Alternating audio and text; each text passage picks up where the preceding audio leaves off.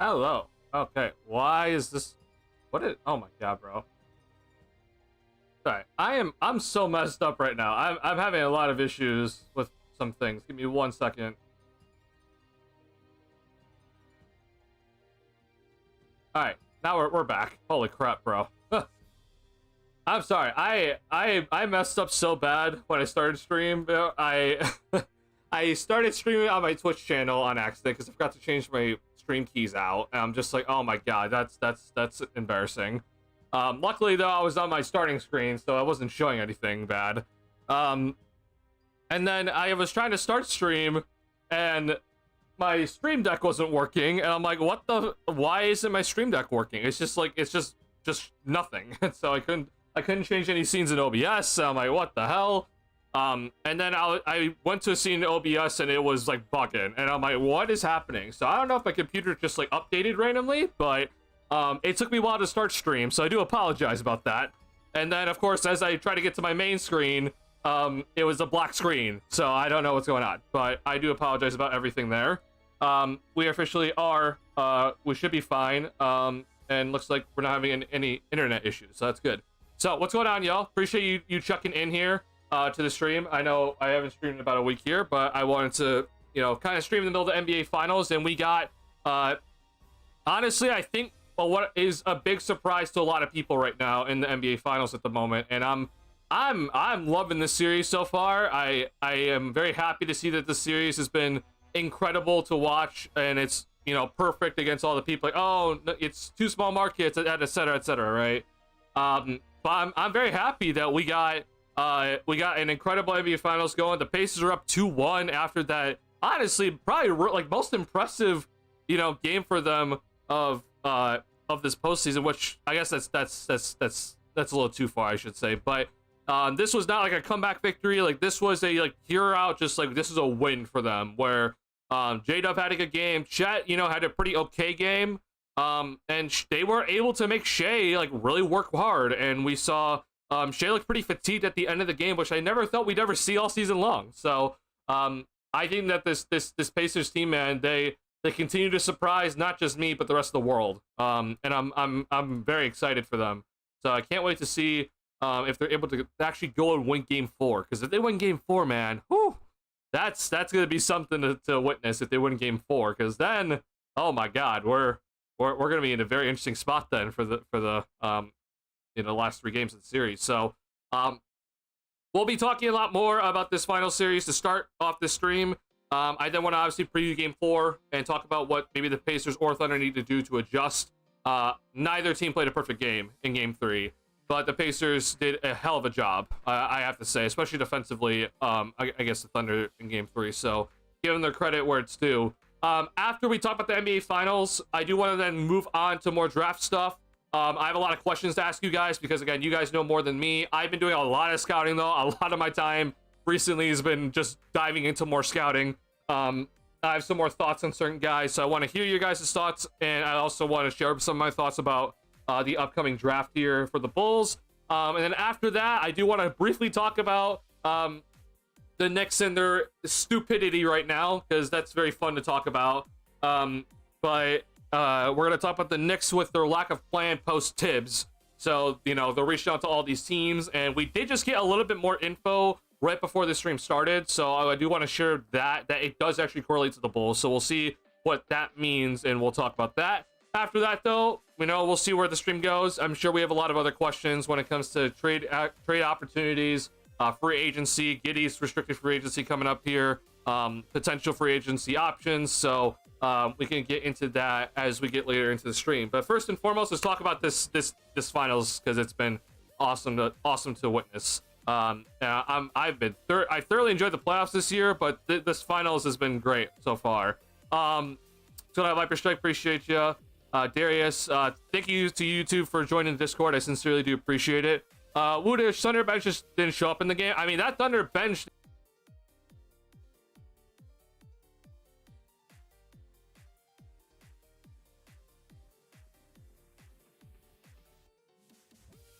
Are we back? Sorry. My bit rate dropped to 0, so I do apologize. I should be back. Hi. Sorry about that. Yeah, my bit rate.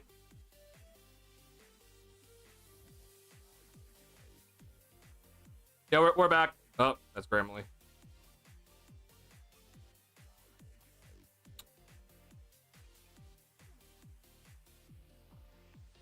We're back. Okay, good. Sorry. Yeah, my bitrate dropped to 0. Don't know what that was about. The internet's fine, so that's concerning. Sorry, that ruins my flow so bad. I hate when that happens. Sorry. All right, we're back though. I was talking about though the role players. The role players in this series have been crucial to all the wins, right? We saw in Game 2 it was Aaron Wiggins, it was Alex Caruso, and then in Game 3 it's Benedict Mather and CJ McConnell, right? These guys were huge. For getting those wins for the respective teams. So it's very important, obviously, to see the bench show up, obviously, for both squads, but it's more just kind of shocking to see that this Thunder bench just didn't show up in Game 3. I know that, home court advantage usually goes and really helps the role players, but the Thunder bench just didn't show up at all in Game 3, which is just kind of shocking to me. But in the end, Pacers took advantage, which they absolutely need to do, so good for them.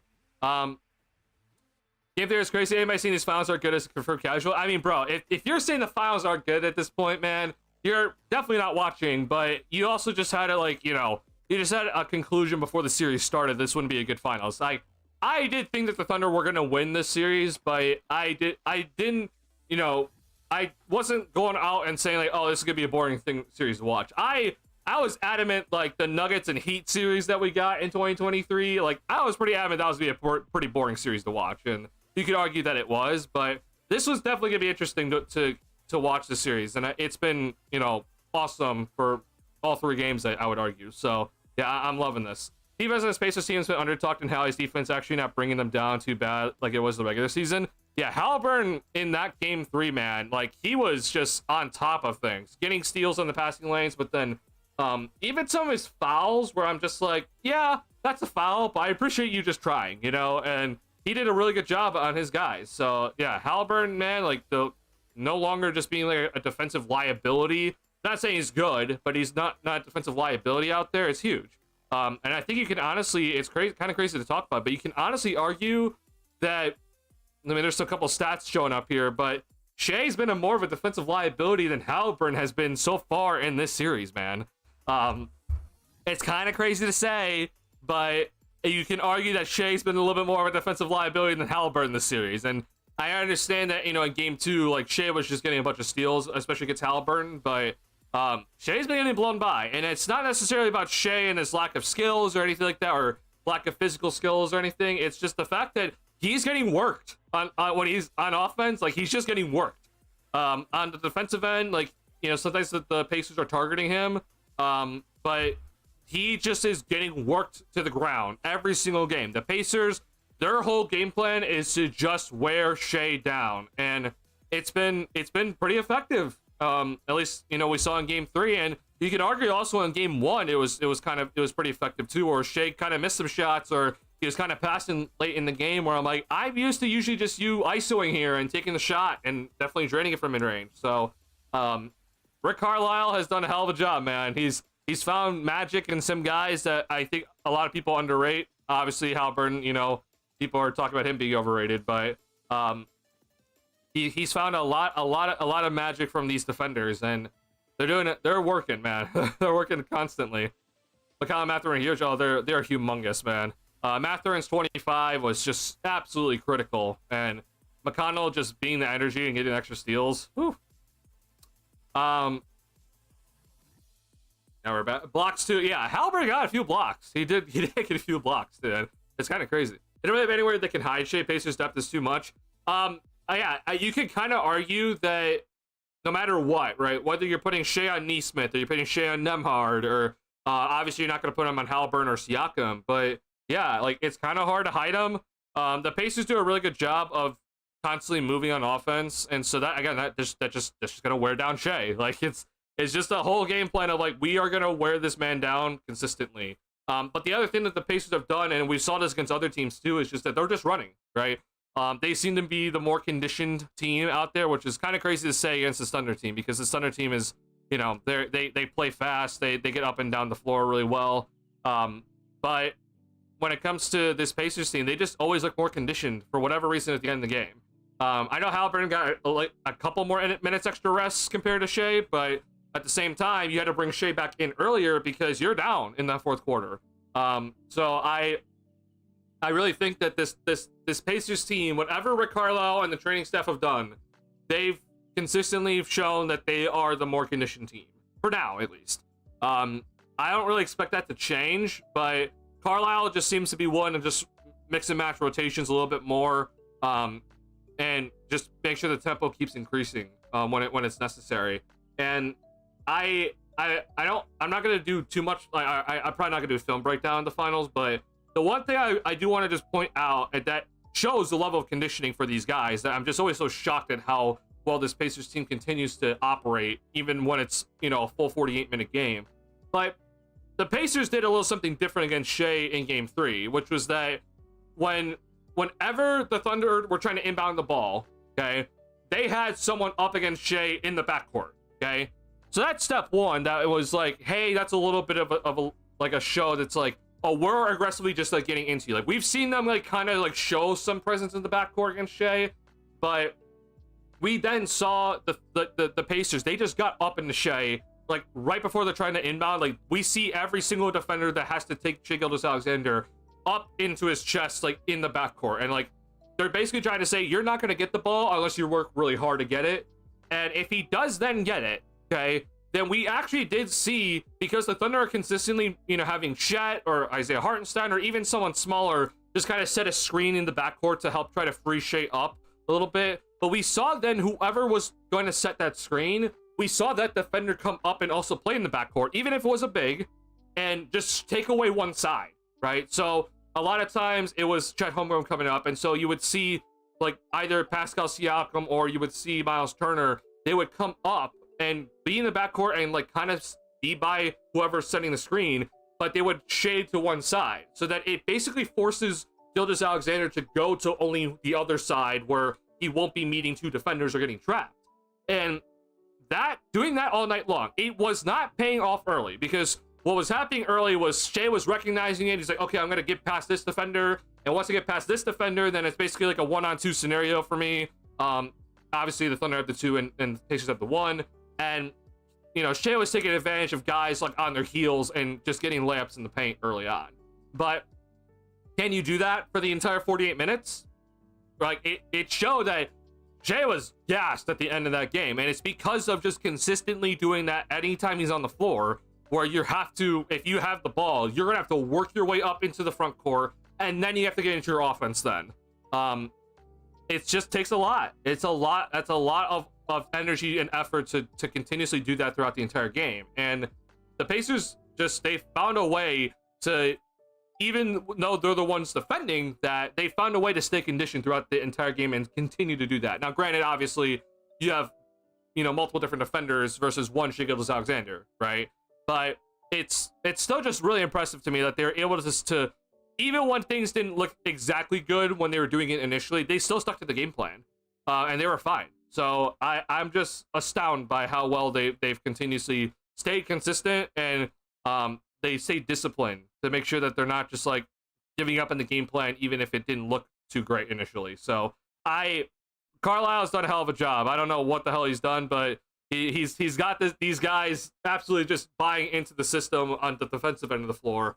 And offensively, they've been very, very solid since the start of the year. So it's been great. They also feel like they are high draw on defense and offense. They are, man. It's honestly crazy. Turner has to get better on the boards. Having Hallie leading your team in rebounds is not good. I agree. Now, granted, according to Rick Carlisle, Turner seemed to be sick. So I'm going to give him a little bit of a pass for that game. I did say, though, in game 1 that he had to be better on the boards, and also in game 2. But yeah, you would definitely want Turner to be better on the boards. But if it does mean that Turner doesn't, like, let's say Turner only gets like maybe 4 or 5 boards, but it means that Halliburton's able to get like 9 to 10, I'm okay willing to trade that off, just because then that means Halliburton gets the ball and pushes it. But that does not mean that Turner cannot just be like, oh, I'm not going to box out then. Like, he needs to box out still, even if he doesn't get the rebound. And that's where he's been lacking a little bit. But to give him his credit, in the last 3 minutes of that game, Miles Turner was insane defensively, and he did a hell of a job of guarding Chet. Like, he was incredible on the defensive end of the floor in that last 3 minutes. So as much as it was a horrific game for him initially, and I do think that he is probably sick, because that's what Carlisle said, I give him credit for, you know, being humongous in that last 3 minutes, because they needed his rim protection badly in the last 3 minutes, and he turned up.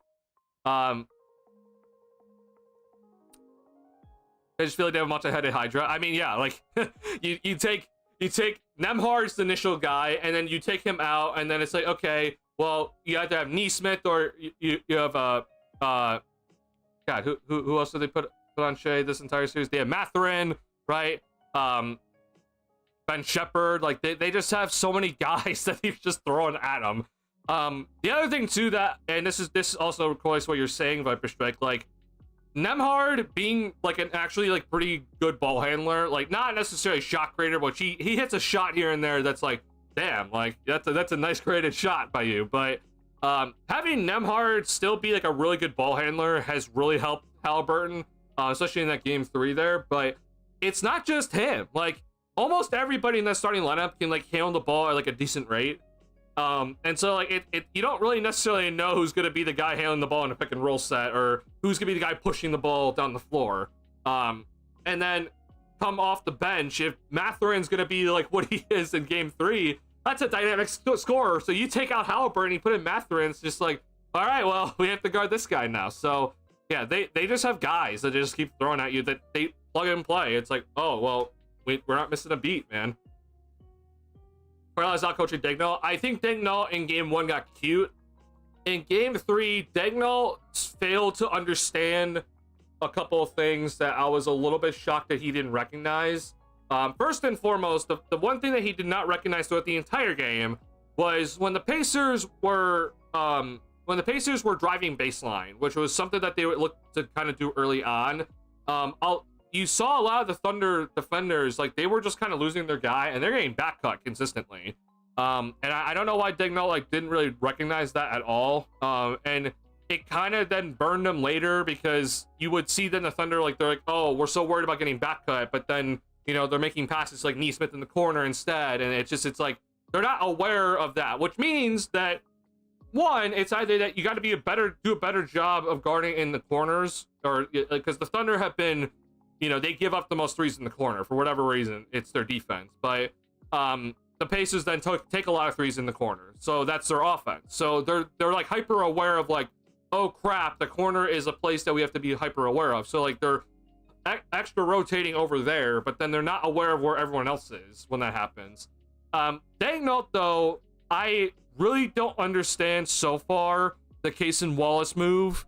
That's not me saying that I think Isaiah Hartenstein should start, but I think that Dignault kind of overthought it, because you're looking at a Pacers squad that, while yes, they play fast, they you know, their first three guys in Halliburton, Nembhard, and Neesmith, like, they're not like the biggest guys, so like I get it. And then Siakam is like this really weird in between type of guy that, you know, he's bigger than a lot of other guys that the Thunder have on the perimeter, but he's not exactly big enough to be, you know, going at centers. But you have a guy in Chet Holmgren who can play the 4 or 5, and he has the mobility, the length, and the three-point shot to play either position. And you just kind of decide randomly to start the series that, yeah, we're going to put Cason Wallace in instead. And don't get me wrong, like, Halliburton struggled in those first 2 games. But I just don't fully get it, in a sense, because I feel like, you know, you still have Dort and J-Dub out there. I think you'll be okay. I think that you need to start kind of punishing this Pacers team a little more in the interior, because we've seen this Pacers team at times, not saying consistently, but at times where the interior could be a little bit squishy for them. So I would kind of hope that the Thunder would do that, but they haven't done it so far. So Dignault knows more basketball than me. I'm not here saying that I should take Dignault's job or I'm smarter than him. I'm just kind of interested in why that move happened. I don't think Cason Wallace has played well enough to, you know, continue making this sort of decision. If anything, you need to probably start Caruso instead if you're going to be starting, you know, not Isaiah Hartenstein, but start Caruso instead if you're going to have to go with another guard. So that's just kind of my only thing. I'm just looking at it. Honestly, thought I needed a couple more in offense. Caruso feels like he's the only one not content to watching Shea work. Caruso should be one of the most limited offensive guys on the team. Oh yeah, for sure. Yeah, I really do think that Caruso is like the only guy that is currently like actively moving off ball correctly. Here's the thing. I do think that, one, I want to make this clear, that is not Shea's fault. All right, like Shea is like, we have to understand how much like the Thunder run through Shea. Like this guy's insane for what he's done so far this year. So like I don't want all of a sudden be like, oh wow, well it's just Shea isoing and it's on him. Like no, his job is to iso. Like he collapses defenses, he brings 3 guys to him. It's his job. The other guys though, for sure, they need to move, and Caruso has done a good job of that. But like, think about who else is on this team, right? Holmgren is a 7'1", very lengthy guy that can basically shoot it from anywhere or finish in the paint anywhere, right? Isaiah Hartenstein has a good floater shot that he hits like 80% of, that if he's just has a step in the paint, like he's most likely gonna hit it. And then you have all these other guys on this Thunder team, like Kendrick Williams, Aaron Wiggins, like these guys that I'm like, you don't really need the ball, and like you don't always need to shoot the 3. You can go and do something else. And they seem to not be able to do it. I don't know why. Credit to Pacers defense again, but it doesn't really make much sense to me why they're not moving that much. But I do think that Carlisle might be doing just a really good job of, it's kind of hard to explain it, but like if maybe they're more of like, hey, we understand when to move, but if you could take Shea out of those spots where they're expecting like, oh, if Shea gets here, then I can move here. But if the Pacers are basically limiting him from getting to those certain positions, like maybe they're just kind of confused on what to do. So that requires some film watch at the end of the day to kind of figure out where can we go when we're noticing Shea is really being heavily guarded, and how can we open up some more opportunities for him. block Chet's jumper. Yeah, Miles Turner blocking Chet's jumper at the end was insane. Corn things that I and see, I'll keep an eye on. Yeah. So coming into the series, right? It was very important to keep in mind. So the Pacers, they shoot the most threes and make the most threes in the corner out of any playoff team. And then the Thunder, they give up the most threes in the corner out of any playoff team. It's kind of crazy to think about, but it's just like it's the match just kind of happened. But then I was just noticing, especially in that first half, where the Thunder were so scared of that corner 3-point shot that they were running guys out there. They're like, oh, we gotta go and make sure that they don't shoot it. But then if that guy drove, then we just saw guys consistently just they're all focused on him driving baseline, that they're letting guys from the perimeter get back cut.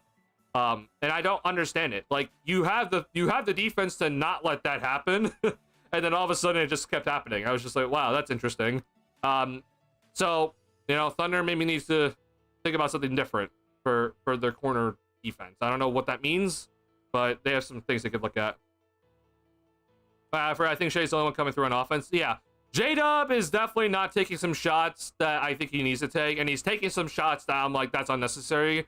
And the Thunder right now, they kind of look a little bit lost on offense, which is, again, credit to the Pacers defense. They're wearing down Shai, and they're making the Thunder play a little bit slower than they want to. But the Thunder have some guys that need to step up.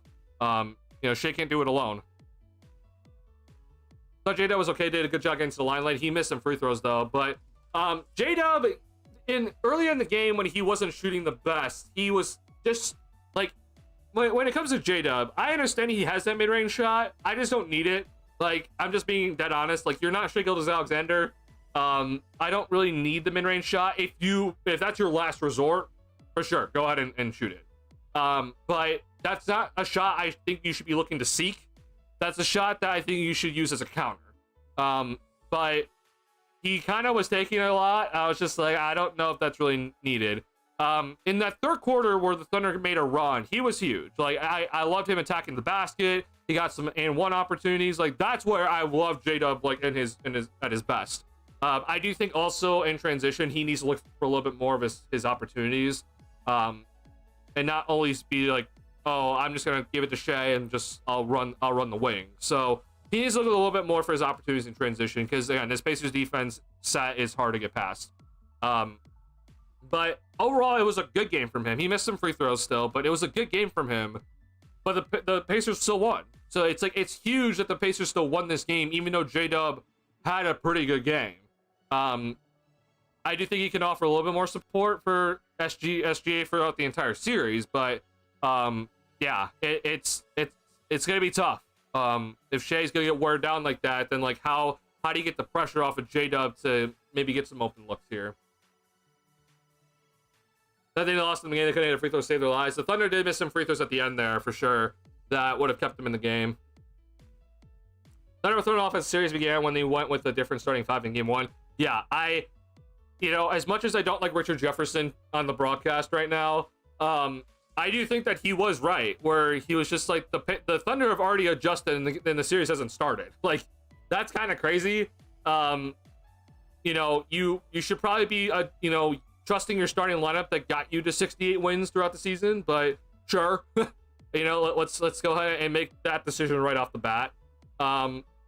But yeah, I think that they need to go back to the double big, at least look at it a little bit more, to see if it can be a little bit more effective. I say the shot's 76%, but watching it even more, the misses were critical moments. Yeah, we saw Shai in the fourth quarter. He missed the free throw too. Like, it was definitely more about when they missed it at the end of the game. Like, or I guess I should more in the fourth quarter.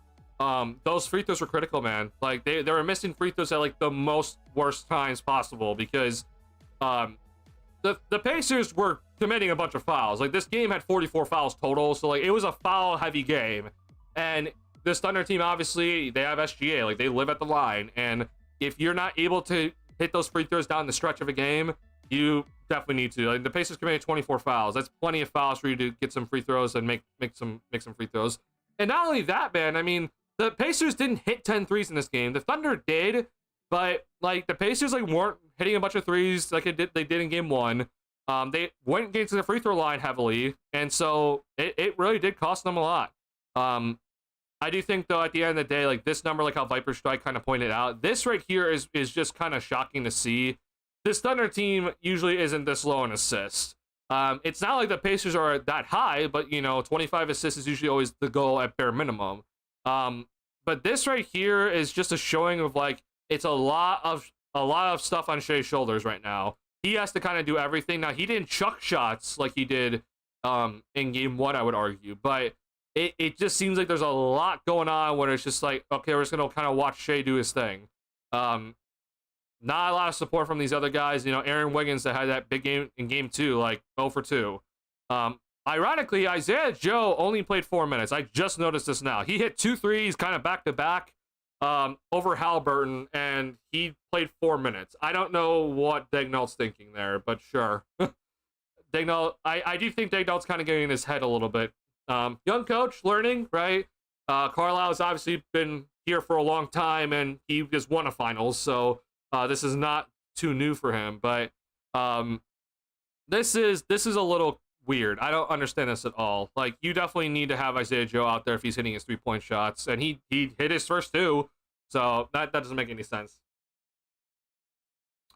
Doesn't matter how you start, matters how you finish. Pacers just finished better in 2 out of 3 games so far. I mean, yeah, Woodage, like, you're 100% correct. Like, at the start of the game, it wasn't looking great for the Pacers, but they were still running the same defense that they had at the start of the game at the end of the game. And that defense was just wearing Shea down, wear Shea down, wear Shea down. And it worked, man. It heavily worked. It really wore Shea down a lot. And it's huge. Like, we saw this man right here. This is the MVP, right? This guy that we look at, and he's just like, it seems like he's unguardable because he gets to the free throw line all the time. He gets all the calls. He seems to have every counter move. He can hit the 3. He can hit the mid-range. He can get into the paint at will.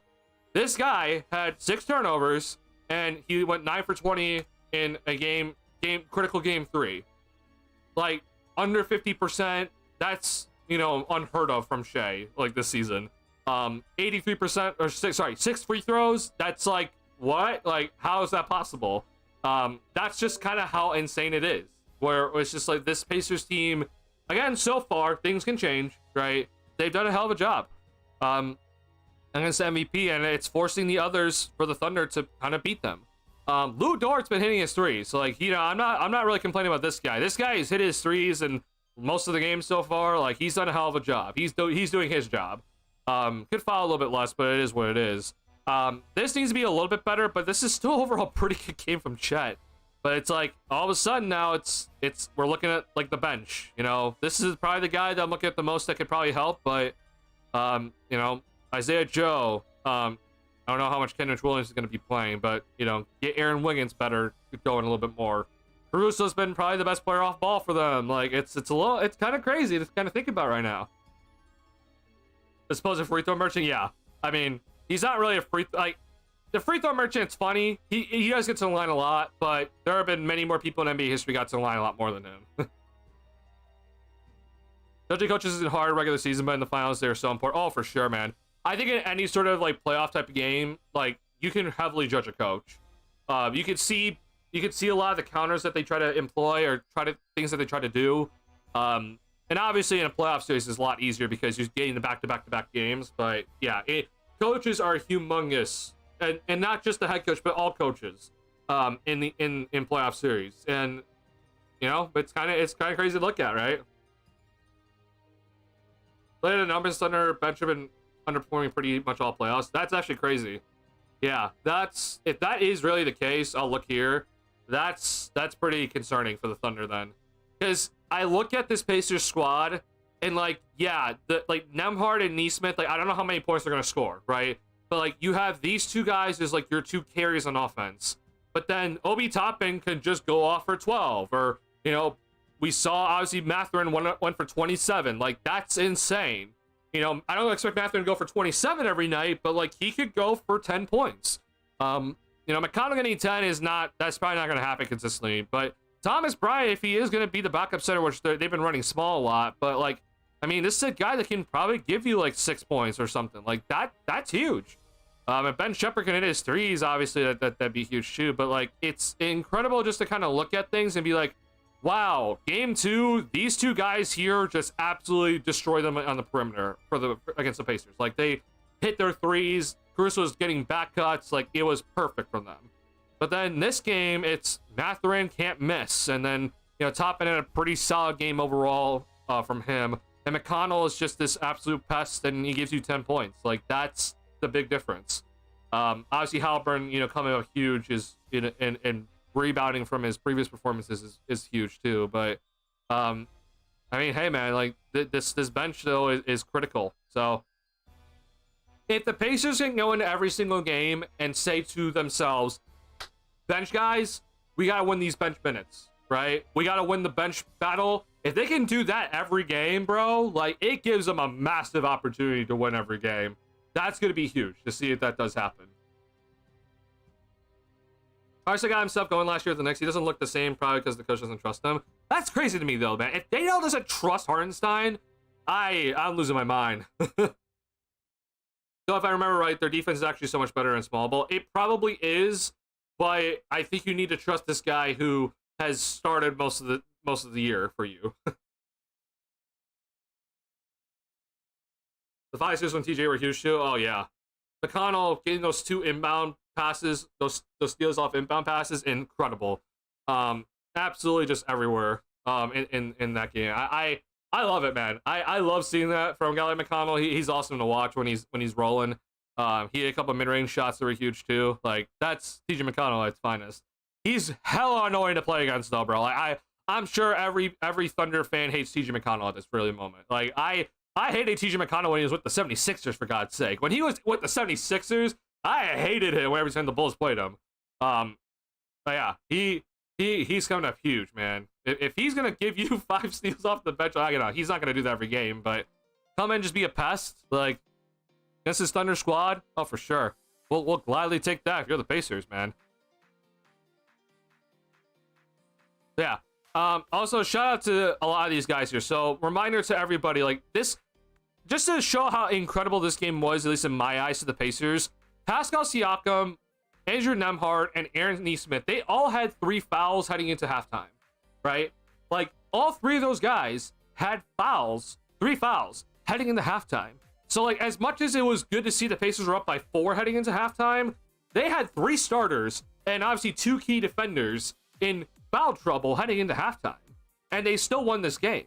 Like, that's just how insane it is to me. Where I'm like, it's so mind-boggling, like how much this Pacers team just adjusts on the fly, and they still find a way to like even just work it out. Like, yeah, like we saw Nesmith, he did foul out at the end of the game, but like Nembhard played 33 minutes. Like Siakam gonna pick up another foul after halftime. Like that's just how insane it is to me watching these guys, and they're like, okay, yeah, we're on our back foot right now, but stick with it, get better what we're trying to do, and We'll be here at the end of the game. Don't worry, man.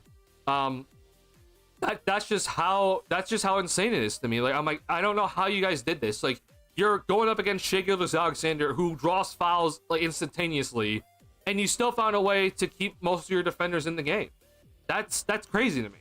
And you held Shai to a bad night, like or I guess bad for his standards. Like that's how insane it is. So I do at this point, like, I truly do believe.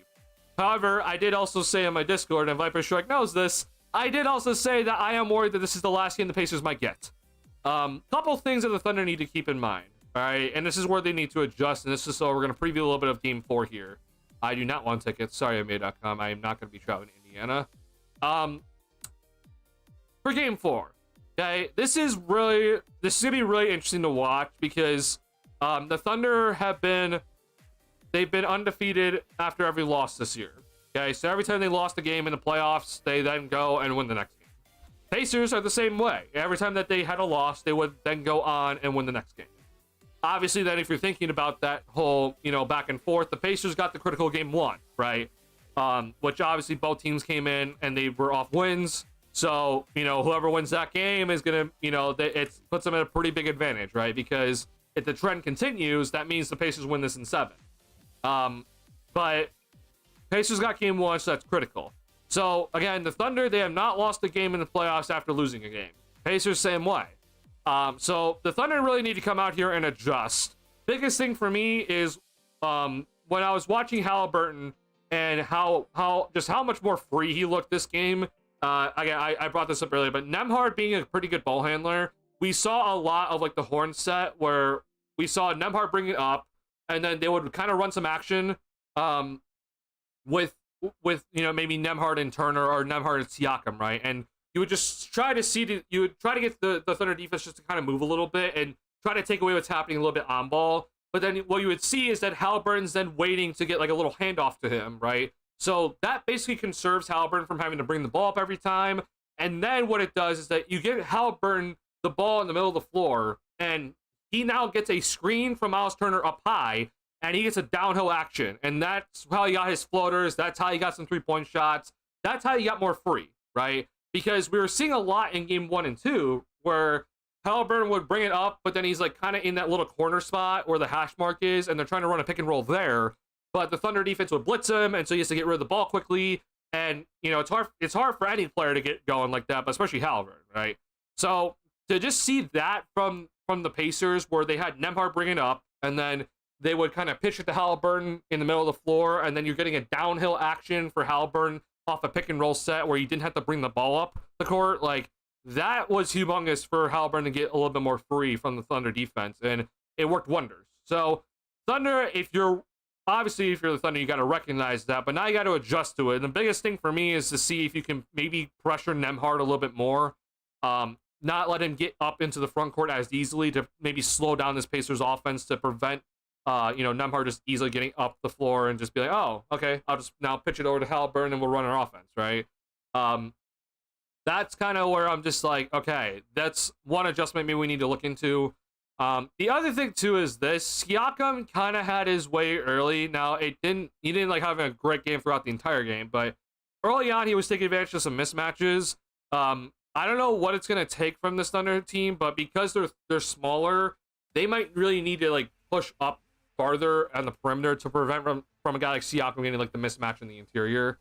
I personally would not want to double team in the post against Siakam, but maybe you can find a way to do it. It just is a little bit scary against this Pacers team to do that, because you have Halliburton, who then is either going to be an open three-point shot or he's going to find the open guy. So I personally wouldn't look to do that.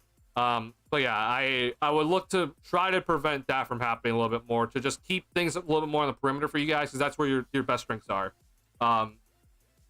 Yeah, they got to look into that. Last but not least, though, I do think that you need to crash the boards on the offensive end.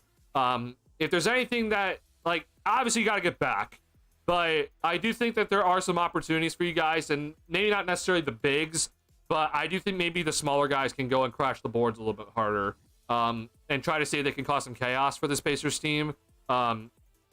Maybe prevent one or two guys from the perimeter from leaking out for the Pacers, just to try to see. But I understand that you have to get back, because this Pacers team is great in transition, so it's a hard thing to kind of see and like when to choose, but maybe it's something you can maybe look into. But I understand it's hard to kind of time that against this Pacers squad, because if you give up the rebound, the Pacers are off and running. So it's tough. But that's the reason why Pacers are so good. Like, if you have that transition offense, like, teams are very scared to crash the boards against you on the offensive end.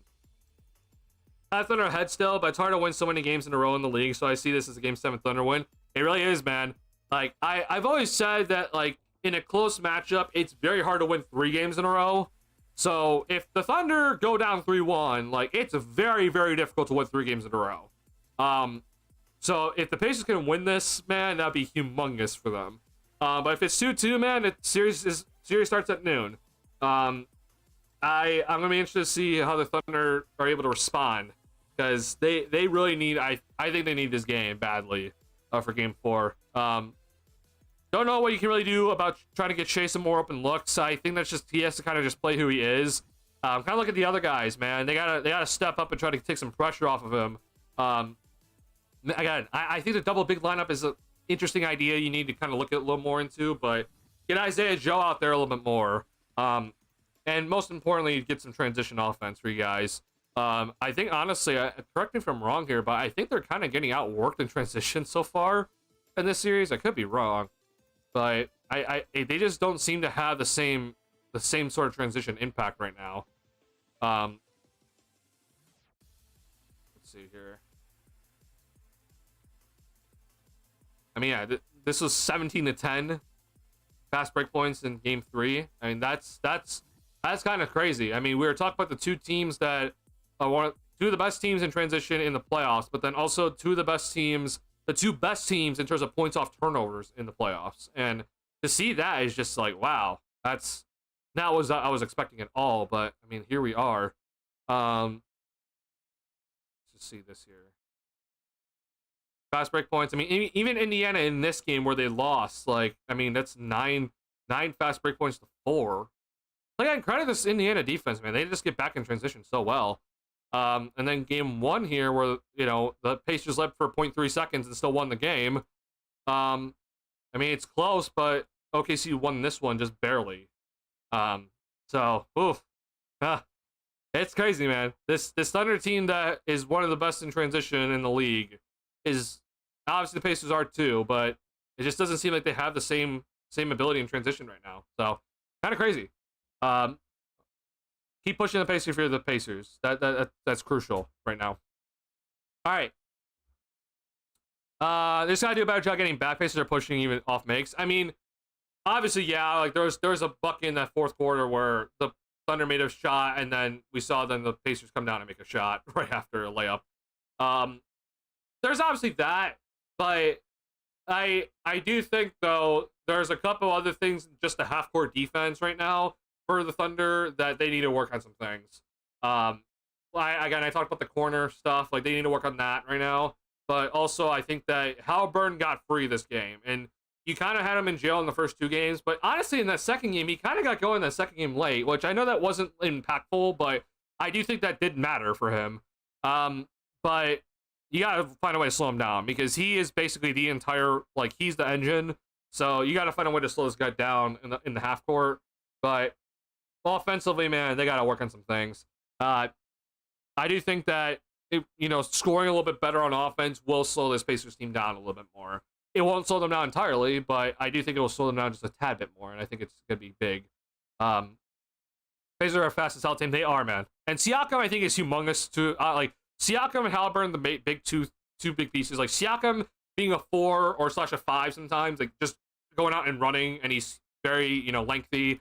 Like, he's very crucial to their fast break opportunities. But Halliburton obviously is just, give him the basketball and just let him make the decision.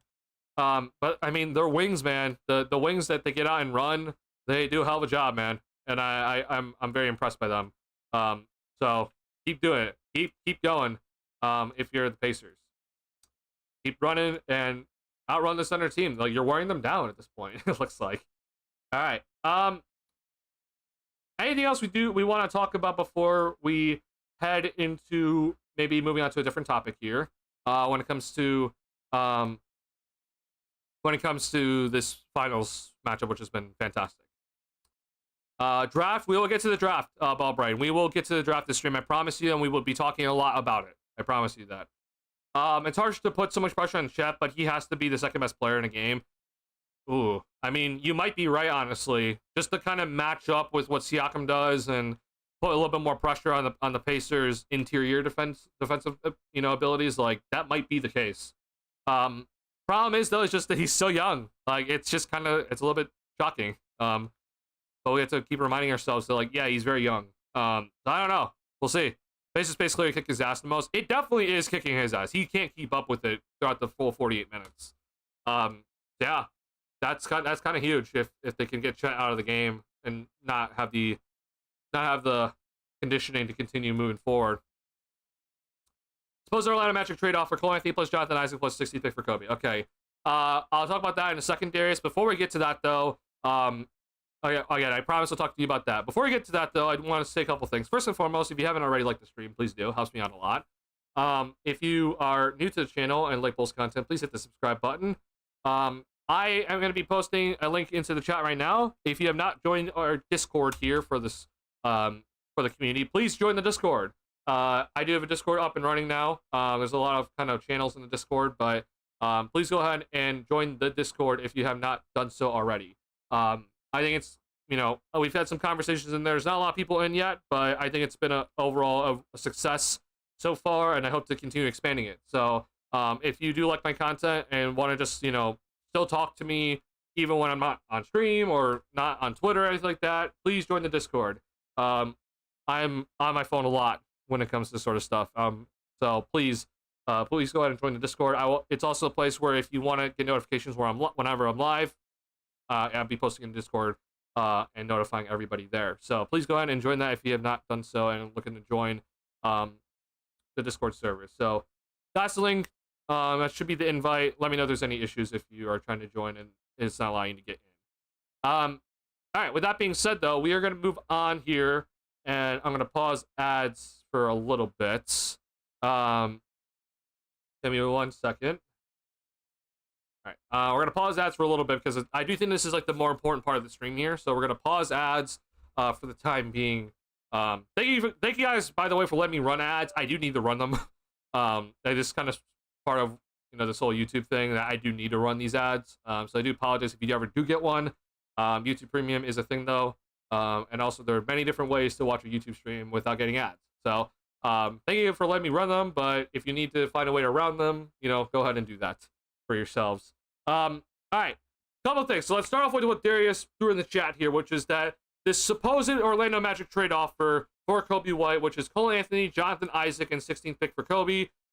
First and foremost, Darius, can you tell me the source that did say this? Because Hayes did make a video about this, and it kind of seemed like he was insinuating that this is the trade offer that the Orlando Magic threw out to the Bulls, maybe at the deadline, or maybe they've thrown out to him already.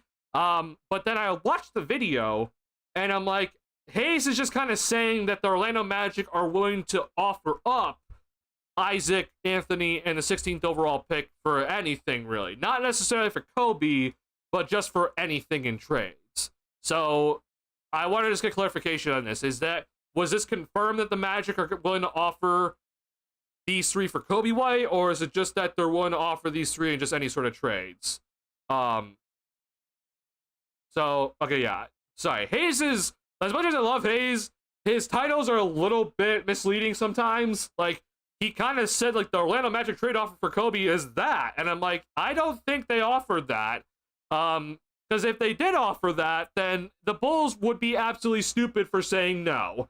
If that's what they're offered, the Bulls need to accept that immediately. So, like, if that's the trade, like, if the Magic came to us tomorrow and like, yeah, you want Cole Anthony, Jonathan Isaac, and the 16th overall pick, you 100% do that trade and you don't look back. That's a yes immediately from me, at least.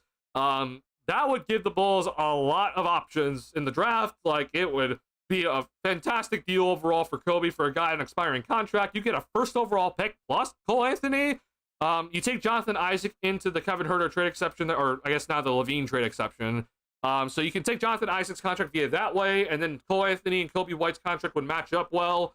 You would go into the luxury tax most likely, but then you have to find a way to shed salary, which means moving Huerter, Collins, Lonzo, Vucevic, etc. But you don't have to worry about the luxury tax until probably the trade deadline at the end of the day. But either way, in terms of if that was the trade offered, you 100% do that. I would be so happy if that was the offer, and I'd be shocked if the Magic suddenly just did that. So, if that's the deal, you definitely do it.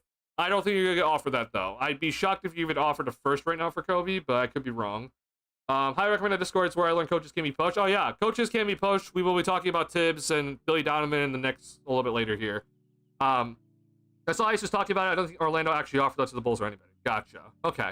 So it's just basically what the Orlando Magic could be willing to be offering to teams to upgrade their squad, which makes a lot of sense. Those are the expendable players on that roster at the moment. It's also none of like the guys that are like not Anthony Black, none of those sorts of guys. So that makes a lot of sense. There's no source law specter. Okay, got it.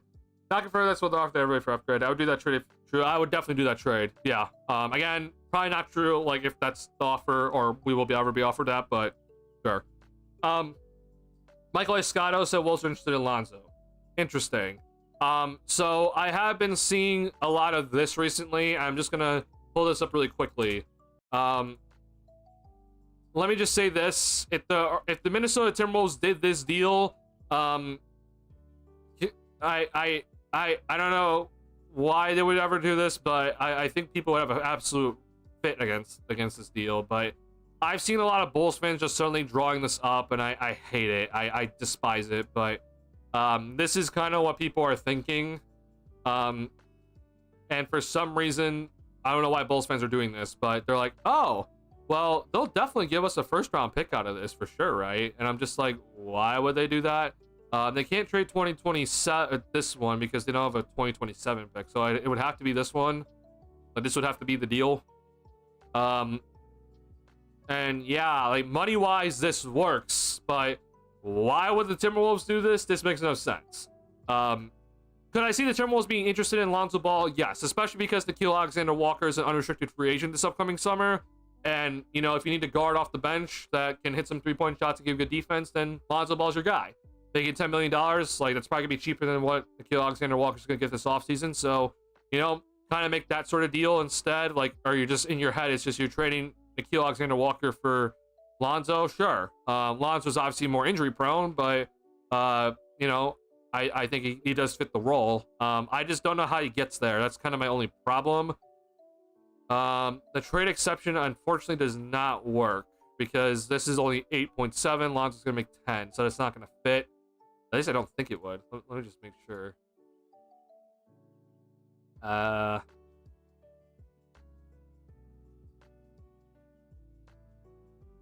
Yeah, this doesn't work. Okay. Yeah. By the way, if you're wondering, you can't aggregate trade exceptions with a player's salary. So it's like, oh, well, we can just send out Luke Garza and use the trade exception with Kyle Anderson, and you're sending out, you know, 10 million. Like, that doesn't work.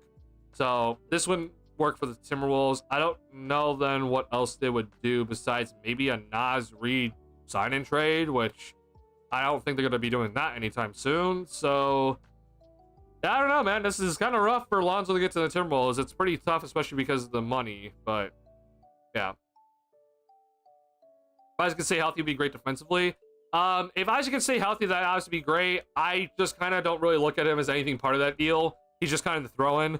And the Magic need to move off his money because they're about to get really expensive here. So that kind of is the reason why I'm like, oh, well, yeah, we'll take Isaac's contract for the time being, and you know, if he can play, great. If he can't, which he most likely, you know, will have some injury issues if he's ever here, that's okay. I'm willing just to take the money and just kind of swallow it. How about Isaac's contract? It's not too bad. They got him on a new contract more recently.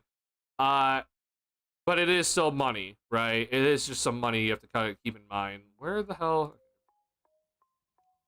The problem is for the Magic, it's like, if you're wondering why Isaac would be thrown in, it's just because they just have no cap space right now, and they are very close to the luxury tax, and they're basically going to be heading into the luxury tax next season, no matter what right now. And obviously, if you're in the Magic, you're going to try to avoid that. So, you know, getting rid of any sort of money would be great. Isaac is making $15 million this upcoming season, and then he is on non-guaranteed contracts for 2026, 2027, 2028. Moving forward, which is fantastic, right? How much is guaranteed here? So 8 million is guaranteed for 2026. So obviously you would probably still keep him around for 2026 and just eat the 14.5 million, but then he's on non-guaranteed money for 2027, 2028. Like that, at that point you could just waive him and not have any sort of repercussions. So again, I'd be willing just to take it, honestly. I'd be fine with it at the end of the day. Mike Conley's also aging. Lonzo's a young option for the future. I just don't know why, like, the Timberwolves will give up a first for it, though. Like, I think Mike Conley, he might retire, so maybe there is that talk, but I would just keep Conley, honestly. If I give up a first for Lonzo, which I don't know if the Bulls would be asking for a first, which seems like they would be because of the Bulls, but if it takes Mike Conley and a first, I don't think I'd do it if I was the Timberwolves. They part of a Durant 3 team, Lonzo to the Wolves, just Bulls, and Wolves make no sense. I see. Okay, yeah, maybe that's part of the deal. I know that this whole Durant deal is like potentially ramping up here. I don't know if it's the Timberwolves, the Spurs, or, you know, Miami, but yeah, it would definitely be interesting. It's not a 4-year deal, if I remember. So yeah, Isaac is on a 4-year deal, but again, he's guaranteed for this upcoming season. He's fully guaranteed here. And then for 2026, 2027, he's on $8 million guaranteed. So like if you keep him, it would be 14.5. But if you waive him, it'll only be 8 million. But then after that, he's on these 2 years is $0 guaranteed. So if you waive him for these 2 seasons, no money's on the books then. So he would just completely come off the books if you need to waive him in these 2 years. Like even if you decide that, yeah, we're just gonna cut bait with you for 2 years early, that's perfectly fine. No money's on the books then. It's non-guaranteed money. If he's on the team, then yes, this would count. But if you waive him before the guaranteed money date, then it would completely come off your book. So I'm fine to get Isaac's contract. The Magic need to shed salary, so that's why they'd be looking to get rid of him, and they obviously have a bunch of forwards on the roster anyway. So yeah, I'd be gladly willing to take Isaac's contract if that means I get a, unfortunately I guess Kobe for Isaac would work. So like if you give me Jonathan Isaac and the 16th overall pick, I would gladly do that deal as well. But I know a lot of Bulls fans want like Cole Anthony and the 16th overall pick, but I don't know if you get both, honestly, at this point. This is the same team that's Choppy Vucevic around for first. Oh yeah, for sure. Yeah. We're definitely looking to trade Lonzo for a first, and yeah, it's not gonna happen. So we'll see about Lonzo and his whole thing. But I mean, his contract is a very team-friendly deal, so that does bring up its value. I'm trying just to really quickly hook up a 3-team trade, because if there was a 3-team trade going on and it involves Durant and the Timberwolves and the Bulls, like, how the hell is this possible? Like, Durant makes so much money. This hurts my head. Okay. So Durant goes to the Timberwolves. Rudy Gobert has to go back to the Suns in this sort of deal.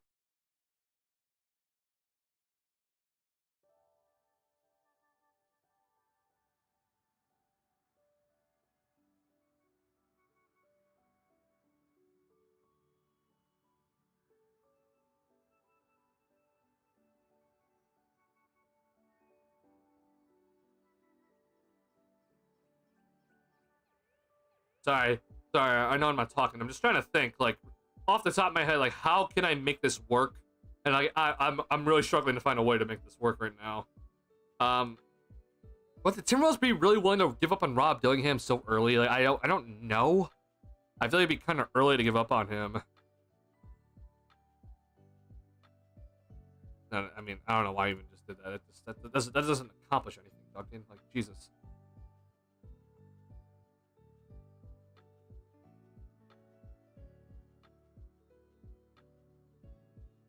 Oh my god, bro. This is god. See, this is the reason why I hate this second apron, because if you're wondering what this means, like, just because I added Cody Martin to this deal, this trade now becomes illegal, because you can't aggregate contracts. So like, basically, if you're the Phoenix Suns, the only guy you can send out in this deal is Kevin Durant. You cannot send out any more guys, and I know it's just like, Jesus, man, like, all right. I mean, this would be the deal then, right? It would just be something like this. So the Timberwolves have to find a way to shed more salary, which is the problem.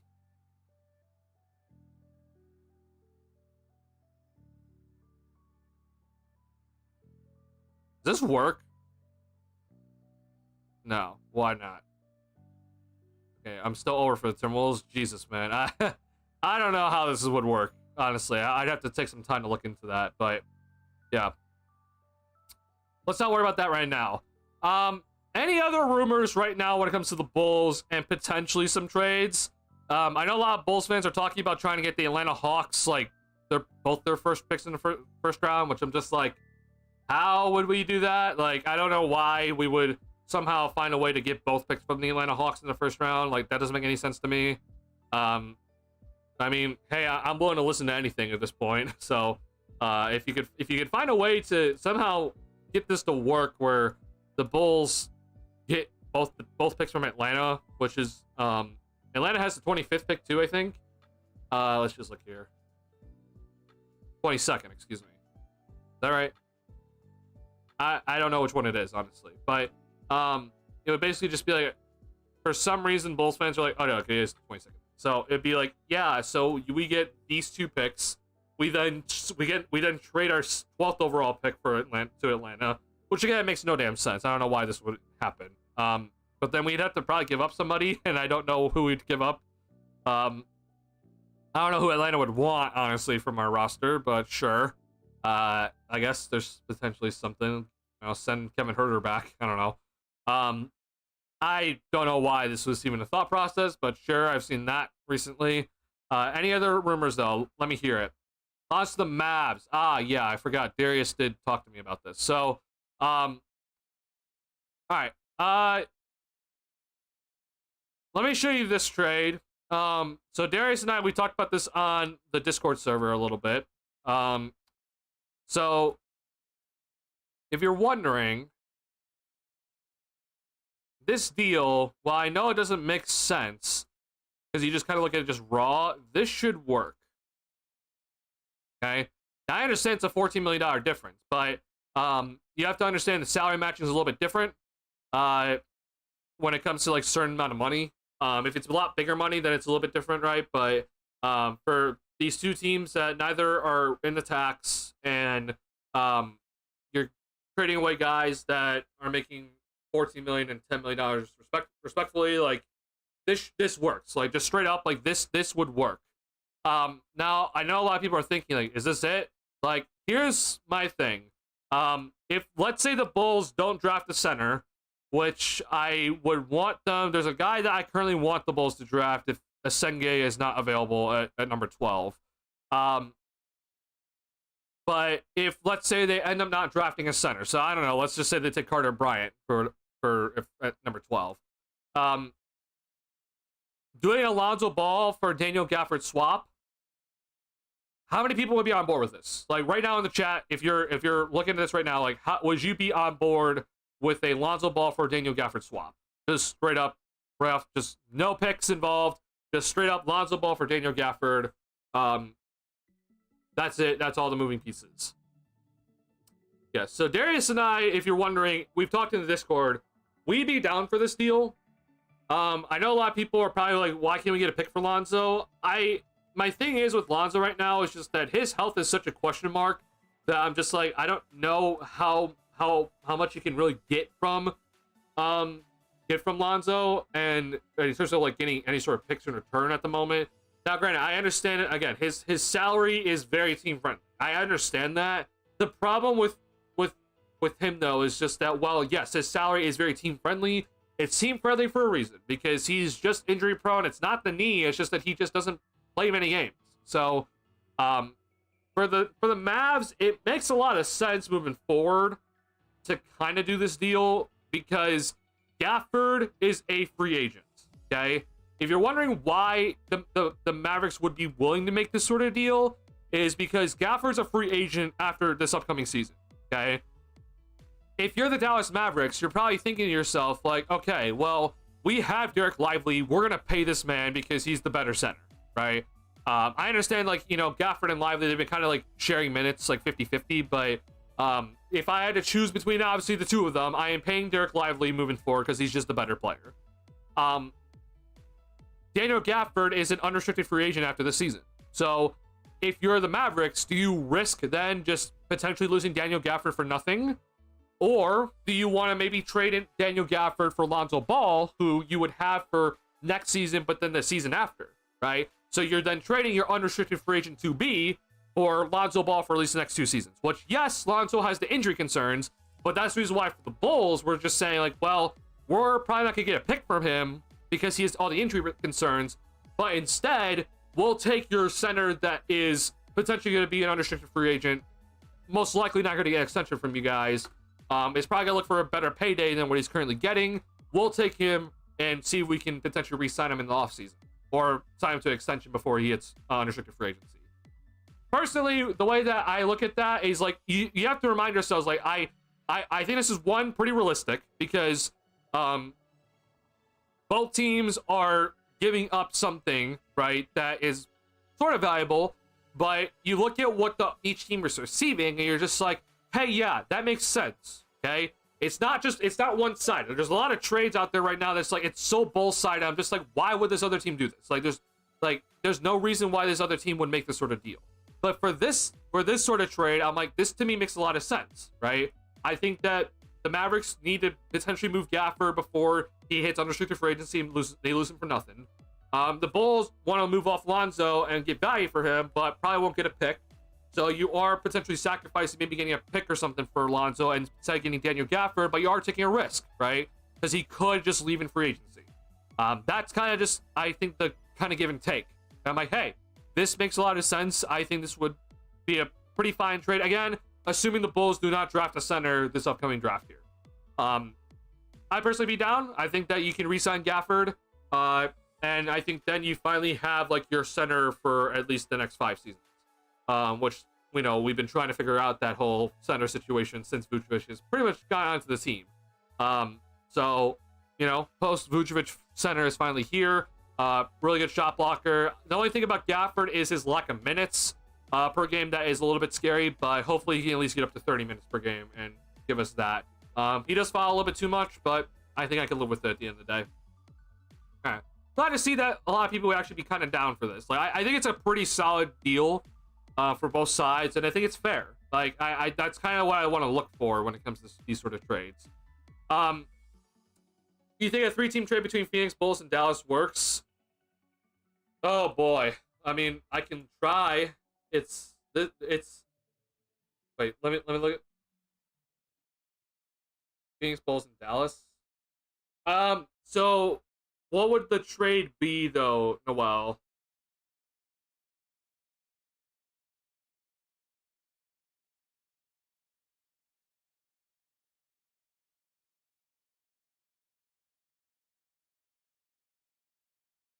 Sorry, I want to see what Noel cooks up here, because like, I don't know what Phoenix would be sending out in that deal. Like, would it be Durant? He's like the 75 million or so. Oh, that's what you mean. Like who are they sending out?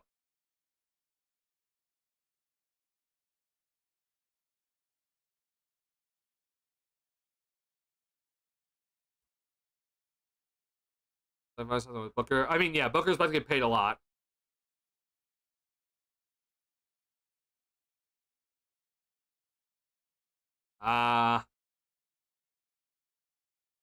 Problem with Phoenix is that they need to send out more money than they receive, and they can only send out one player.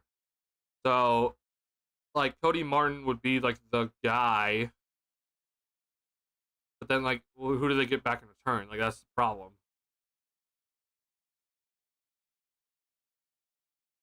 Something around Durant. Oh, that's what you mean. Oh, I mean, so wait, who's Durant going to in this sort of situation? Because I don't think Durant's going to go to Dallas. I'm being real. But are you saying that, like, can this deal get done where Durant goes to, like, Minnesota or something like that? Like, you're saying, like, Durant goes to Minnesota or goes to San Antonio, and then, like, the, you know, Bulls, Mavericks, and Suns can make a deal? Okay, that's what you mean. Okay, I see. It's kind of hard without the Durant contract being moved, but yeah, I mean, maybe. It's kind of hard for me to visualize it because, like, I need to see Durant's contract going away, and then I can probably work some things around. Because reminder, like, when Phoenix does send out Durant, they're gonna receive contracts in return as well. So I would kind of want to see those contracts too, before I kind of make some sort of decision here. Phoenix wants depth as well. They do want depth for sure. It's hard for them, man. Gafford, Isaac, Montes, Kobe, and Giddey's your starting 5. You do the Magic and Lonzo for Kobe and Lonzo for Gafford deal. So again, if I did the Magic deal, then I would be. Oh wait, sorry. If you do Magic and Lonzo for Gafford deal, wait, what? Sorry. If I did the Magic deal, that involves Kobe. So Kobe would be gone. Reminder, right? So Kobe would not be in the starting lineup if I did the Magic deal. So if we had Isaac, then we wouldn't have Kobe. Reminder about that. If, let's say, for example, I did those 2 trades. So, like, if for some reason the Magic were willing to offer where it's Cole Anthony, Jonathan Isaac, the 16th overall pick, and for Kobe, and then we got Lonzo for Gafford, So my starting lineup, no matter what, it would be Giddey, Buzelis, Gafford, no matter what. And then the 2-3 is kind of just a wish-wash.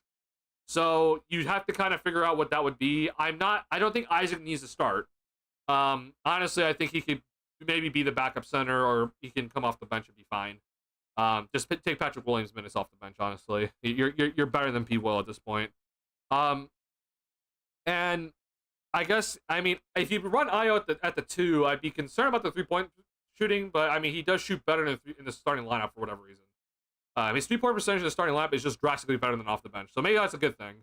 At the 3, it would probably for now just be Kevin Huerter, just starting at the 3. I don't love it, but that just kind of would be the starting lineup for now. Sorry. How hard is Phoenix being over the second apron make them trading anyone or getting anyone? So let me just show you right off the bat, Darius, like just how annoying this second apron is, right? Let's just say, for example, the Phoenix Suns are trying to make some sort of deal between the Bulls and the Mavericks here. Or like, okay, well, we are willing to give you Grayson Allen, or sorry, let's not do that. Let's do they need Nick Richards at this point, honestly. Let's just do Misic for the start of this, and then I don't know. Let's just take. I don't know how to say this guy's name. Unfortunately, I do apologize. But oh, hey, right off the bat, Darius, you see what the problem is? We can't do this because we can't trade 2 guys right now because we're in the second apron. You can't aggregate salaries in the second apron. That's how stupid the second apron is. I genuinely hate the second apron. Like, the Phoenix Suns right now, if they're trying to shed any salary, they can only trade 1 player at a time at this current moment. Like, that's how stupid this whole thing is, okay? Now, not to mention this. You have this issue with the second apron where you can't even send out 2 players. Okay, that's number 1. But then number 2 for the Phoenix Suns. If they're trying to match any contracts, okay, the rule that they have to go by is they have, no matter how much money they send out, that's the most amount of money that they can take back in a trade. Okay, so if they send out 10 million, then they can only take back at most 10 million. Which obviously we've seen in even just the Gafford and in the Lonzo deal, like the Bulls are sending out 10 million, but they can take back 14, right? But if you're the Phoenix Suns right now, let's say you're only sending out Misic, which he makes 8.1. He's sending out 8.1 million. Okay, that means that in this sort of context, that for the Phoenix Suns, they can only take back at most $8.1 million. If it's 8.1 million or 8.11 million, that's too much. Like, that's how stupid this second apron is. I hate it. So if you're Phoenix, like you're so stuck in jail because of obviously the Beal contract, but the second apron bullshit for you is killing you. Like you have no flexibility whatsoever. That's not even me getting into the nitty gritty of things. I'm gonna pull up something here that I think is very important. I need to go to Twitter, so hold on, give me a second. But there are so many rules that you have to follow when you're in any apron, and I genuinely hate it. Like it pisses me off like to this day. Sorry, hold on. Now I need to find it. Shit.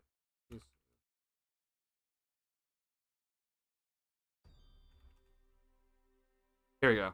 Thank God for Google. It's just I'm able to pull this up just right off the bat. You're gonna get a pretty big flashbang of colors, so just fair warning to you guys here. Get ready to see a lot of red and yellow and orange. So here's just everything that you are not allowed to do once you're in certain aprons. Okay. This is the bullshit that you have to look at now, and it has never been this hard before, but here we are, and I just can't stand it. So first and foremost, where are the Bulls? They're here. Okay, this is normal for the Bulls. They've been consistently over the salary cap, that's not new. Which means that if you're over the salary cap, you get the non-taxpayer mid-level exception and the biannual exception. There are no trade restrictions besides the typical trade restrictions, and no buyout restrictions. So that's not any sort of issue. But if you use either of the non-taxpayer mid-level exception or the biannual exception or acquire a player via sign and trade, you are then hard capped at the first apron. So let's move on to the first apron. Okay, if you're in the first apron, then you only have a mid-level exception of $5.2 million.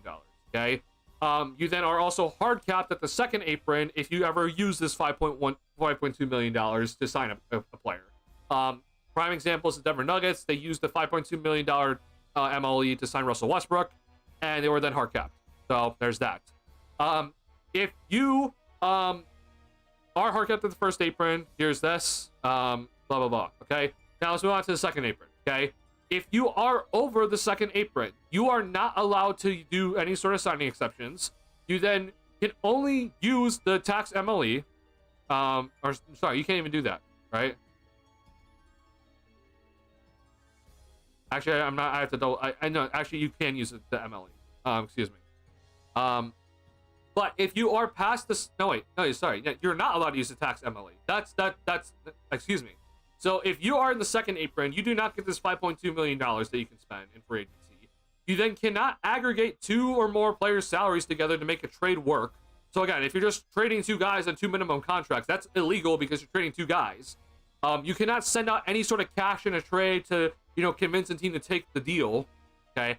And then you can't acquire a player. If you have a trade exception, you can't acquire a player using the trade exception at all. So the only thing you can do is re-sign your own free agents. You can sign your draft picks. You can sign players to minimum contracts. And you can only make trades where one player's salary is sent out and equal or less salary comes back. So you can do I'm only sending out 1 player and then I receive 2. But those 2 players that are coming back, they are making less than that 1 player combined. Okay, that's it.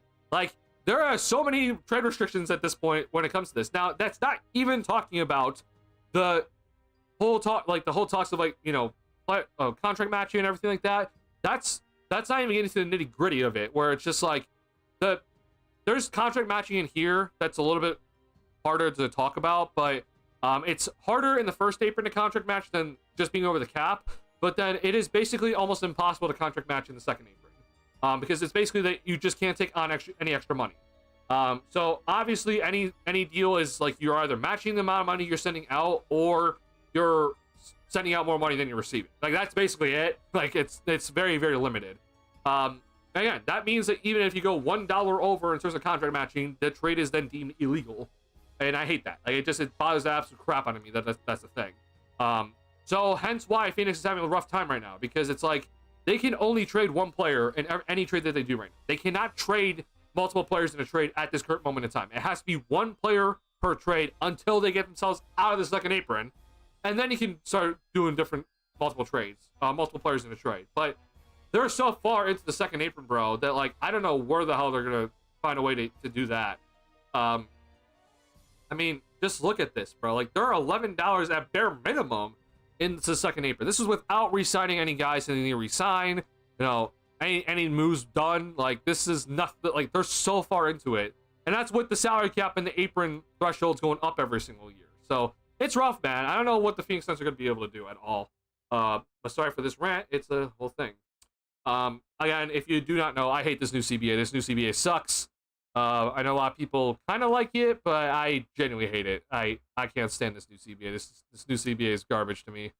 And I don't know why people thought it was okay to limit trade. There's already trade limiters up in place that make it already hard enough for trades to actually happen. Why do we need more? Like, dead honest. Do you see Montes more of a small forward, power forward long term? So it's kind of interesting with Montes. So defensively, I've always said Montes to me is more of a 4, where I think that he's more of I'm a help side defender than or help side defense first defender versus I'm a really good perimeter defender and guarding multiple guys on the perimeter type of guy. On offense, though, I just kind of think like he can kind of play either position, honestly. If you need him to be less on ball, then he can run that. If you need him to be more on ball, I think he can also run that.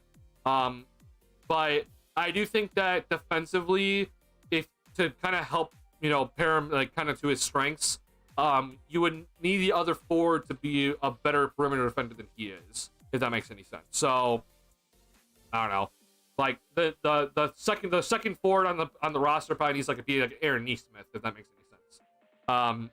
To me, Uzelis is more of a power forward defensively, but on offense he could just be either. So you have some flexibility there, but he could convince me otherwise. Like, he did show some really promising signs on ball defensively last season. So and that's not me saying like he's a bad defender or anything like that. He's a very good very good defender overall. He's a solid defender on ball, but I do think that his biggest strengths overall is being the help defender. So that's just my personal opinion overall. I know a lot of people think he could be small forward overall. That's fine if you do.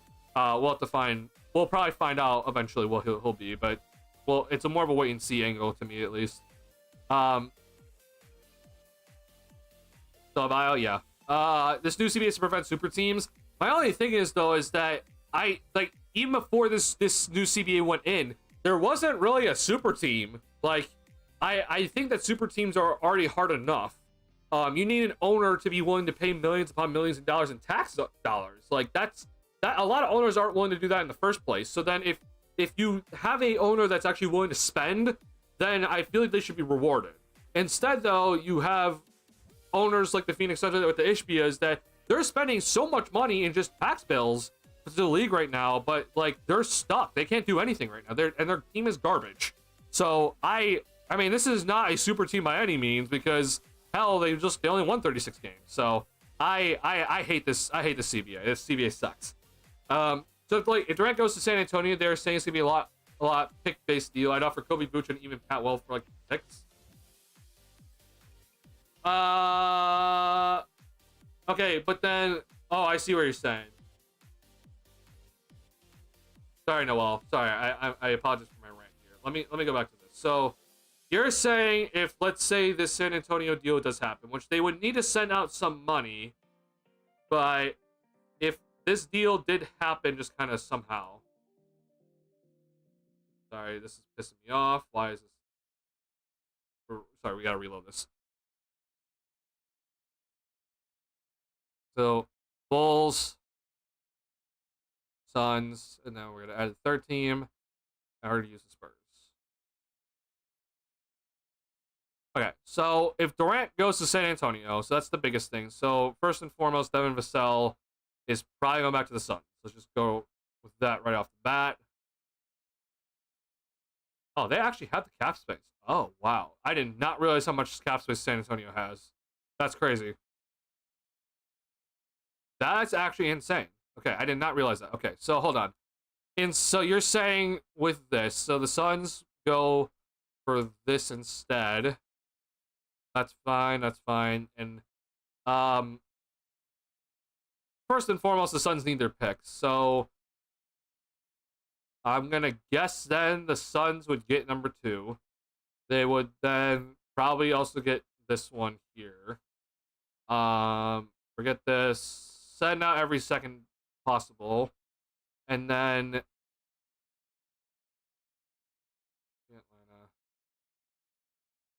2026. Okay, so then I can then send out this one. So maybe then the Bulls somehow get this one instead. Like this is kind of what you're saying, Noel. Like this is like your game plan, right?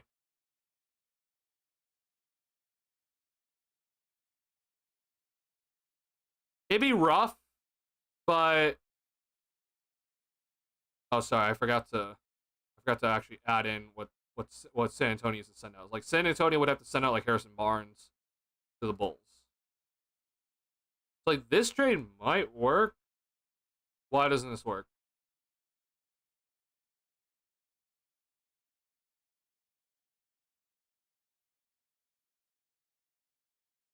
Wait. Oh, sorry. Okay, no, they would actually need to send a Vassell then.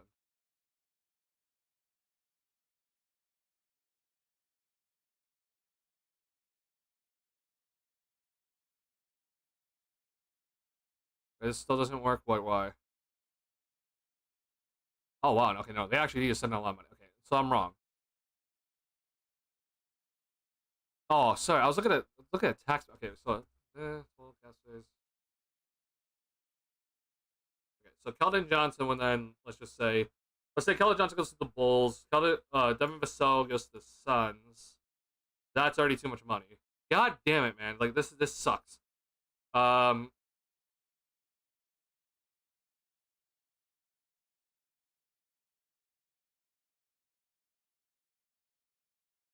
This might work salary-wise for them. This does not work for the Phoenix Suns. And again, they can't send out any more money here.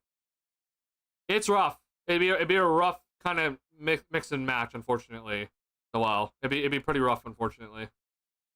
But maybe Durant get them out of the second apron, and would they need to shed more? It matters how much they are only taking back. Like if you shed $15 million off of, like, if you trade Durant and you only take back, a certain amount of money, and you shed $15 million overall, you'd be out of the second apron. But that's hard to do, because if you think about it, then the team that's acquiring him, like, they also need to send out 54 million or about. So how can you make that work? You would have to be a 3-team trade, like what we're looking at right now. Do CB will hurt the Celtics also. They might only be able to keep Tatum and Brown and not just one of them to keep the build around. So I think for the Celtics, the plan is just to keep both Tatum, Brown, and Derek White. But like after that, it's just kind of a free for all. That's kind of like the plan, probably. Like Porzingis, unfortunately, is kind of falling off a little bit. So like get rid of him. Drew Holiday's definitely a guy in the trade market at the moment. Porzingis a late first for Vooch? No, there's no way the Celtics accept that. I mean, if I'm offered that for Vooch, I'm definitely taking it. But there's no way the Celtics accept that deal. No, I feel like Boston would steal out, or Boston would try to steal out from the Bulls for no particular reason. Probably, yeah, makes a lot of sense. Isle feels like not a replacement for Drew Holiday, but like a nice guy to kind of fill some of his responsibilities. Roughly, yep. I think Atlanta picks would be more valuable than San Antonio picks then. Okay, I see. I just think I think honestly though, Noel, the problem with this sort of idea is just that I think Phoenix needs the picks as well. So like, yeah, they need to get like every role player they can, but I also just think that they need the picks desperately because they just don't have any other assets. So it's kind of rough. So I get what you're saying, but I don't think the Bulls would be the proper team, honestly. To add into this deal, because like as much as you might think Vooch might work with them, I don't think they really want them. I think they did just roll with Nick Richards as their center. And then I feel like honestly, like just being dead serious about this, like let's take away the Bulls for an instance here. Like I kind of feel like this is gonna be fine, where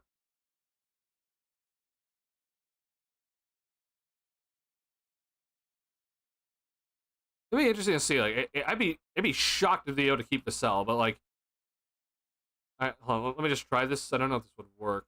Okay, this still doesn't work. Okay, yeah. So I mean, they would probably have to keep, they'd have to trade the cell then. But like, just kind of just looking at this is too much money at this point. God, bro, I hate this new CBA. This CBA sucks.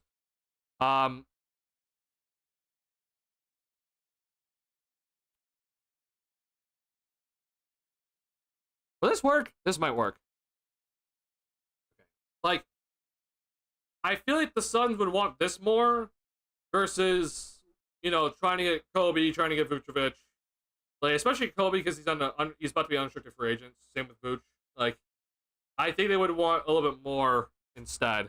But I don't know. That's just me. That's just me personally. At the end of the day.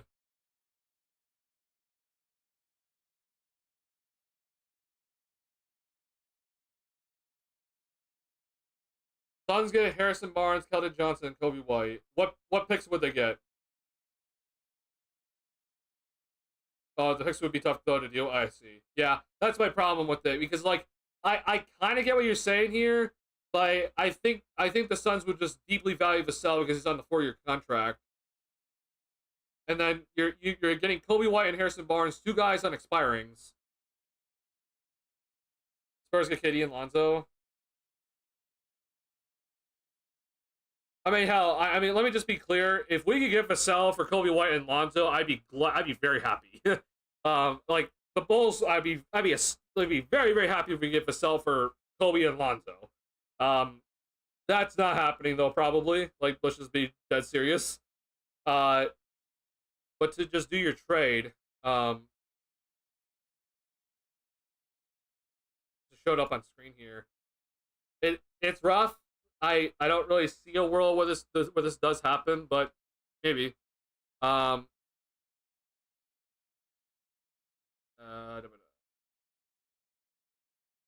Sorry, I'm mixing up the players in my head.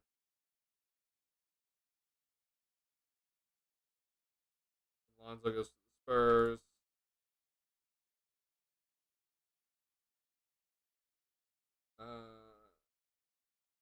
Keldon Johnson goes.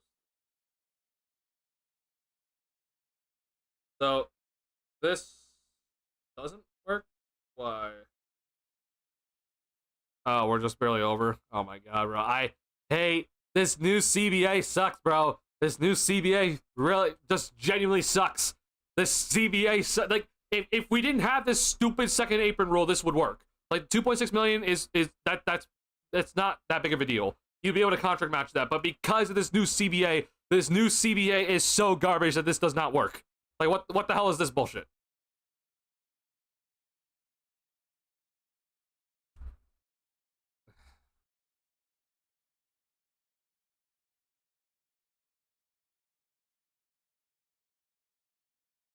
Yeah. Sorry, Noel. Like financially, this actually doesn't work. Like it doesn't work by 2.6 million. Like imagine that, man. Like if you're a front office exec and you have to deal with this shit, like oh my god, I'd be so livid every time I try to work out a deal and it's off by 2 million. Jesus. Trade discussion on Tarot King.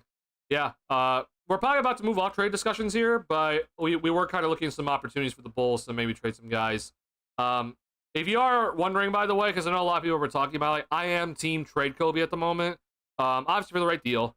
But yeah, kind of rough. I know a lot of Bulls fans want to keep him right now, but I am team trade Kobe. That's just me personally, because I mean, the Bulls, it's either you're gonna risk him going to unrestricted free agency, which he will go into unrestricted free agency. He's not signing an extension, I promise you. Because they can't offer him a big extension. Or trade him for potentially something that's more, you know, guaranteed for down the road here.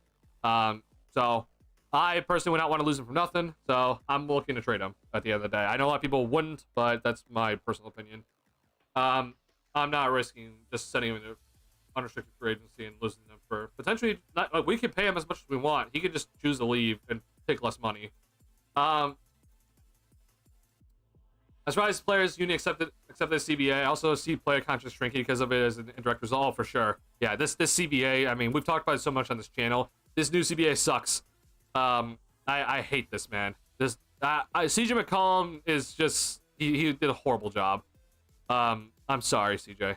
Okay, what did you say, Noel? I know you said something here. This out to the Bulls though, and Harrison Barnes to the Suns. Oh, that's what you mean.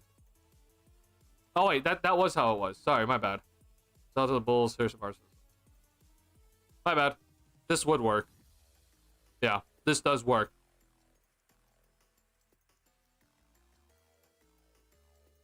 Yeah, again, I feel like the Suns would want Vassell, and then like they would want Vassell over Harrison Barnes and Kobe White personally, but I don't know. They might value these guys more. Who knows? I don't know how these picks would go. Like I feel like the Spurs would really want to keep that second overall pick for Harper. But obviously you're trying to trade for Durant here, so who knows? Idea making it to the play-in should give you a trade exception. Yeah, let's just give everybody like a $6 million trade exception for making the play-in for participating. Think it's unrealistic? I do. I don't really know why the Suns would want to involve like getting Kobe or something like that. I also think that if you're looking to get picks out of this, like you're like if you're the Bulls, for example, you're not gonna get picks out of this. So, like you're just basically just like banking on getting Vassell only, and I don't really know how legit that would be, honestly. But if the Spurs are willing to throw in every pick, I don't know, maybe the Bulls throw in a second or something. Maybe I think then you can start talking about it being like an actual real possibility. If it's not like if it's gonna be pretty stingy though, but like Suns want guys more on longer contracts and they want picks instead, I think it's a little unrealistic, unfortunately. But yeah, it could happen. It could. It's just rough though. I feel like the Suns have a better, just overall, like I feel like they're just better off just only talking to the Spurs, honestly. I would personally, if I'm the Suns, I would just want every pick from the Spurs, and then I would want Vassell, I would want Keldon Johnson, and I would want, you know, some other, like another young guy, maybe give me Sohan or something like that, instead. But that's my GM brain on, and not their GM brain. Their GM brain is a little bit different than mine. Bulls ain't gonna trade Kobe. Let's be real. I agree. Yeah, they're probably not gonna trade him because they're trying to get like a first round pick out of him. And I'm just like, if you wanted a first, you had to trade him at the deadline, and it sounded like you were getting it. You could have got a first at the deadline for him, but then you didn't trade him. So who knows, man? I don't know what they're doing over there, which we never know what they're doing over there. Honestly, it really sucks.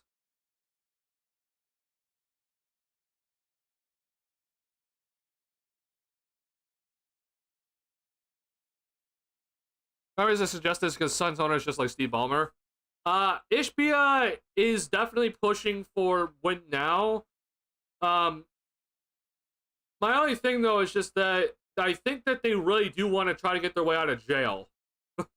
Like I think they have figured out from this season alone that being the second apron is basically death unless you have a championship caliber roster on you. So like spending more money on role players isn't necessarily going to help you. Like you need to spend more money on probably stars, which you can't do that right now because you're in the second apron.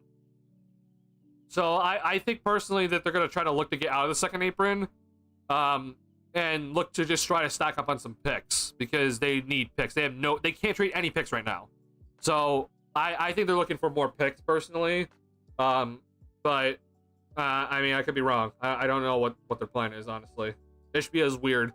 Matt Ishbia specifically, I should say.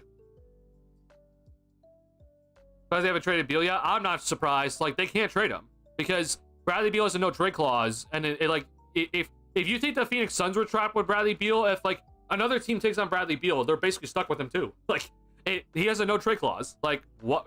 And even if the Suns found a way to trade Beal, Beal could just say no. Like, there's no. I'm not shocked at all. Like, there's no way in hell you're trading Beal. He's stuck there. So you need to trade Durant because that's the only way you're going to recoup value. He's on a 1-year contract anyway. So trade Durant, try to get some assets in return here, and get some draft picks and get yourself out of the second apron because he's, it's $54 million off the books. And then move from there. You just getting out of the second apron is going to open up a lot for you. It's not going to open up everything, but it will allow you to make more moves. So yeah, like the Beal contract, unfortunately for them, they're stuck with. Like I'd be shocked if Bradley Beal is traded because that first and foremost, right? Beal, like if you're gonna trade Beal, you have to attach a pick to him. They have no picks that can trade, right? So if they're even gonna have a chance of trading Beal, you need to trade Durant first to get the picks back, and then you can maybe trade Beal and just convince another team to take his big contract for a first round pick or something, right? And also again, no trade clause. But again, it's like that contract is so bad because he has that no trade clause that if they do find a trade destination for Beal, he could just say no. Like you might send Beal to the Brooklyn Nets, for example. He could just say no. He's like, nope, I'm not going. And the deal's off, right? So, like, why would a team look to even talk about the Bradley Beal deal? Because he could just say no at the end of the day. Phoenix, even if the team's not good in Phoenix, Phoenix is still a nice place to be, So I wouldn't be shocked that Beal is just like, I'm here until just, write my contract out. And that's it. I'm not leaving. Beal contracts be the worst contract in sports. It's definitely one of the worst contracts in sports. I don't know about if it's the worst contract in sports. I could argue that Patrick Williams is actually worse in terms of overall production value, but yeah. Great idea. Josh Yade, OKC for exclusive thoughts. Oh boy, here we go again. It'd be great. I'd be grateful if we could throw in a pick or two, right? It'd be incredible. Out of our boatload of picks that we definitely would have. Wouldn't that be a thought? Anyway, let's move on though here. I appreciate all the trade suggestions. It will definitely be interesting. I do think also just keep in mind this offseason will be weird because there's only really one team that has cap space, and that's the Brooklyn Nets this upcoming offseason. So don't really expect that many free agency signings to happen that are pretty impactful or like Woj bomb level, I should say. With that being said, though, expect a lot of trades because you're gonna see teams trying to fight for salary cap space, trying to figure out any sort of ways to free up some money. Look to try to cash in on some guys. I really do think this is gonna be the offseason where you're gonna see some teams cash in some of their like younger, younger draft picks that they've already picked and want to cash in on them for some better, more win now talent. So be on the lookout for it. I also do think that any sort of trade exception, be aware.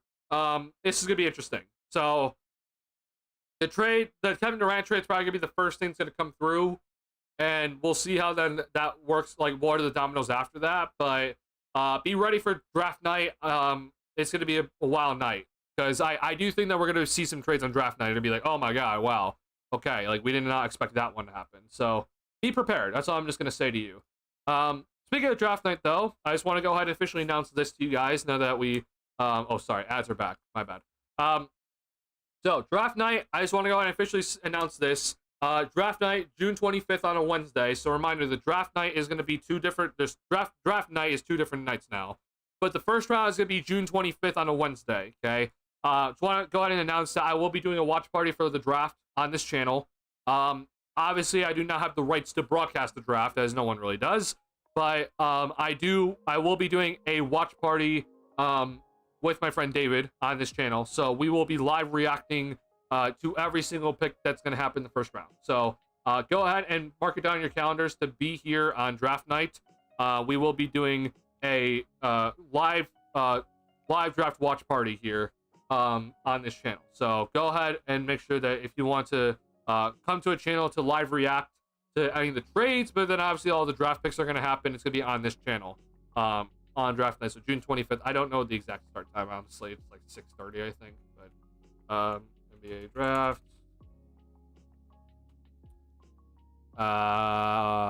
Barclays Center, thanks. Let's go with time. 7 p.m. Central Time. So we'll probably start around there, maybe even a little bit earlier, like around 6:30. Yeah. Reminder again, it's going to be 2 different rounds. 2 different days for both rounds. So be ready. So with that being said, let's move on to some draft talks here. If you have not already hit the like button on the stream, please do. It helps me out a lot. I'm going to go ahead and paste into the chat one more time about the Discord. This is the Discord channel that is officially up and running. If you have Discord and want to join the Discord community, go ahead and join. We have a few people in the Discord already, but I'm hoping to keep expanding it. So if you want stream updates or just talk to me when I'm not streaming, that is the Discord. So please go ahead and join the Discord if you want to talk more basketball, even when I'm not on stream here. So go ahead and do that if you are interested in that sort of thing. I do rarely recommend it, though. I think it's a fun little thing that we can do just to stay up to date with a lot of things, especially with my streams. So please do. So I think with KD trade is going to be the first one. I do think he'll probably be the first one to go. But I just don't know when it's going to happen. It could be draft night. It could be right after the finals end. Like, who knows? It'll be interesting to see. Saw a few teams looking to trade down out of the top 10. I'd be interested to see how many. The one team for sure is the Rockets. That would make a lot of sense. But I don't know what their exact plans are. Brooklyn could also trade out of the top 10. If you're wondering about if the Bulls should do that, I highly recommend against doing that. I would not trade out of the top 10 personally, or trade into the top 10. Moving back is not the worst decision for the Bulls, at least in my opinion, but I just don't know how you're gonna get two. Like, if you're moving back, then I want like 2 first round, like I want like a 1 first round pick in return, and then potentially another first round pick in the future, or 3 second round picks or something like that. I don't know a team that's willing to do that, so not sure, honestly. So I think the Bulls are kind of stuck at 12. It's a kind of rough spot to be because it's like it's not high enough to probably get the guy that you're really gonna want to get, but it's also low. It's low enough where it's just like, or it's not high enough to where you're gonna be like, oh, we need to get this guy, but it's high enough where it's like you kind of need to hit. So it's kind of like this is really weird in between, where you don't really necessarily feel too great about who you're gonna pick, but like you need to hit on this guy. So again, I would not really be willing to spend any sort of assets unless I'm moving to like the top 5 or something like that. So like if I can move assets and get Trey Johnson, then yeah, I would go ahead and do that. But I personally do not think the Bulls gonna be trading at all, so that's fine. Now let's move on to a couple things about who I'm looking at. So first and foremost, I want to hear what you guys, who do you, if you had to make a ranking, so let's just go ahead and say that these 4 guys are off the board no matter what. Okay, so Cooper Flag, Dylan Harper, VJ Edgecombe, and then ironically enough, I don't know where Ace Bailey is going to go right now, but let's just go ahead and say that Ace Bailey is also off the board. I'm going to go ahead and throw out a limit and say that Trey Johnson's also off the board. So that's 5 guys. And then there's probably other guys like, you know, Knipple, like he's probably going to be off the board too, but we don't really know. There things can happen here. But if you had to go ahead and give me your favorite prospect for the Bulls to draft, assuming that obviously like those 5 guys that I mentioned are probably off the board. Oh, I guess I should also say Jeremiah Fears, but I mean, who knows, right? Who's your guy right now? Because last stream I told you my guys, but I want to hear your guys' here. Makes sense that the top guys feels like a crapshoot. It does. This draft, bro, feels like an absolute crapshoot. This draft's giving me headaches throughout the day. Yo, we're gonna get the prospects vid/stream. So Noel, the last stream I did talk about some of the prospects. I will also be doing a video soon here that kind of gives my overall thoughts, like for all the people that didn't watch the stream and everything. Like I will be kind of giving like a summarized version of what my overall thoughts are. So it might be a little bit of a repeat what I say in here, but I'm going to probably give my overall guys who I would want personally, and then also kind of explain my thought process for the Bulls. But that'll be coming out soon here. Let's see. Brigham has us taking Malawak in the latest mock. Intriguing center option, in my opinion. Gotcha. Yeah. Thomas Sorber, Izanuo, Malawak. Don't really have a force so far. Gotcha. Ace Bailey a bust. We'll see. Like Sorber, I feel like everyone in our range as a gamble might as well gamble for a high return. Interesting. Okay. Kasparis, Cedric Carter, Brian, Drake Powell. Oh my God, Noel. Okay. That's interesting to me. So your number 1 right now is KJ. Actually, like you're being dead serious.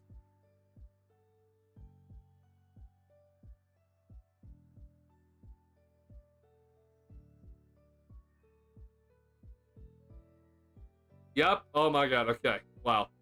Interesting. Sorber, Newell, Devin, Boyles, Powell. Okay. Wow. I'm shocked that we have 2 people saying Powell in this stream, but sure. Okay. Well. Interesting. Noel, tell me why KJ. I need to know why. I want to know why you're high on him here. I also want to know why you're high on Cedric Coward, because that to me is also very shocking. But I want to know why on specifically KJ first.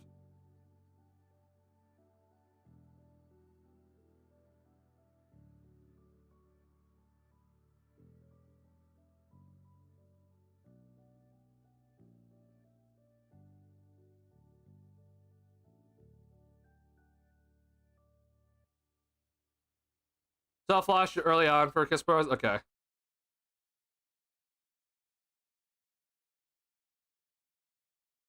What do you think is his upside? Like, what are we looking at for him? Like, is he like the next Goran Dragic? Like, what are we looking at in terms of what you think he could become?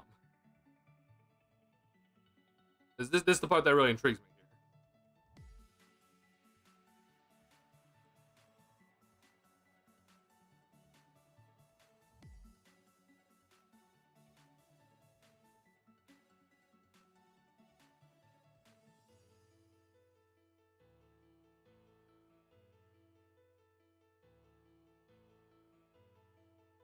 Okay, while Noel's typing that. Okay, so this is interesting. I think offensive Alonzo was meant to be. Ooh, okay. What do you? I need a little bit more explanation.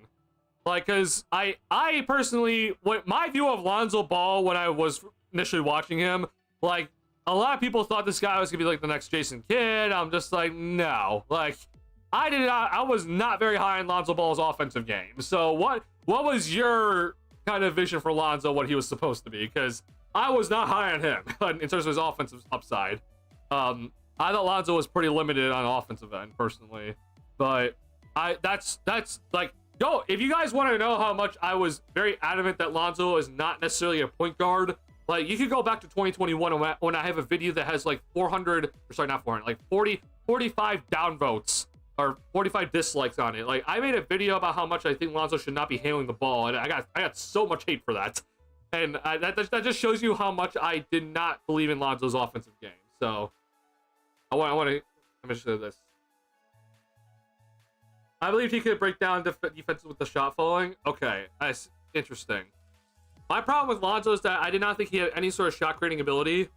But, you know, I guess if that was what he's supposed to be, then, you know, a guy that can run the pick and roll effectively and, you know, hit shots off the pick and roll, hit the floater, sure. I was very adamant that this guy was not a guy that's going to get into the paint.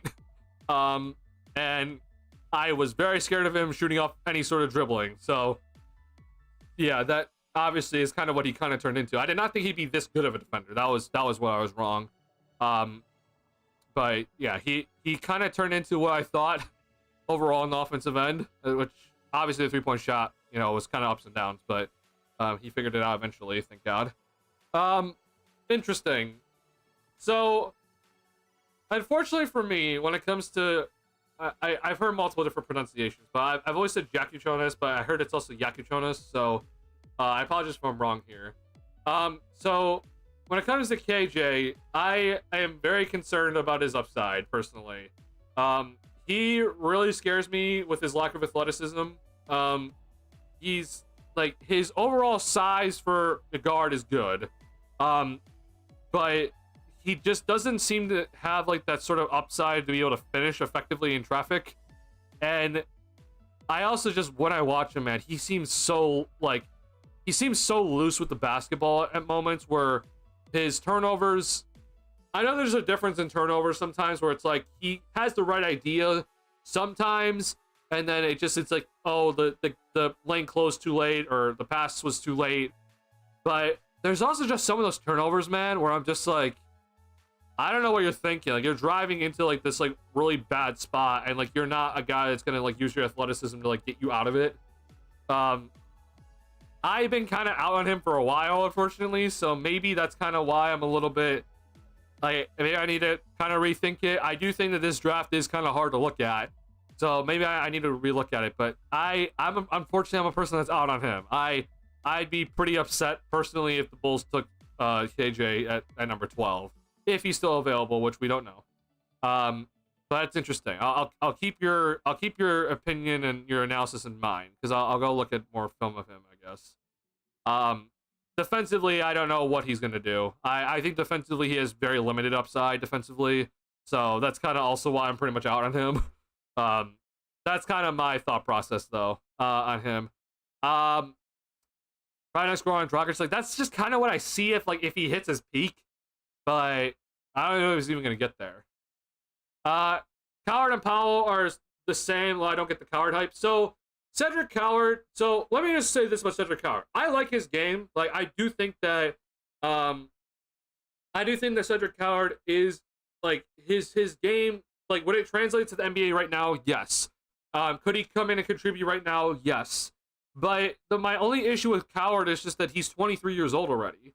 I think if you're the Bulls, you can't really necessarily be drafting a guy right now that's already 23 and may have already kind of became who he is. He also didn't play that many games this senior season, so I'm a little bit scared about that. But he, to me, doesn't have much upside either, because he's already 23 and he's one of the older guys in this draft. Granted, when he has played, he looks very good. But I don't know how much better he can really get. And obviously, he's not going to put up these numbers, what he just put up in his senior season, which was limited games in the NBA consistently. So that's my concern with him. Coward, to me, it's like, if you're a late first rounder, yeah, I'd be down with it. Lottery, though, I think is a little bit of a reach, but granted, I don't know about this draft. This draft's kind of weird, so who knows? Cedric Coward's physical tools are good. I feel like he could be a good 3-and-D wing in the NBA. Yeah, I think, like, you know, I think Darius told me this earlier, but, like, Reggie Bullock was just, like, kind of what people were looking at. Like, yeah, like, could he come in and be Reggie Bullock, like, maybe almost day one? Yeah. But is he going to get better than that? I don't know. For me personally, I just want to make it clear, like, when I'm drafting, like, I'm looking at upside. I'm not looking at necessarily like what you can come in and do day one. Or I mean, I do look at it a little bit, but I more look at like, hey, can you become a really good player or a starter caliber player in this league, and potentially have all-star potential? Like, it's rare, especially in late lottery into later of the first round. But that's just the way I look at it. Personally, I don't think KJ has that. Coward is, I mean, I it's a little rough for him. I kind of feel like he is who he is already, but that's just my opinion. But I respect what you're saying though. Powell. Drake Powell scares the living crap out of me, and it's probably because I have Patrick Williams PTSD. But when I look at Drake Powell, he just is, he is straight up Patrick Williams. And the problem with him is he more athletic than Patrick Williams? Yes. He's a little bit shorter than P. Will. And like his athleticism is going to stand out more than Patrick Williams. But the problem with him is just that he just gets lost. Like, this guy genuinely just consistently gets lost on the floor. Like, he just doesn't consistently show up. There's games where he's like, oh wow, I'll score like a few buckets, and then like I don't see him for the rest of the game. He also is not the quickest with the basketball. And he also, when he tries to get downhill, he has a little bit of a harder time jumping. Like, when he's like driving, he has a harder time getting elevation, which is very similar to what Patrick Williams has also. So it's probably my Patrick Williams PTSD, honestly. But his jump shot's also slow, like P. Will, has high arc like P. Will. It straight up looks like Patrick Williams 2.0, and I'm just like, I don't want him. I do think he's also a little bit of a reach, but I understand the upside with him at least. The upside with him makes a lot of sense. I personally think that there's a lot of other players that I would choose in terms of upside compared to him. Yeah, that's kind of personally what I'm looking at. I'm not out on anyone. This is really a draft. I think the in-house workouts would sway me if I was in front office. Probably, honestly. Yeah, I think that this would probably be a your interviews are probably gonna be huge, and then your individual workouts are gonna probably sway a lot of opinions. There have been some sources that have been kind of leaking out about how like every single team has like a very different draft board at the moment, so we could be in for some big surprises at the end of the day. Upside swings are definitely Carter, Bryant, and Powell, in my opinion. Kasparis, interesting. I'm very much, I don't know about KJ. I agree about Carter Bryant being an upside swing for sure. The only thing with him obviously is just that he has very little on ball ability. Like, this guy doesn't dribble. In terms of everything else though, great defender, guard multiple positions. He gets out on the fast break fantastically. He's very athletic. The thing is though, is that he just doesn't dribble the damn basketball. Like, if you ask him to dribble, it's basically asking for either a turnover or the possession stalls. So that would kind of be the biggest thing, of just like, hey, we need to kind of work on this to, get you to have the upside swing. So yeah, I'm a little bit interested to see how that's going to work out for him. So you put more stock in player ceiling than the floor. I feel like ignoring the floor is how we ended up with P. Will. So here's my thing about that. I would argue that draft was a little bit weird, just because of the whole COVID thing. So it's like, you can't really even get a floor. So like, you're just kind of looking at like upside with that draft. And like, I don't blame the front office for what they did, for drafting Patrick, and like, you saw the physical tools. They're like, hey, like, I think overall it's not the worst thing. Should you have taken Tyrese Halliburton? Yes. There are other guys you probably should have taken obviously before him too, but they went for like the high upside swing type of move.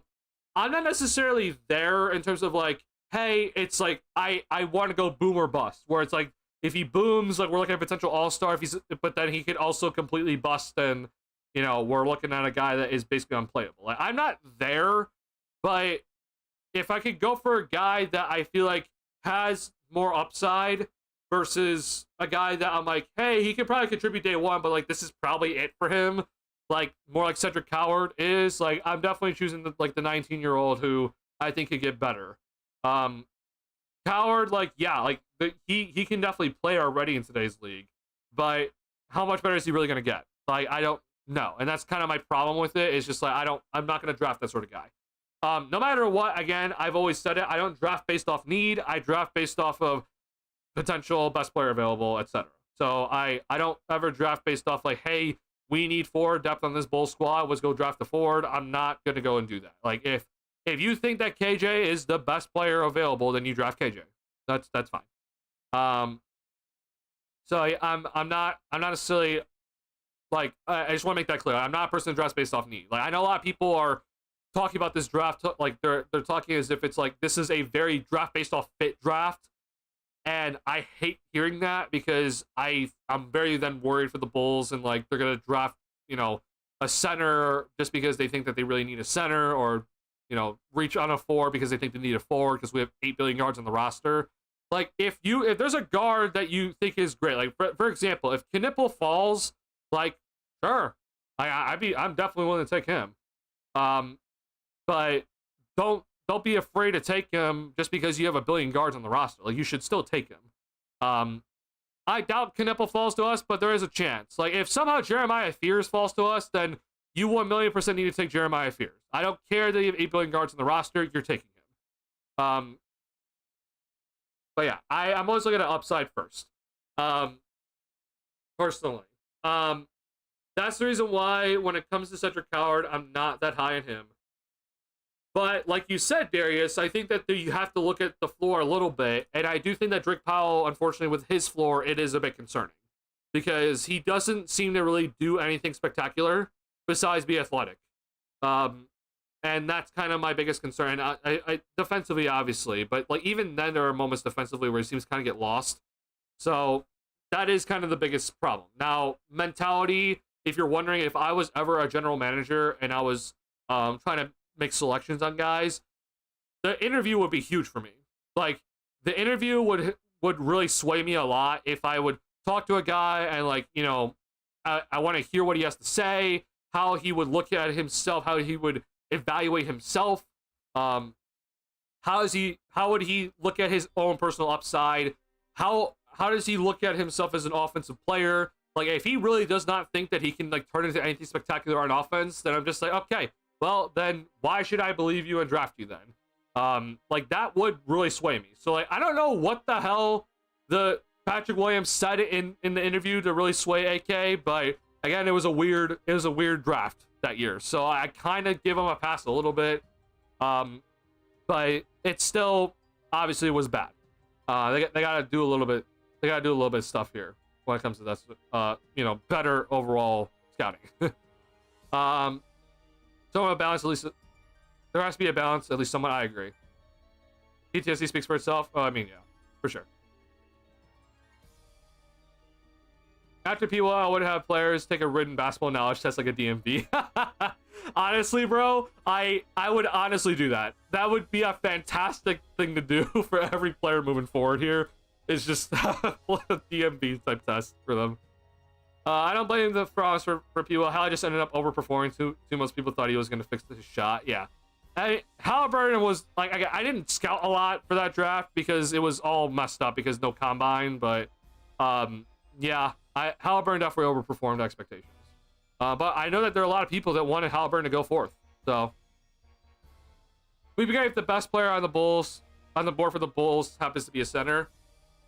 That's, I mean, just the kind of where the things are kind of landing. That's just kind of where I'm looking at. Like, that's probably going to go that way. But I'll give you who I'm really looking at. Cedric's interview is also kind of sold on me. Okay, I have heard this about Coward, that he has like had some like pretty decent interviews. So I personally have not, done that. I have not researched too heavily into that just yet, but that will be something I'll look into. I have heard that Derek Queen's interview was also not great. So that's also interesting to kind of think about. How I feel about Igor? Worse and worse by the day. I'll say that for sure. The interview would be huge to me. Like, as soon as we saw interviews from him, I was already getting my hopes up. Oh yeah, I mean, that's kind of, I think it would be a humongous part for me, honestly. If we were able to like get that sort of like phone interview. Drake Powell did come off a bit P. Will like. Okay, yeah, interesting. The NFL tests players' knowledge of the game before the draft. They should too. Oh, I mean, yeah, they definitely should. I would personally do it if I was a general manager. Interview I was talking about is Matas. Oh, you were talking about Matas. I see. Got it.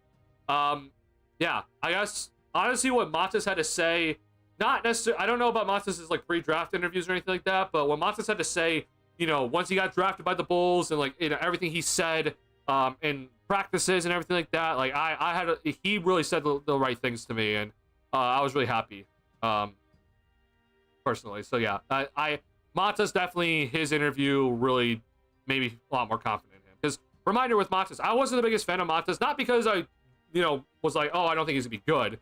I wasn't that big of a fan because I thought he'd be going top 5. So it's just like, there's no shot the Bulls are gonna get him. So like, why would I even scout him? So like, I wasn't like the biggest fan. I didn't know too much about his game. Like, I looked at him a little bit, but like, I wasn't like that in depth about him. So I had Ron Holland as my guy. So yeah, I didn't really know too much about who's else at the time. Well, so who do you like? I'll explain in a second here. Once I saw he called out Risache, I was told I'm Matas. Yeah, once he called out Risache, man, that's awesome to see. Yeah, I love Matas, man. The fact that he's in Indiana right now doing interviews is also amazing. I love that. I love the fact that he's just doing interviews with the players. It's so cool. All right, so if you're wondering about me, I also want you guys that told me that said Sorber, keep that in mind, okay? For me, and this is definitely a hope. My number one right now is Asenge. I love what I see from Asenge. Like, this guy, he's putting up numbers in the EuroLeague that I'm just like, oh my god, like he's looking great. I understand the 3-point shot is not the best right now, but I think it's gonna come around. The thing that with him is just that you can't teach his athleticism. His length and athleticism is just something you cannot teach, and that's gonna immediately translate to the NBA like automatically if you're worried about that. Defensively, this guy has, at least in my opinion, he has extreme upside. That's kind of where I'm looking at with him. I'm like, hey, this is kind of where I'm looking with him. I'm like, yeah, he looks really good on both ends of the floor. I do think in the half court he's a little bit concerning. But sorry, on the offensive end, excuse me. But I do think that's gonna come around. So that's personally my number one. Now Asenge, how do I say it then? Because I was told by my friends Asenge. So how do I say that?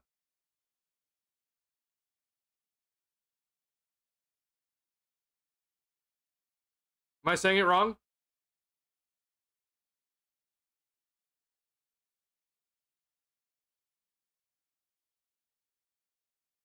Ball brain. I don't know if you're still here.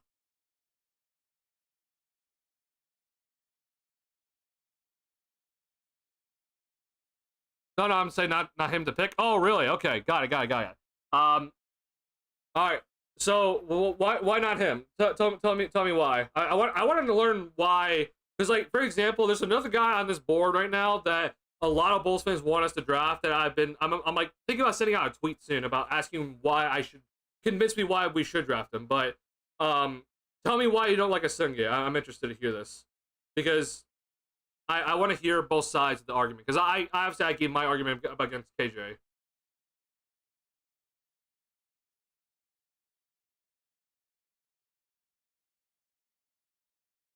Yeah, I love what I see from Noah. I don't still think he falls. I agree. I think the Raptors, no matter what, pick him if they stay at number 9. He's a very Raptors pick, so I seriously doubt he gets to us at number 12. I'd be shocked if he falls to us.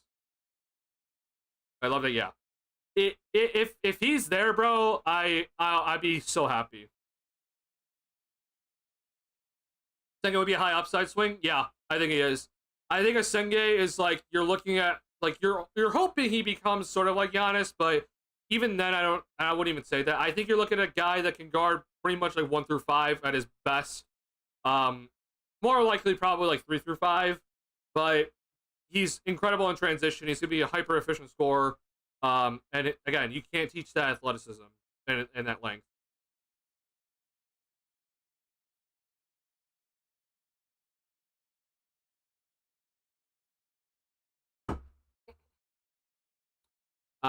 Would Asenge overlap with Matas? So I have thought about that. If like somehow magically he is there.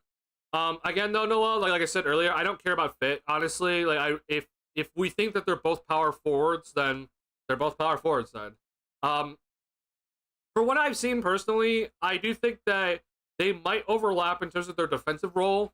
In terms of their offensive role, I don't think they're gonna overlap at all.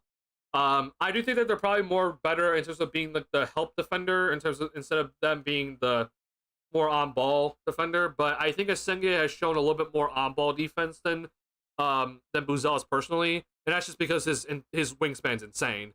Um, so again, this is just a magical scenario because I don't think he's gonna fall to us at all.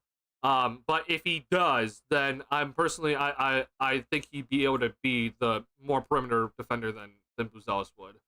In terms of overlapping, I think Asenge is going to be more off-ball on offense. I think Buzelis is going to be more on-ball on offense. So I don't think they're going to overlap too much. The film I've seen are not crazy in depth. I just see rim finisher type. I've heard comps to Bottas, which makes even less appeal for me. I also think the stock rises because he's still playing right now. Interesting. So to me, I think they're pretty different. I think Asenge is definitely more. He is definitely more rim finishing for sure. But he does not have any sort of the on-ball abilities that Montes has shown. The on-ball ability from Montes were the off-the-dribble step backs, like, you know, the fadeaway shots. That's not something that Asenge has shown. The thing that Asenge has over Buzelis, though, is just that his athleticism and wingspan just give him this extra edge when it comes to the ability to get up to finishing at the basket. Like, we've seen, obviously, Buzelis, he had some moments where he was kind of having some trouble finishing around the rim. Obviously, Asenge is going to need to get stronger. I mean, he's 200 pounds currently. But he has that extra edge with his athleticism and length that, like, he would be able to finish more at the rim automatically than Buzelis would. He would definitely also be more of a catch and shoot 3-point shot than, like, Buzelis might have some ability to be a step back 3-point shooter, but maybe not too often. But we have seen Buzelis kind of dance with his defender a little bit. Asenge won't be that. But what Asenge would be is just he would be a hyper efficient scorer. Like, he's only scoring mostly at the rim, mostly scoring dunks. But then if he ever develops a 3-point shot, then he's obviously being a good catch and shoot 3-point shooter. I also think that he has a really good ability to be a pick and roll partner and being the screener. He rolls pretty well. He moves well in that sort of space. And I think that even if he can find a way to get that 3-point shot, which again is like hovering around 28% at the moment, but if he could ever be that pick and pop threat, he'd be very hard to guard. He does have the ball. He has the ability to put the ball on the floor pretty well, at least in my head. That it's enough for, at least for now. And again, he's one of the youngest players in this draft, which is why he's high upside, in my opinion, as well. Where he can put the ball on the floor, like catch it in the corner, fake the shot, and then drive hard. I think he has that ability for now. Like, automatically, like, even now at this young age of his. So he's the second youngest player besides Cooper Flagg, I believe, or is that right? I don't exactly remember. But he's one of the youngest players in the draft. That's the reason why I'm pretty high on him overall, because I think he's shown in a more NBA level style of game, which I understand that, you know, the EuroLeague and college, like, you argue which one's harder, but in EuroLeague it's more NBA style than college is.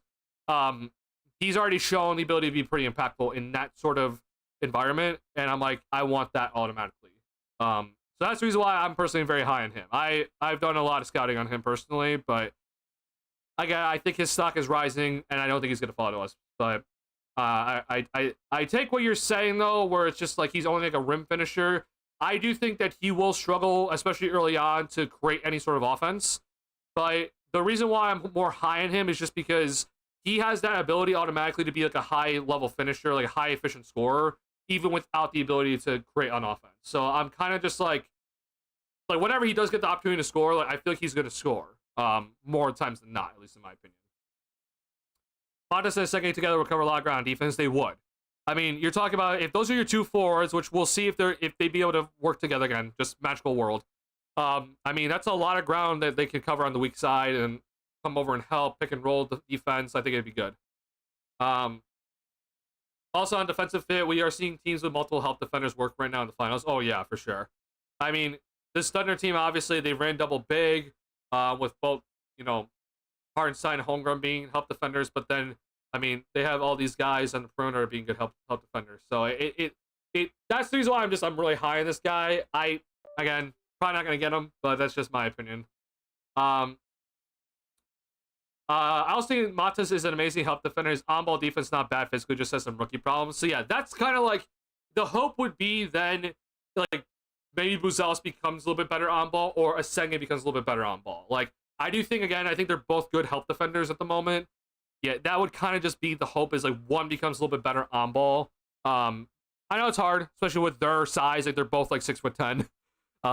So that's just kind of where I'm just like I would really hope that one can like kind of level up there, but it'd be tough. But again, I'm not worried about fit too much just at the moment. You weren't lying. You weren't just looking at some of Senga highs. You weren't lying about the length. Jeez, I mean, bro, there are certain guys where they show their athleticism and length, and it's just like it just pops out to you. And like right when I initially pulled up the Asenge highlights, I was just like, oh my god, like that's something that can't be taught. That's not something that's you're gonna find every single day. That's something that can just immediately translate to the NBA because he's already 6'10" and has that incredible length to finish over guys. Like that's gonna translate no matter what. So that's the reason why I think it like if you're worried about floor, to me he's already gonna be a pretty good finisher around the basket and can guard multiple positions automatically.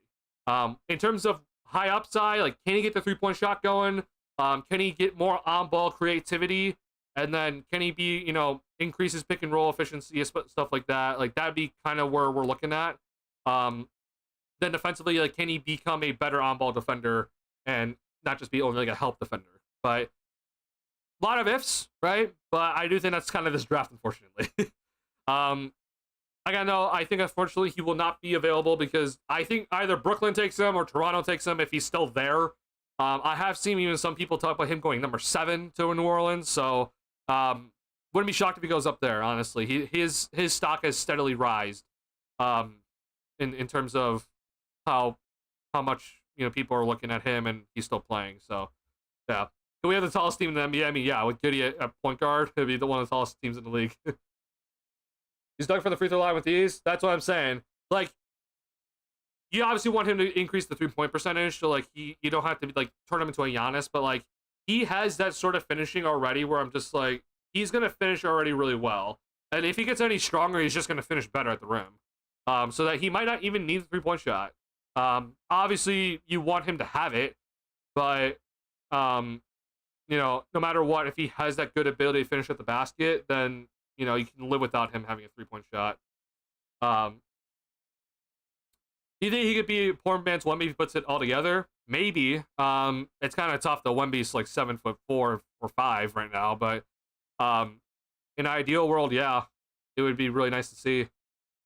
Again, though, the problem with the only thing with the Asenge right now is just a lack of on-ball creativity. Like he doesn't have the dribbling skills to get an advantage. He doesn't have the dribbling ability to break down his defender at all, or like even run a pick and roll as the ball handler yet. So that'd be kind of the only big kind of like. That's the major difference between like Wembanyama and Asenge. Like Wembanyama can handle the basketball really well for his size and get past his defenders, but then also his size is just a big major part of it.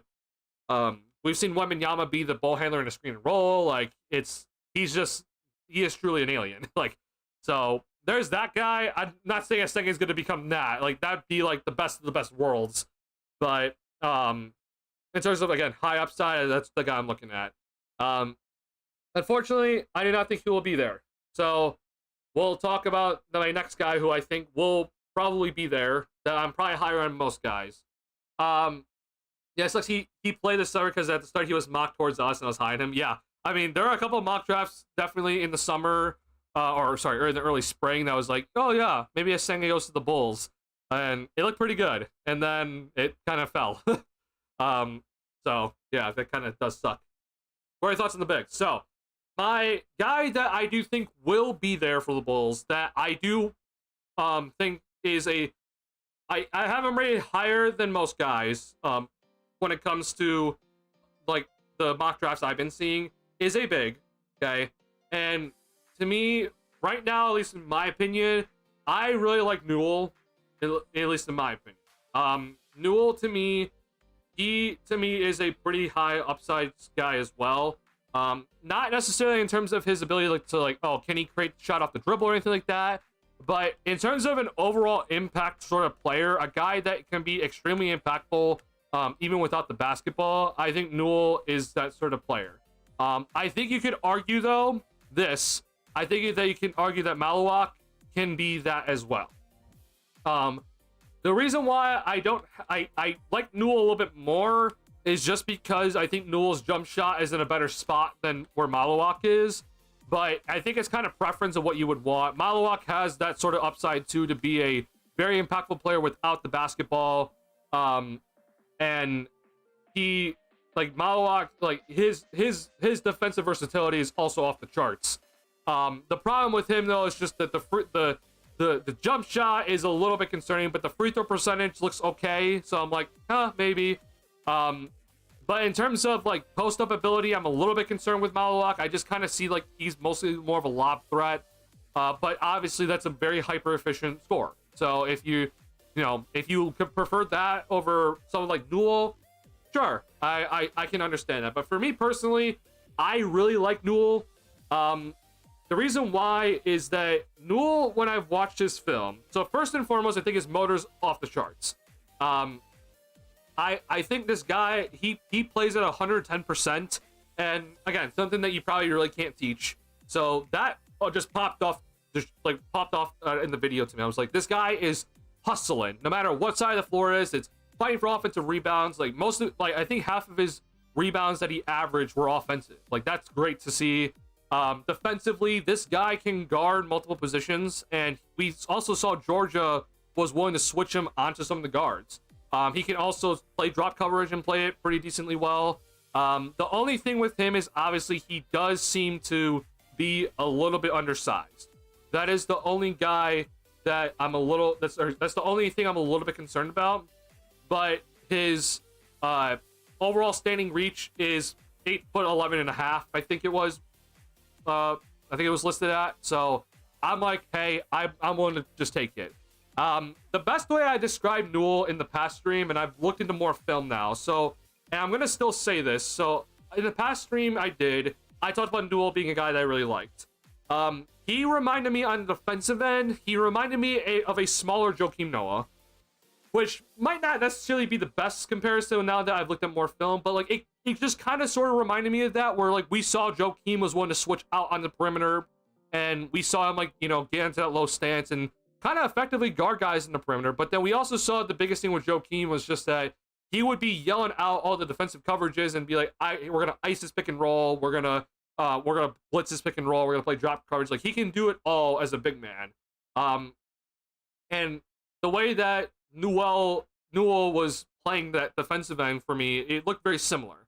The other thing that Joakim, especially in his earlier days, was that you would see Noah get some steals and be able to kind of run out with the ball, and we kind of did see that a little bit more in his prime as well. But Newell's overall numbers in the draft combine, when it comes to his sprint speed, was like, obviously you look at the video when he gets a steal and just takes off, like this guy can fly down the floor.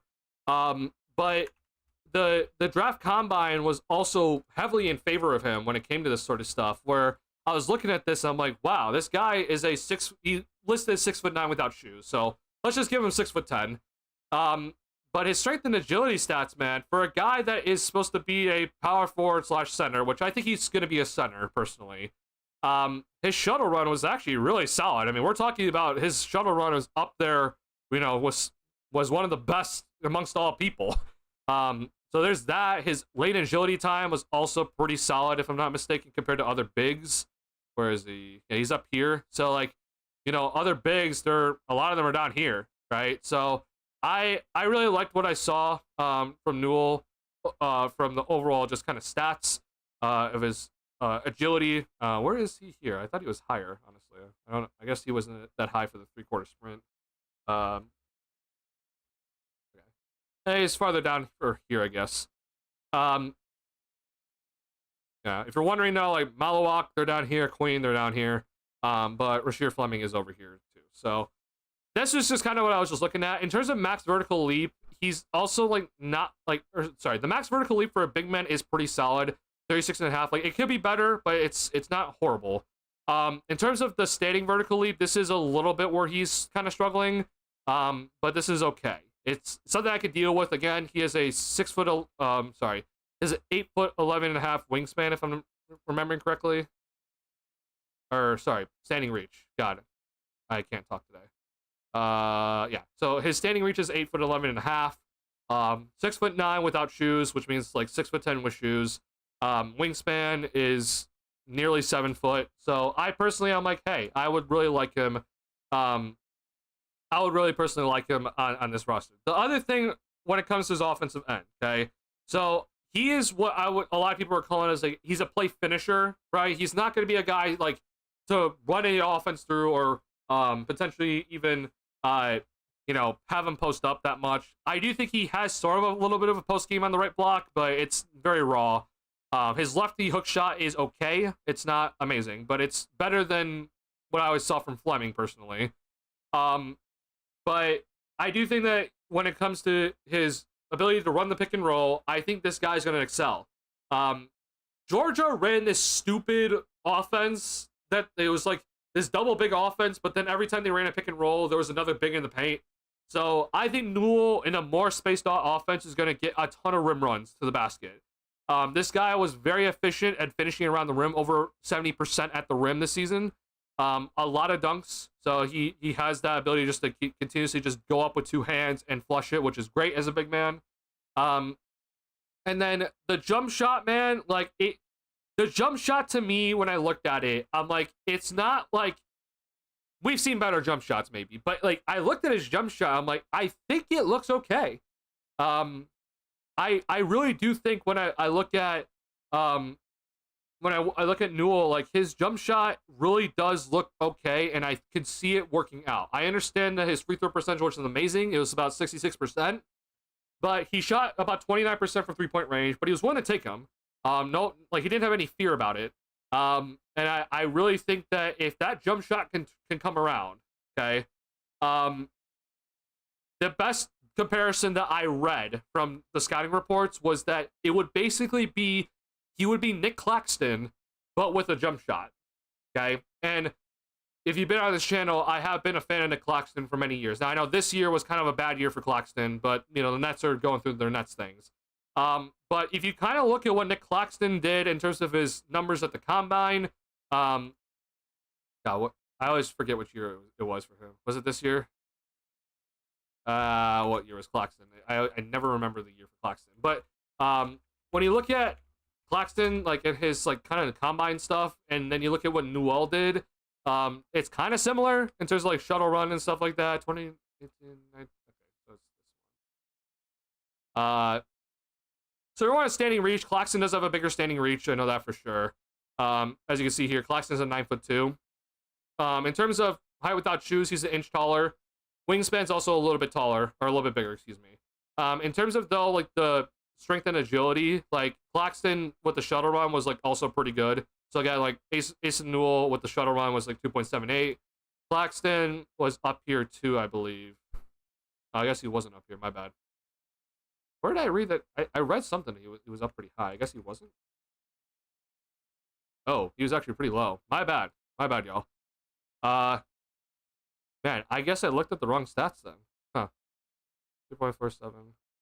Okay. Well, here's this. This was pretty similar though. The 3.36 for Claxton, and then it was, what was it for Newell here? Probably, I think Newell might be a little bit faster. 3.26. Yeah. So this was kind of similar. I guess this was what I was looking at. Newell though was actually faster in terms of the lane agility time. It looks like so. That's kind of just the reason why I'm like, I like Newell a lot, because I think in the open court he's a very effective player. He's a very effective rim finisher. He can run the pick and roll, and he got a slip screen or set the pick and roll hard, and he's a lob threat. He's incredible at getting offensive rebounds.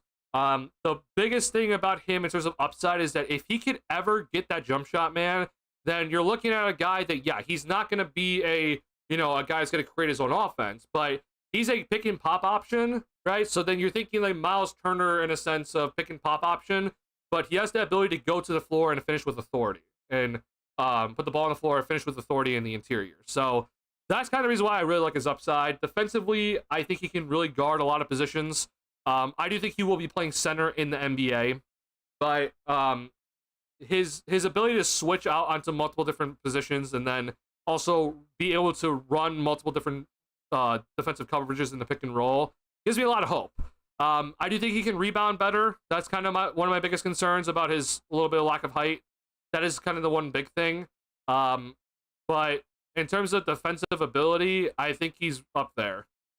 It's also important to keep in mind that this guy averaged 15 points per game in a college system. And in a college system that had two bigs playing, no overall offensive spacing, and you're playing in college rules of 40 minutes in a game, right?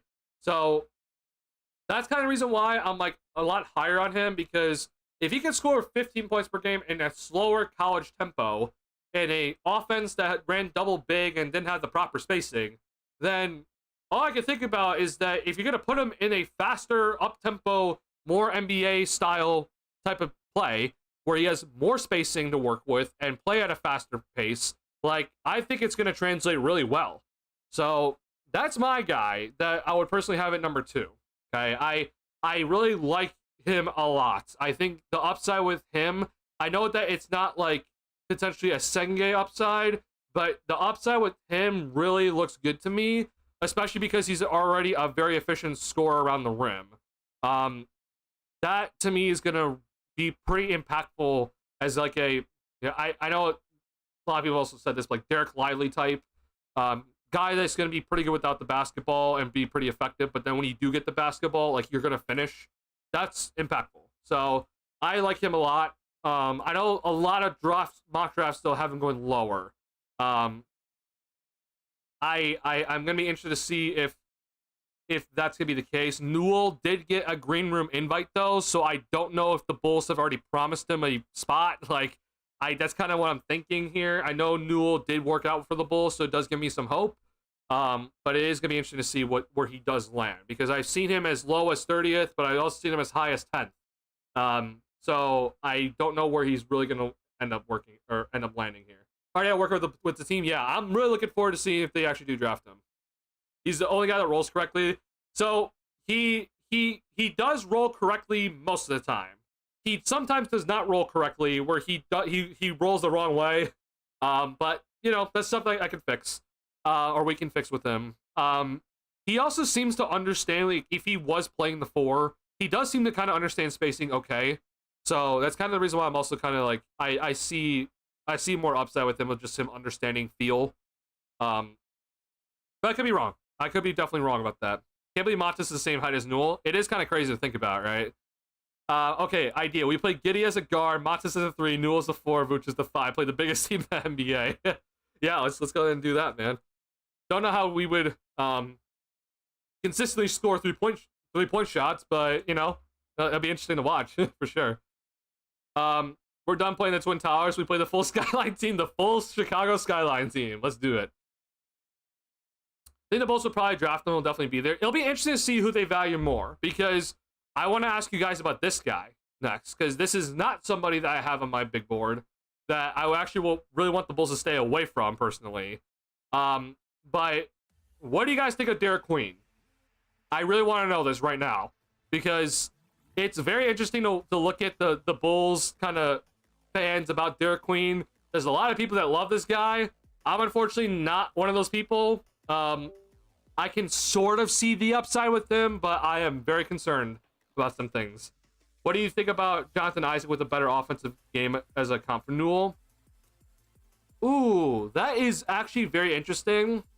Isaac, though, was very much more a perimeter defender and can move his, like, he can stay in front of like quicker guys a lot better than Newell. But as he's got his injuries, I think that's actually a really good comp, because Isaac's definitely a little bit slower now.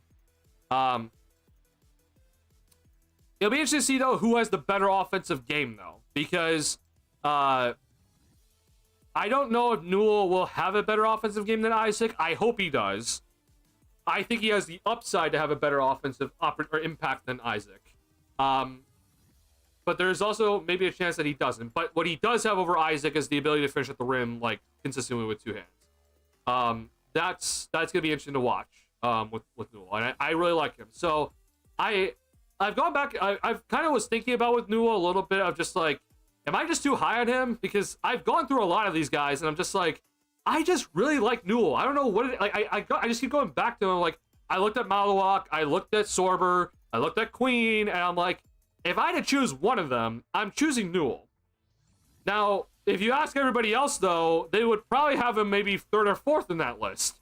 But I just really like him, and I'm like, I guess I'm just gonna trust myself on this, but we'll see. I could be wrong, right? I've been wrong before about many draft picks, so you know, don't always trust me on this stuff. Okay, Derek Queen. Oh, I just like Queen. I don't like him either. Okay, so this is interesting. So we continue to have this trend in this stream where we don't like Derek Queen, and I find it interesting because I know, Noel, you weren't here for the last stream. Viper Strike has already made it clear that he doesn't like Queen in the last stream. I personally do not like Queen that much either. But the one argument that he does have is that he can potentially be a guy to create his own shot off the dribble and be a post-up threat. I'm not personally seeing it too much, though. I won't lie.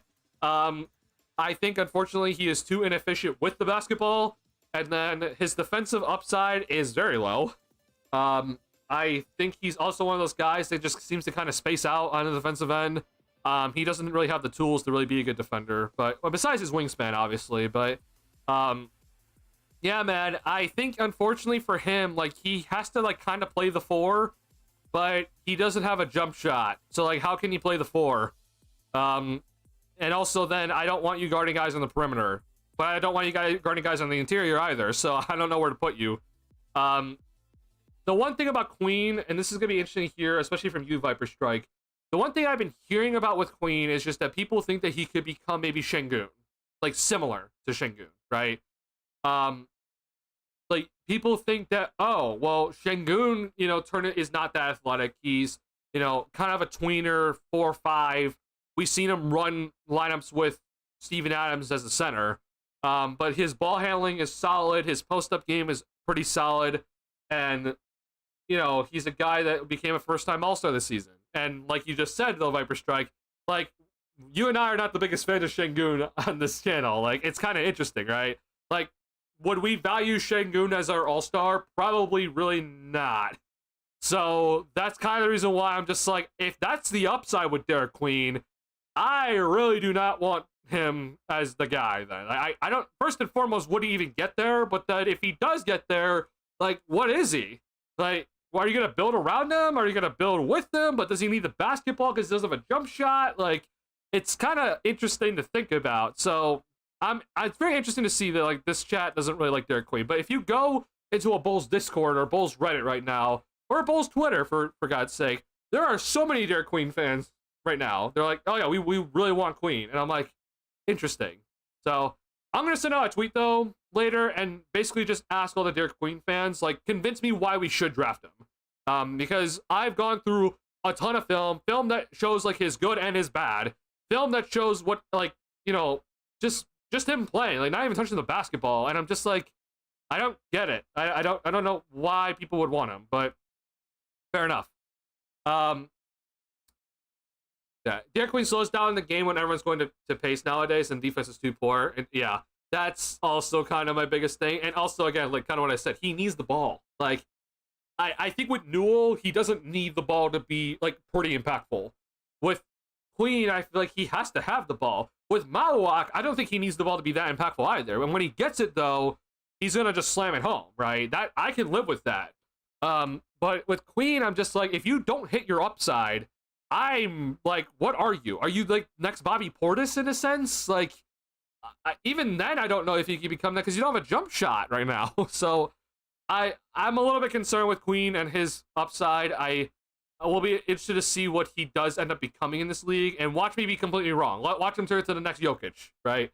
But I don't know, man. He really scares me. So I'm intrigued that we are in consensus with that in this chat. I'm gonna go ahead and send that tweet out later. People got swayed by Queen because of one shot, probably. NBA draft is Brad Miller / Zach Randolph as a comp for Queen. See, that's so interesting to me because, like, Zach Randolph, I guess. Like, Zach Randolph was, like, I feel like that guy was a bigger bruiser than Queen is. Like, Queen's a little bit more about, like, his finesse, but, oof. Even the interviews I saw just came off like a young kid, which he is, but okay, gotcha.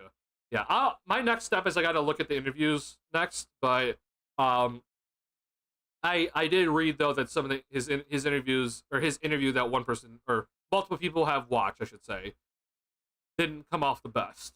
So we'll see.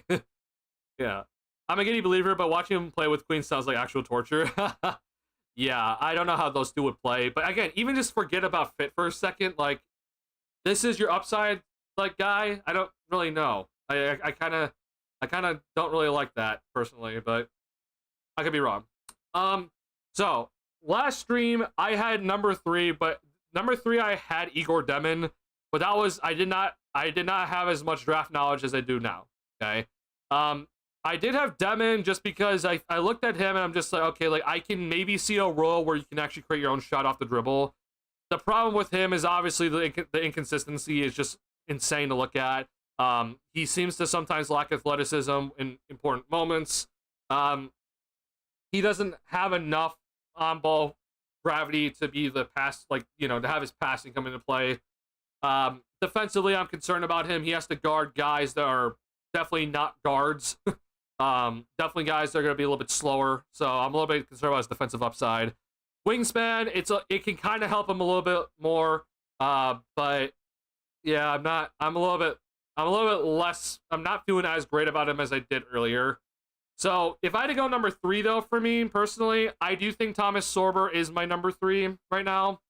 That's kind of like the one thing is like with Sorber, the one thing with Sorber is his injury is a little bit concerning. That's kind of the one thing that I'm a little bit concerned about with him. But if I had to go number 3 right now, if like somehow Asenge and Newell go early, I think number 3 for now would be Sorber for me. I think for me with him, it's his defensive upside as a rim protector. So he's less like Newell on the perimeter, right? Newell, I think, can like maybe be a switch big, but also be an interior rim protecting big and get into the passing lanes. With Sorber, he's more of a shot blocking big, and I think he can be a pretty decent shot blocking big in this league. The other thing that he has shown me though is that I do think he has a bit of a face up game in the post, which I think could be valuable for him. The jump shot though, I would argue is even worse than Newell, but that's argumentative. Like, you can argue against that for me, but I do like his overall kind of pick and roll ability, and he does seem pretty comfortable taking like a 15-footer if he is able to do like a jab step and take it. Like, that to me shows good signs. I'm looking forward to seeing how he also turns out in this league. Sorber, it'll be interesting to see what he does also defensively, because when I watched the film, a lot of people say that he's gonna be like the next Roy Hibbert, and I'm just like, I don't think he's gonna be Roy Hibbert. I don't know if he'll be that, but or like kind of how Roy Hibbert was like the best guy because of like verticality, but I do think he'll have good rim protection if he kind of hits his peak. So that's kind of where I'm looking at with Sorber, and then I think he could have the potential to be like a pick and pop big if he can get that jump shot to come around. So that's kind of what I'm looking at with him. When it comes to the big man, I do like Sorber more than Queen. Definitely more than Queen, for sure. I would definitely be picking Sorber over Queen personally. I feel like when the Bulls are well built to be fast, getting Queen would just go the complete opposite. It would definitely go the complete opposite. Yeah, it would be very much against what we're trying to do. Yeah, I really like Newell. Like, if you can imagine Nick Claxton just a little bit shorter, but with the jump shot, like, I understand Nick Claxton. Forget this season. This season was bad for Nick Claxton, and the Nets have their issues. But like Claxton in like these 3 years, and I understand he missed the games here, but like this guy in this year, he was in Defensive Player of the Year voting. But the biggest thing is that he averaged 70% from the field. Now, I don't think Newell will be 70% from the field, but he will be a higher percentage than, like, you know, higher than 50 consistently, probably higher than 55, at least in where I would project him. He probably won't get to 2.5 blocks per game, but I could see him getting to 2. And I think he'll be a little bit more in terms of like the steal department for Newell.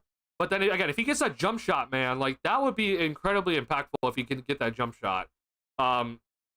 Claxton obviously is never gonna have a jump shot. His free throw percentages are god awful. That's kind of just what I see with Newell, and I like that a lot. What is Queen's free throw percentage? Maybe I could be swayed on that. I actually don't know. I need to look at that. I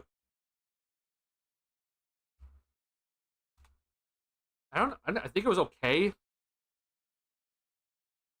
It was honestly it's better than I thought. His free throw percentage was 76%.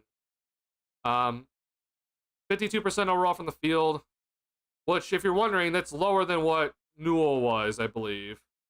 The efficiency field goal percentage is a little bit concerning to me as well. Yeah, I mean, funnily enough, Queen and Newell did average the same amount of steals and blocks per game, but I think one just has much more clear defensive upside than the other. Like, this just shows you that the box score doesn't show everything. Let me just show you this here. Oh,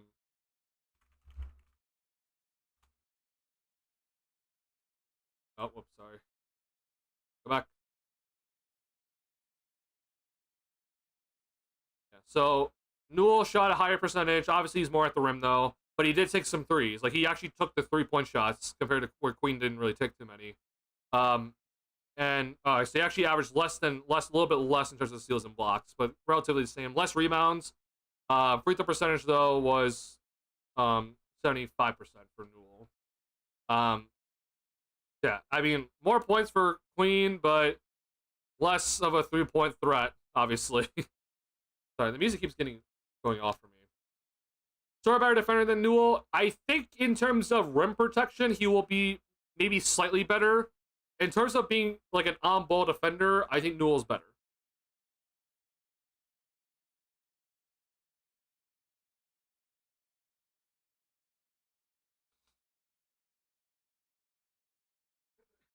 Okay. So yeah, I mean, Queen did take 6 free throws a game, so that's actually a pretty solid rate. Newell took 4, so that's okay. So yeah, I mean, maybe Viper's strike, maybe the free throws are a sign of what's to come for him, but I'm a little bit, yeah. Felix Sorber's good at 12, I don't know. Okay, yeah, fair enough. I have seen that people think Sorber maybe shouldn't go like lottery. But I've been seeing Newell's like projected going in the late 20s, so I kind of just go off of what I think I like personally. But I respect if you think that maybe Sorber shouldn't go in lottery.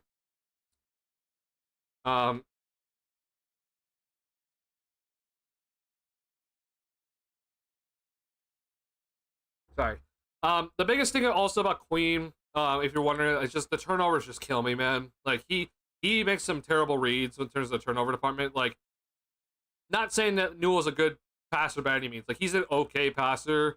There is some upside with Newell in terms of like him like being able to pass out of the pick and roll effectively. Queen obviously is gonna have a better upside with that, but like Queen averaged 2.5 turnovers, man. Like that's just like, I understand he had the ball a lot, but like that's high for a big. Like, I'm not gonna lie. That's also just a little bit something I'm just like, ooh. Thinking 12 is not ace until someone falls like last time. Yeah, it is really tough. Like, Buzel's falling, obviously, just kind of falling to your lap really does help. Again, like, I'm hoping, like, you know, I mean, I'd be shocked if Trey Johnson falls out of the top 6. But I guess there's a possibility, but I mean, I don't think it's going to get to us. But I mean, yeah, if like Trey Johnson, Jeremiah Fears, Knipple, like if any of these guys fall, like you're taking them. But I mean, after that, like, good luck, I guess. I don't know. If I had to give you number 4, and it'll be interesting to see where this guy goes because he also got a green room invite. But I would take Carter Bryant probably as my 4th option. I think with him, the one thing with him, like I talked about earlier, he does not have any on-ball creation. Like he lacks dribbling ability, like in all sorts of fashions. Don't let him put the ball on the floor for at least now. But in terms of then like his 3-point shot, while it was not that many 3-point shots, I think it's enough for me to be like, okay, I think he'll be at least an okay 3-point shooter coming in, and we can work on it. Defensively, I just think his upside is like he really does play good defense, and I think that's something that I'm like, I don't think I can just like so it's just gonna fall apart, right? So I like that. The transition thing is what really sells me though for Carter Bryant. In transition, he is very good. If he is getting set up in transition effectively, he is a very, very good player in transition. The alley-oops to him really, I think, is honestly what like kind of sold it for me with him. That's kind of why I'm like, yeah, I'll go with. I think I'll probably go with Carter Bryant at number 4, and I think that is a legit possibility he'll be there. Well, who knows? I mean, I have seen some mock drafts where he goes number 8, so I don't really know at this point. But again, this is kind of just like a crapshoot at this. I don't really know. Other guys that I'm just like, unfortunately, I'm just gonna stay away from. Jace Richardson. I have seen that this guy is potentially going to the Bulls, and I'm just like, I don't know why. I'm sorry. Please do not take him. I have seen Nick Clifford. I've looked a little bit into him. I won't lie. I have not done that much research into Nick Clifford. Reason being is he's a senior, but I will not give you my opinion just yet on him until I actually go and do some more research on him. So I need to do some more research on him.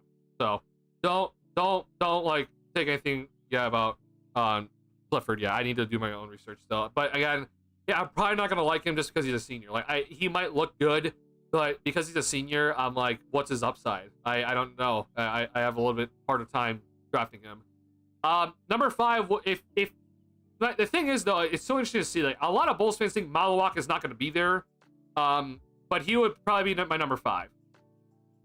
So if he's there, he would be my number 5.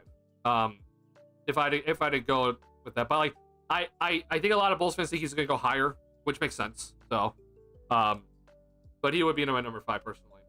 I feel like Nick Clifford. Yeah, I'll have to look. I'm not ready for the casuals Bulls fans to continue to AK hate when they pass on Queen. I mean, look, bro. I could be completely wrong with all my picks here, right? Like a second could be an absolute bust.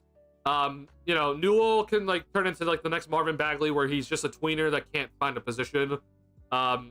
You know, I think unfortunately with Sorber, like he could just not be that effective in terms of rim protection, and you know he's just like an okay backup big. But I mean, and then Queen can turn into an all-star. Like it definitely could happen. The odds of it happening though with Queen, I'm just like that. His defensive issues really do scare me. Where I'm like, I don't know if you'll ever become an all-star if you're never gonna play good defense. So that's kind of my big thing with him. But I could be wrong. But I also hope that, like for example, if the Bulls take like a massive reach, like I don't know, if they do draft Cedric Coward, I will be pretty upset. But if they don't draft Queen and they just take someone else that is not maybe in my 5 guys that I have listed, but is on the younger side, sure. Like, okay. Well, hopefully it works out. It's not maybe a guy that I would personally draft, but I hope that it works out. That's kind of just the way I look at it. Liam McNeely. Okay, yeah. McNeely is definitely interesting to me. He's a guy that I look at him and I'm like, okay, can we get anything else in terms of just jump shooting? He has shown some of it. The ability to drive, though, for me is just like, okay, you can actually put the ball on the floor and like do a couple things with it. Like that is definitely intriguing. Would I put him over the 5 guys I gave you, though? No, I personally wouldn't. He does have like the size. What is his wingspan? Yeah, the wingspan's a little bit concerning for me. But he does have like the ability to put the ball on the deck already. That gives me some hope for him. But I personally, again, I have my 5 are above him at the moment.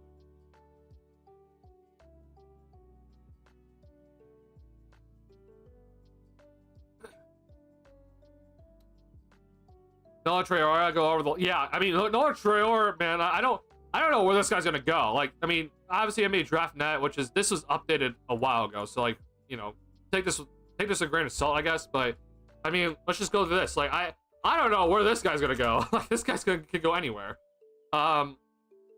Jesus, man. Okay, let's just go Yahoo Sports. Like, where is he going?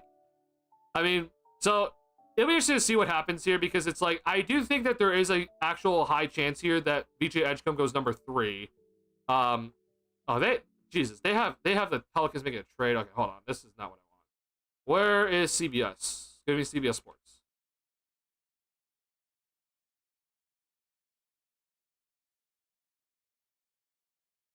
Okay, so Cooper Flag, like, Trey Johnson. Jesus, man. Okay, I did not realize that. So BJ Edgecombe number 4, Bailey, Jeremiah Fierce, Knipple, Malawak.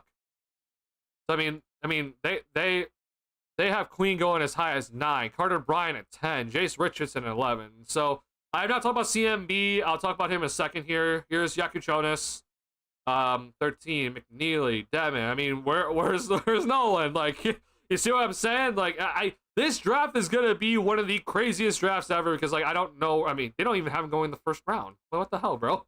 Like, this is this draft. Uh-oh. Am I back? I froze for a second. Let me get out of this page. I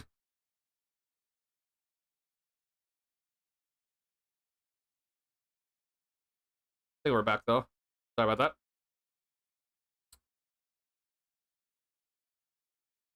Senga could become the next Bruno Caboclo. Oh, yeah, I mean, Senga could 100% be the next 2 years away from being 2 years away. Like, Bruno Caboclo got that whole saying. Like, he could definitely become that. But I hope not, right? I looked at Joe and Behringer. I have not looked at him. No. So my next thing that I wanted to actually ask you guys was, who do you want the Bulls potentially drafting in the second round? Because I'm not going to lie, I've not done a lot of this in terms of second round scouting. The one guy I have looked into a lot of is Markovic, and it just sounds like an AK pick, which is the reason why I looked into him. I mean, he's from Serbia. I mean, for God's sake, a second round big man from Serbia. Where have we heard that before, right?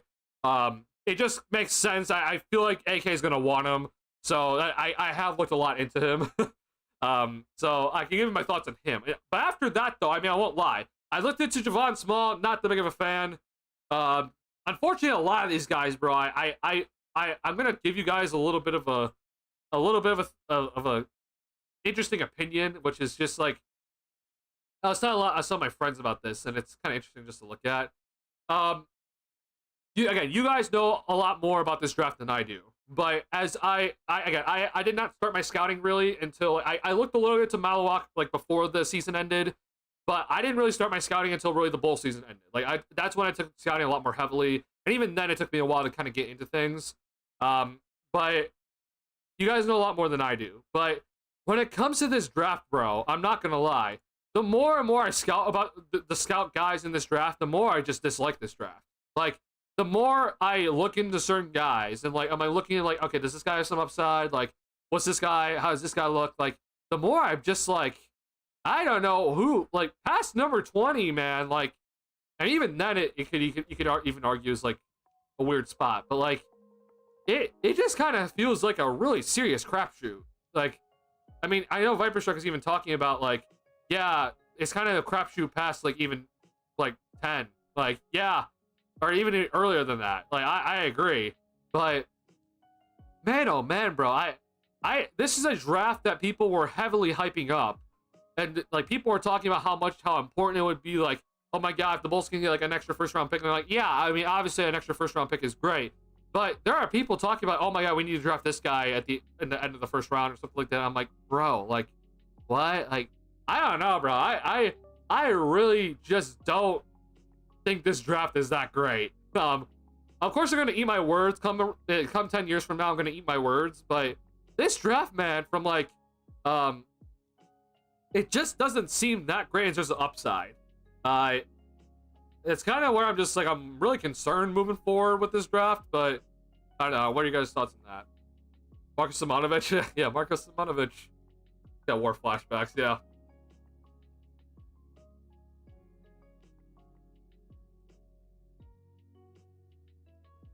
The only thing to know about Johnny Broom, if I was saying that right, is the vid of his vertical leap getting quote tweeted by Duolingo.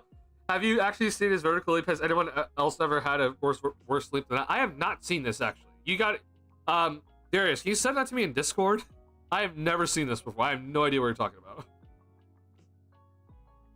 I did read this guy's scouting report. I did not look at a single bit of film though for him. I had not looked at this film at all, but I need to look at some of the stuff here.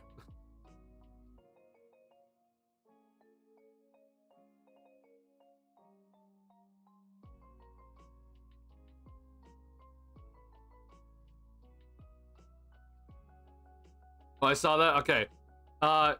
Let's see if Darius can send this to me. Oh, it's foul. Is it that bad, bro? Oh my god.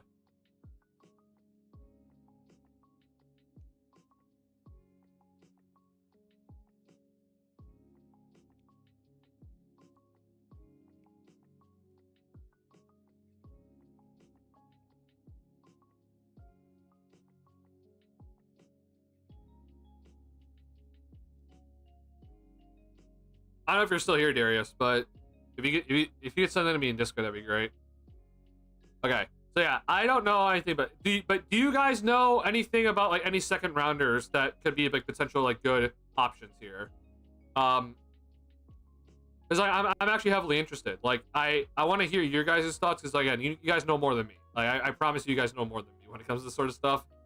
Who else? I looked at Jackson Robinson. Like he's kind of the guy that I would like kind of hope would maybe the Bulls would draft, but even he, I'm just like, oh boy, I don't know. The only reason why also like I do have some things where I'm just like I do kind of have an affinity towards like if you're kind of ever in doubt, like draft a Kentucky player. Like they usually turn out to be pretty good. So that's just kind of like one of my things. I'm just like if I'm just ever like I don't really know where to go here, I'm just like just draft a Kentucky player. You'll be fine. Oh, let me see this. Thank you, Darius. I appreciate it.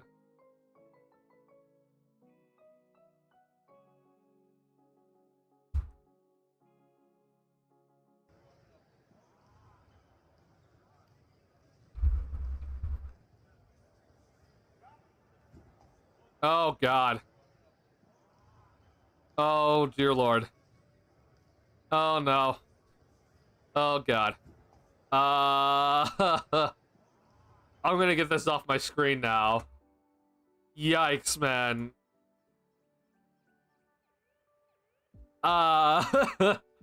Yeah. Okay. Let me go look at this for 1 second. I feel bad. God. I feel bad. Oh, dear Lord.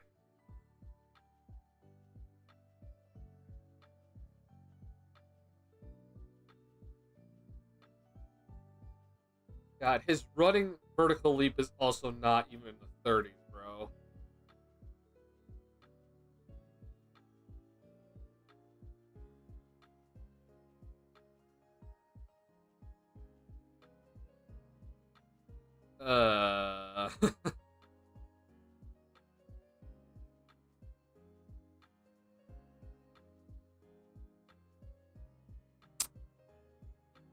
We gotta work on that, bro. Like, brother, brother, I don't know what he can do, but things just gotta get better for you, man. Oh my God, that's.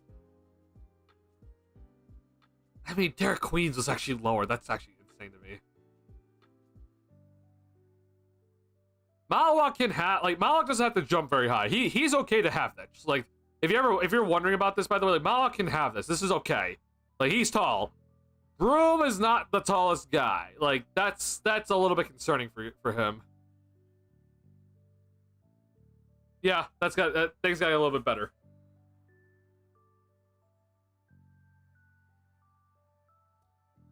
It's like let me just be clear. It's not like the worst thing we've definitely never seen. Like this is not the worst thing we've seen from a big man, but the amount of effort that looked like it took from him, I'm just like, oh God, like I don't know if you need to just do more leg workouts or something. I don't know anything about being a gymnast or being in the gym or working out. Like don't ask me. I mean, bro, look at me.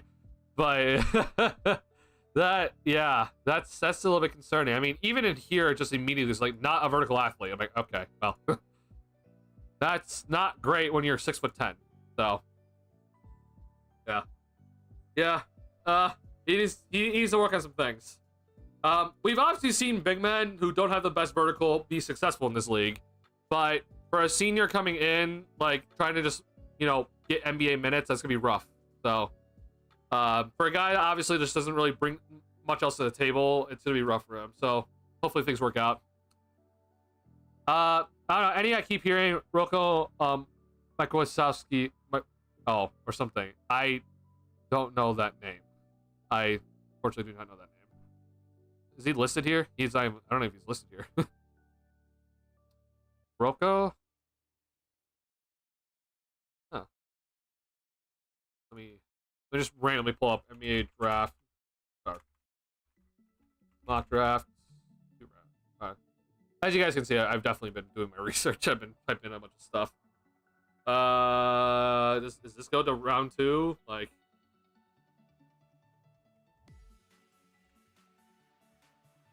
Roko Zakarski. Ah, got it. Okay. Oh, I think I remember. Ooh. Who told me about this guy?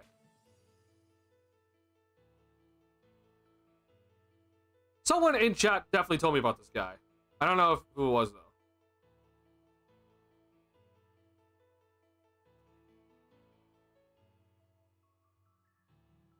I don't remember, honestly.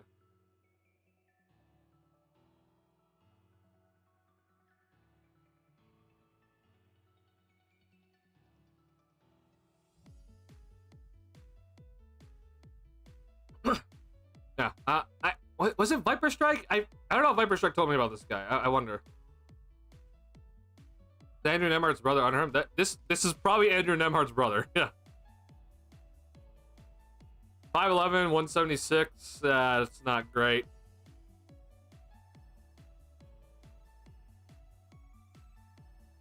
Okay, you remember say okay, maybe that's what I'm remembering. Gotcha. Yeah.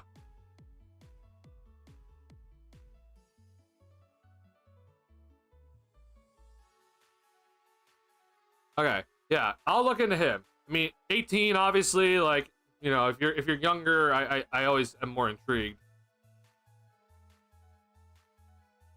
Okay, injured, 7'3", barefoot, size mobility should be enough to make scouts think or gamble late draft. Okay. Yeah, maybe. Okay, so Bleacher Report is Kobe Sanders. So comparison Kyle Kuzma, 6'11", 6'7", excuse me. Nevada. Interesting. Okay. I'll be doing more research for you, like, just so we can look a little bit more into. So this was made June 10th. So this was not that far. This was not that far away from being made. So, or not that long ago. So I'm gonna be doing more research into the second round because I have not done too much into it. I did again. I looked into Markovic, if you're wondering. Markovic is definitely interesting. This is kind of what I'm definitely scared about, is him becoming Pokashevsky. But he does have really, like, he does look pretty advanced as his post-up skills, and his three-point shot also looks pretty solid. I do have some concerns about him for sure. Defensively, there's some concerns. You know, ability to dribble the basketball consistently. But I mean, he is a big man. So he's intriguing. Like, if the Bulls took him at number 45, I wouldn't be mad at all. My biggest question would just be, is he a drafting stash? Because I don't think the Bulls are gonna, like, if you guys are wondering, I'm pretty scared the Bulls are not gonna be using the second round pick right now. Let me show you why. So I'm a little bit concerned about this happening, where the Bulls don't use the second round pick and just trade for cash like they did with Jordan Bell. But if you're wondering, here's the concern. Okay. So here's the projected numbers for the Bulls right now. There's a salary, and Giddey, obviously, I put in as if he's gonna get 30 million just to appease everybody. Because let me just be clear, I don't think Giddey's gonna get 30 million, but I'm just putting him there for now. Assuming we don't bring back THT, because why the hell will we bring back THT? That would be the roster spot for our first round pick. So whoever that is, 12th overall, he'll take this roster spot. So You would take out THT for number 12. But in terms of then the second round pick, like, unless he's going to sign a two-way contract or he's going to be, you know, someone sent or drafting stash or something like that.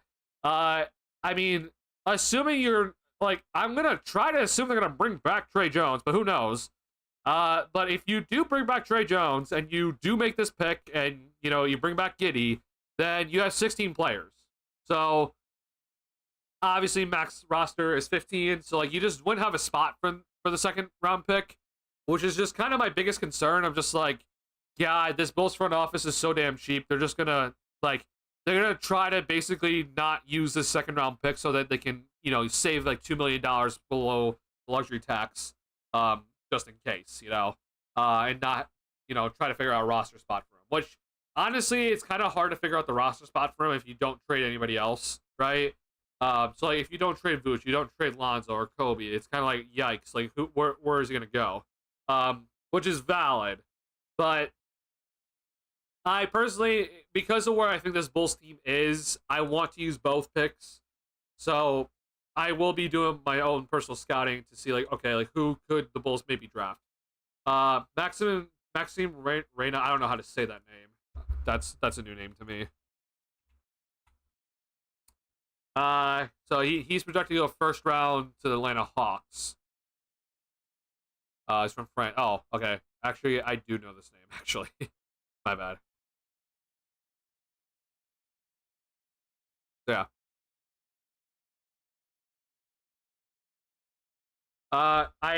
It looks like he might go first round. I mean, again, this draft is such a it's just a crapshoot. It's such a weird draft, man. This draft is so weird to look at. You can argue certain guys should go certain spots. Like, it's honestly it's really tough.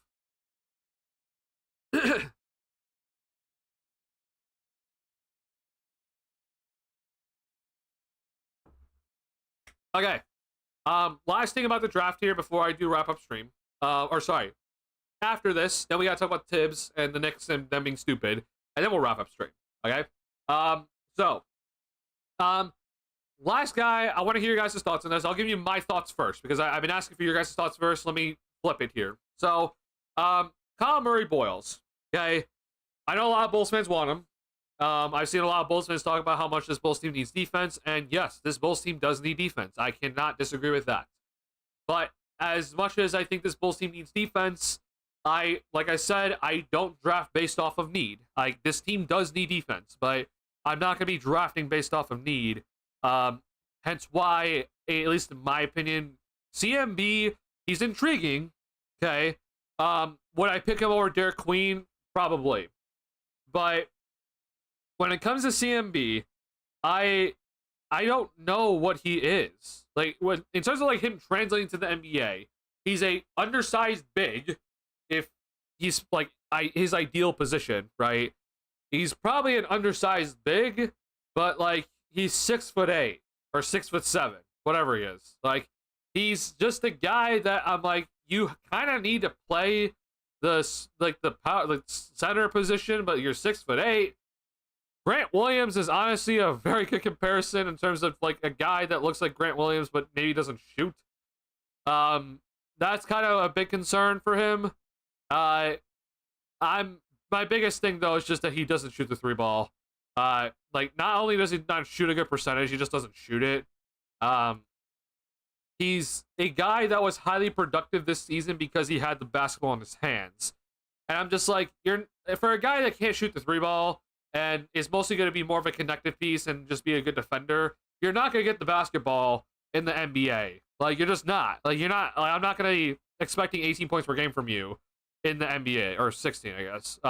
So that's kind of the reason why I'm just like, I'm a little bit concerned about just his, like, how does he translate? I know Draymond Green has been the comparison, but the thing with Draymond is just that Draymond, like, he's very good at running an offense of, like, or I guess not running an offense, but like he's very good at being that sort of connective piece inside of an offense, and then being a great passer out of the post and running the pick and roll effectively. And then he, even though he's not a great 3-point shooter, he will still take it. Murray Boyle is like, he's gonna have to kind of be Draymond defensively, and then he's gonna really have to like work on his offensive game to be able to like take some 3-point shots and then uh be more of an effective piece without the basketball. Like Draymond's effective because he doesn't need the basketball in his hands to be that effective in the half court game. Like he'll have the ball sometimes, but then like you see him moving a lot. He sets good screens. His just overall just movement as a player is good. Like he moves really well. But it's like I don't know where CMB fits. Like he probably has to play power forward because of his size, but he doesn't have the jump shot for it. So it's like, can you play him next to a center that doesn't shoot threes? Like it's a little bit scary. So yeah, I'm a little bit concerned about CMB personally. I would not have him in my 5 at the moment. And I don't know if I would even have him top 10, honestly, but that's another time for the other day. I have to think about it. But I don't know. Your guys' thoughts on him? What do you think about him? I want to hear good, bad. What's the upside? I like CMB contingent on if we trade for a center like Gafford. Interesting. Okay. It's more of a project than people think. I do think he's a pretty big project. Plus, Draymond's great in large part because Steph is great. We don't have Steph. That is very true. Yeah. I mean, not only do you have Steph, you also had Klay Thompson. Like, that also does help, having 2 of the best shooters of all time surrounding you.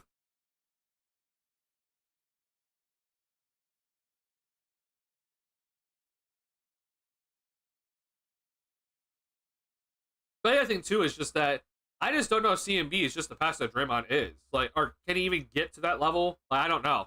That's kind of like my big thing. I will say, I do think that he has, for when he's on ball, I think CMB has pretty decent feel.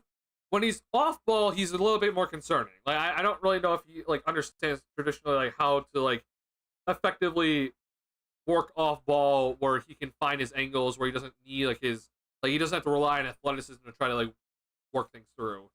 So yeah, that's going to be the kind of big concern.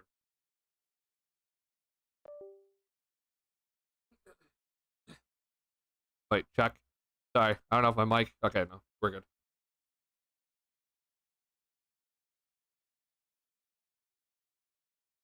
They got Steph and Klay, we got Kevin and Kobe. Yeah, definitely. Yeah, that's definitely translatable. I'm sorry, hold on a second. My music's not working, I don't know why.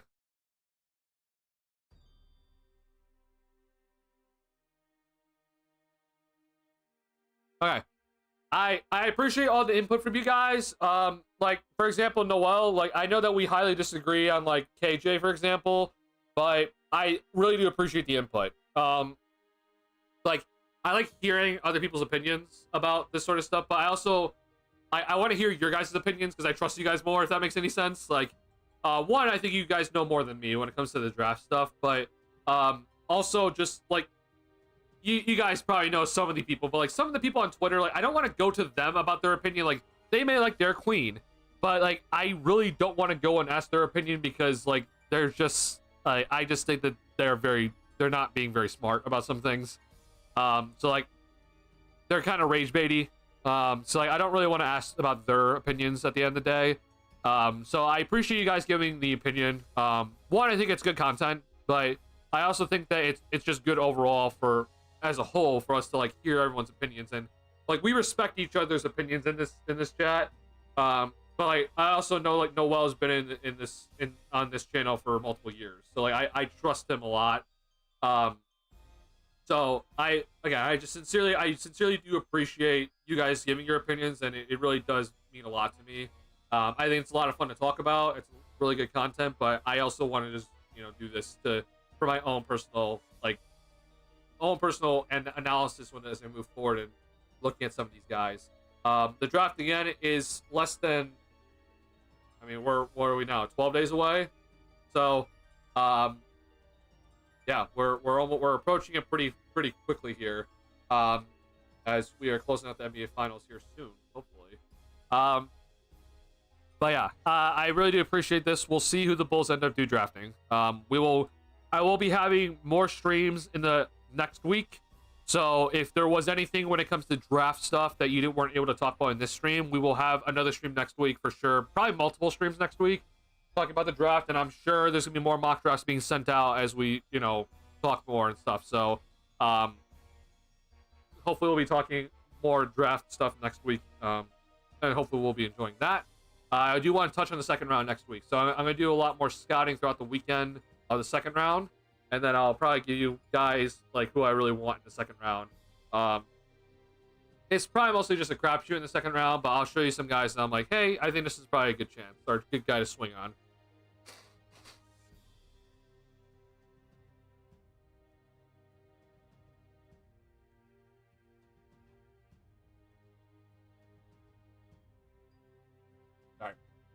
I apologize about doing this, but my nose is running pretty badly. Okay, so to end the stream here, or actually, sorry, if you have not already hit the like button to stream, please do. And then if you have not joined our Discord, I'm gonna send the link one more time again in the Discord. So if you enjoy my content and want to talk to other people that are in chat, we have a Discord server up and running. So I'll be sending a link here again. If you have not already joined the Discord, please do. It's a lot of fun. Really enjoyable. And again, you'll get any updates about if I'm going live or stuff like that. So please go ahead and join the Discord. If you also could do this, and we're not ending stream just yet, but I have officially started my gaming channel. So if you want to see some, there's going to be some Valorant content for sure eventually. I don't know when it's going to happen though. But right now, it might just mostly be like my NBA 2K13, my career stuff. If you want to see me there, that is my Twitch channel for now. That's doing the gaming stuff. So maybe some Minecraft too. We'll see. But yeah, there's just overall, just some of the fun gaming things that I like to do is on that channel. So if you are a Twitch viewer and interested in that sort of stuff, please go ahead and follow. It would really mean a lot to me if you could go follow that channel. And we can have some fun over there as well. Now, to end the stream here, I do want to talk about the Knicks and their whole situation, because it does relate to the Bulls, because the New York Knicks were confirmed by Casey Johnson to have reached out to the Bulls to potentially take away Billy Donovan and have Billy Donovan be their next head coach. It's very funny because it just seems like that Tibbs was they fired Tibbs, and then they had absolutely not a single backup plan after firing Tibbs. There was just no plan. They were just okay, the plan is to go and get another team's head coach. That was the plan. And, it's just so stupid to me, because it's just there are all these teams that have head coaches under contract, bro. Why would they allow you to just take their coach? You're asking a lot of coaches just to be yeah, you know what? I'll just go to the Knicks. This is a head coaching position that has probably the least amount of job security in the NBA right now. And you're just yeah, I'll just go to New York. Sure, I'll take all the scrutiny when we inevitably do not make the NBA Finals and not win it, because that's the New York curse right now. Yeah, I'll just be okay getting fired, I guess. That's a great thing to do. I just the next whole thing is just so funny to me, because they actually just thought that every single team was just gonna be yeah, we'll allow you to just interview a head coach if you want. Why would they do that? It doesn't make any sense. Now, the funny thing to me as well is it's not like the Knicks are going after the premier head coaches. If you're wanting, for example, first and foremost, we know Steve Kerr's not going to go to New York because he already turned down a New York Knicks job to go to Golden State in the first place. But they're not going after Eric Spoelstra, right? As far as we know right now, they're not trying to talk to Mike Malone, which is kind of crazy. But he's an open coach right at the moment. So not quite sure about that one. Obviously, Degno and Rick Carlisle are currently in the NBA Finals at the moment, but yeah, I mean, you're probably, it's probably safe to assume that you're not going to get Joe Mazzulla. But I mean, he's obviously a guy that should be pretty heavily sought after. So you decide to then go after Ime Udoka, Quinn Snyder, and Billy Donovan as your coaches. Like, two of those coaches had their teams in the play-in tournament in the Eastern Conference. So I don't quite understand that. Ime Udoka, there's no shot you're getting him after the season that the Rockets just had. And then you got denied for Chris Finch as well. So I'm like, I don't know what you're thinking. You need to go and look at some of the assistant coaches if you're the New York Knicks. It just seems like they just don't want to do the effort for it. But like, they need to go and look at some of like the assistant coaches and, you know, do what the Phoenix Suns just did and steal the Cavs assistant coaches. Like, that's what you got to go and do. But they just want to go and talk to everybody's coaches apparently. So like, Doc Rivers is next, I guess. Like, you got to go talk to Milwaukee and talk about Doc Rivers, which is just like, that's just horrible. So time to call Steve Nash. Oh my god, bro. Steve Nash never deserved to be a coach, and I hate the fact that he was ever a coach, but that would be very New York if he just suddenly becomes their next head coach. That would be so New York. I would hate that. I would hate that, not because it's the New York Knicks, it's just because the fact that Steve Nash should have another coaching job. I don't think Steve Nash deserves a coaching job at this moment in time. He stopped playing, just go call Taylor Jenkins. That also makes sense, yeah. Just go get Taylor Jenkins, but they're just like, no, we want to go and get a current head coach. And I'm just like, okay, fair. What, you know, you're the New York Knicks. You have all the money in the world, so I guess that's not an issue. But yeah, I don't fully get it. It's very funny to me. However, okay, apparently we got news. Before, like, literally as the stream started, I actually like was looking at this. Let me pull this up here. So we were did Casey Johnson not tweet about it?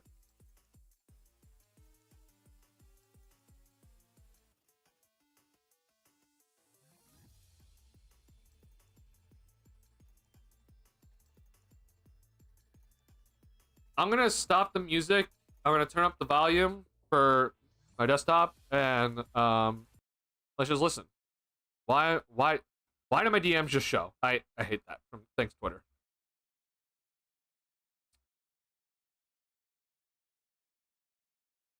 Where do things stand right now with Billy Donovan and this situation with the Knicks? Right, so that part is still absolutely accurate. The Knicks requested permission to interview Billy Donovan, just like they requested permission to interview Chris Finch, Ime Udoka, Jason Kidd, Quinn Snyder were denied all 5 times by all 5 teams. There are some whispers around the league today that this story might not be over. Now, the Knicks have started to shift their focus to some unemployed coaches who they would not have to ask permission for. Mike Malone? No, he is not one of them. The two big ones are Mike Brown and Taylor Jenkins, who was obviously fired from the Memphis Grizzlies. So those are the 2 most prominent unemployed coaches. There are some whispers today, though, that the Knicks may circle back on some of these candidates they've been rejected from. They don't really believe that it's a firm no. There might be some wiggle room. I don't yet know if that will involve Billy Donovan, but it could. This is a fluid story. We'll see where it goes. I want to emphasize that the Bulls did initially deny permission because they are in love with the job Billy Donovan is doing for them. But there are some whispers out there in the league tonight that the Knicks could circle back while also shifting their focus to Mike Brown and Taylor Jenkins. I think he's the brightest basketball mind in the organization. I think he's one of the best coaches because of that. I also wonder, though, he is from Long Island. He is a New York guy. And Sorry, I forgot I was muted. I forgot completely I muted my mic, of course. Sorry, I don't want to listen to David Ha talk. I don't need to hear his piece. But it is rather interesting though, right? Because we kind of thought like, oh, is this over for like the Billy Donovan to the New York Knicks potentially? But it does seem like the Knicks are like, they're not convinced, and like they're like, oh, you know what, we might have a chance of getting one of these guys. So we'll see if that does mean like if they do go back to Billy. But here's what I did say on Twitter. I also said in my Discord, why would Billy Donovan leave? Like, even let's say if the Bulls did give him permission, and I know that David Hall is talking about, you know, Billy's from like, Long Island area and everything. But if I was personally Billy, okay, sorry, I hit my mic. I have the most job security in the damn world right now when it comes to NBA head coaching positions. Okay, I do not need to make the playoffs every single season, and I still have my job. I could miss the playoffs, right? And still be like, yeah, you're perfectly fine. Your seat's very, very cold. Like, you don't have to even worry about it. Okay, I am about to probably get an extension from this Bulls team, even though I have not met any of the goals recently, besides obviously the internal goals of just selling out an extra game at home. I don't need to do anything here, and I'm most likely going to be put into the front office soon, because the ownership and the current front office, they love the hell out of me. And I'm going to try to make sure that my son is going to be the next head coach. Like, why the hell would Billy Donovan leave, even if he was given the chance to be let go by the Bulls and potentially be poached by the Knicks? Like, I just don't know why Billy would even consider leaving, man. Like, that's just kind of how I looked at this, and I'm like, it's crazy the fact that the New York Knicks are even potentially circling back to Billy, but I honestly think that Billy is like in one of the best spots in the world right now, where there's like no pressure to perform, and you can just kind of just be here, and you're gonna get paid a lot of money, and most likely gonna make sure that you have a future job in this front office moving forward.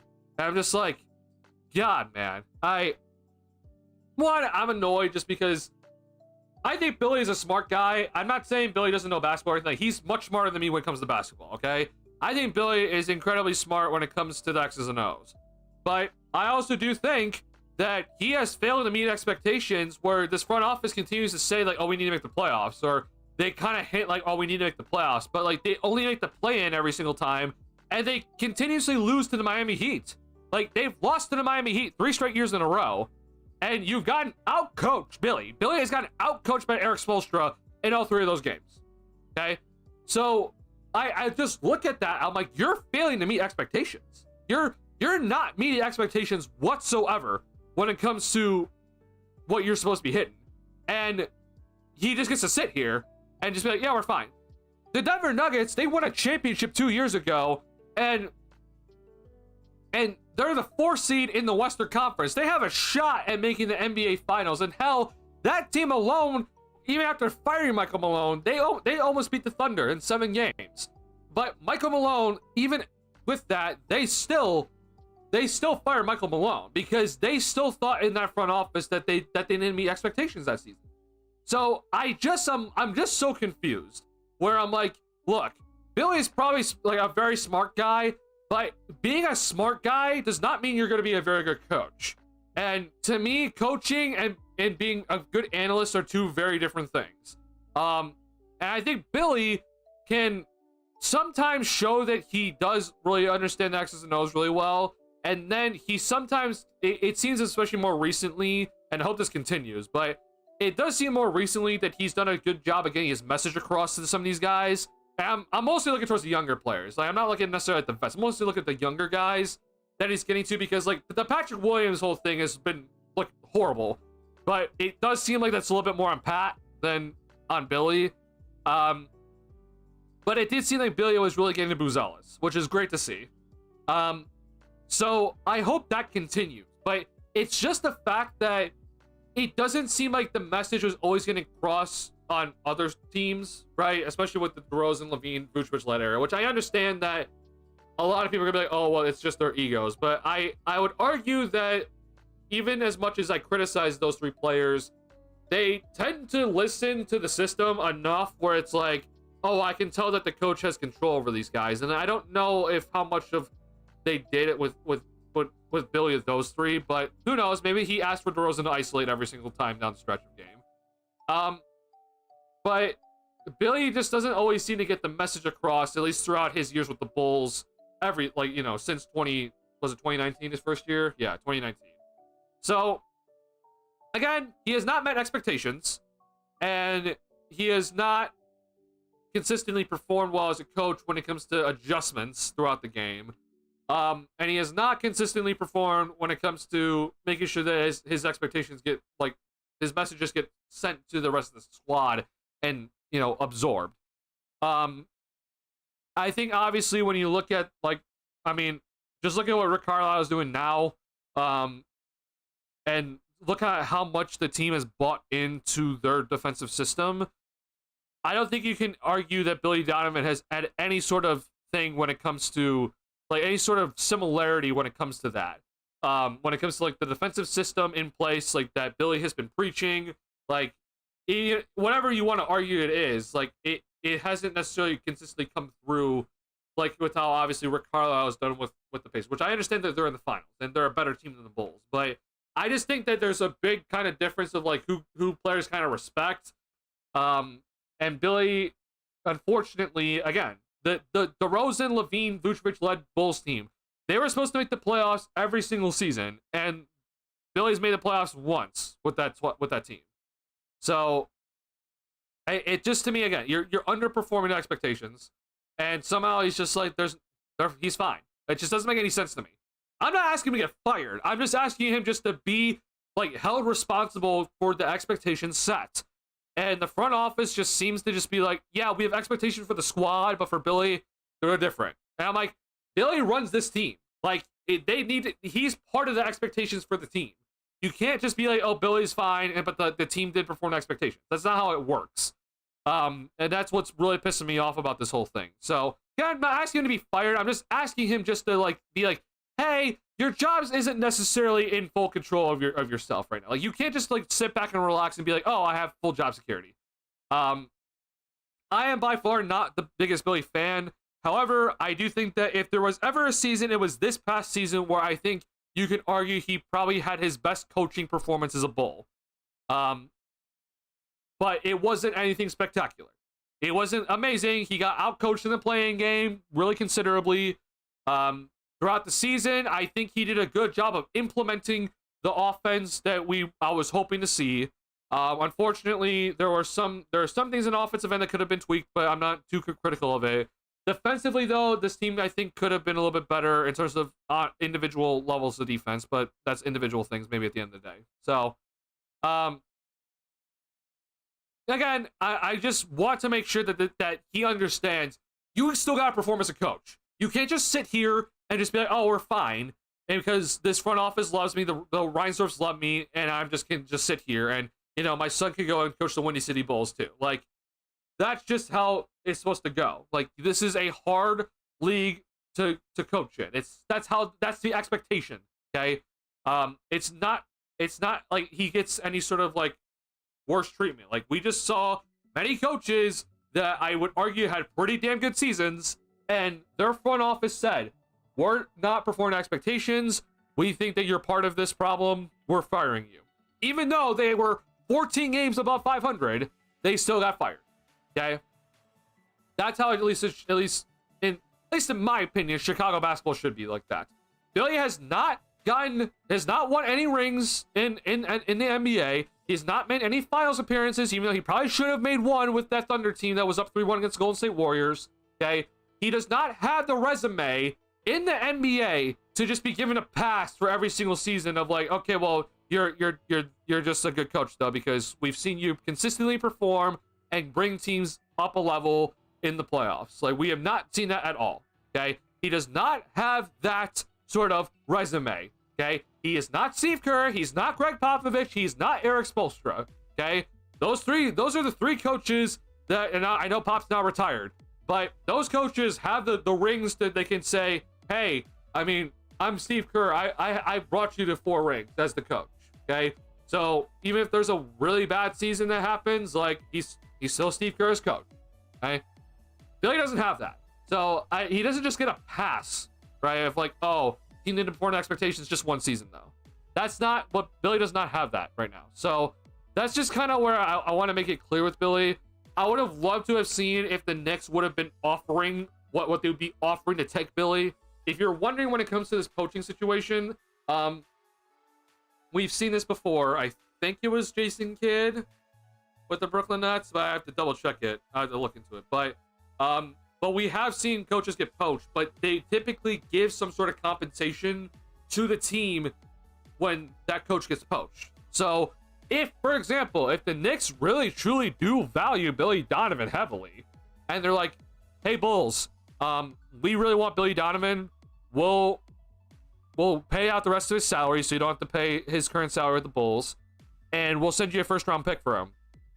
Okay? What would you say to that?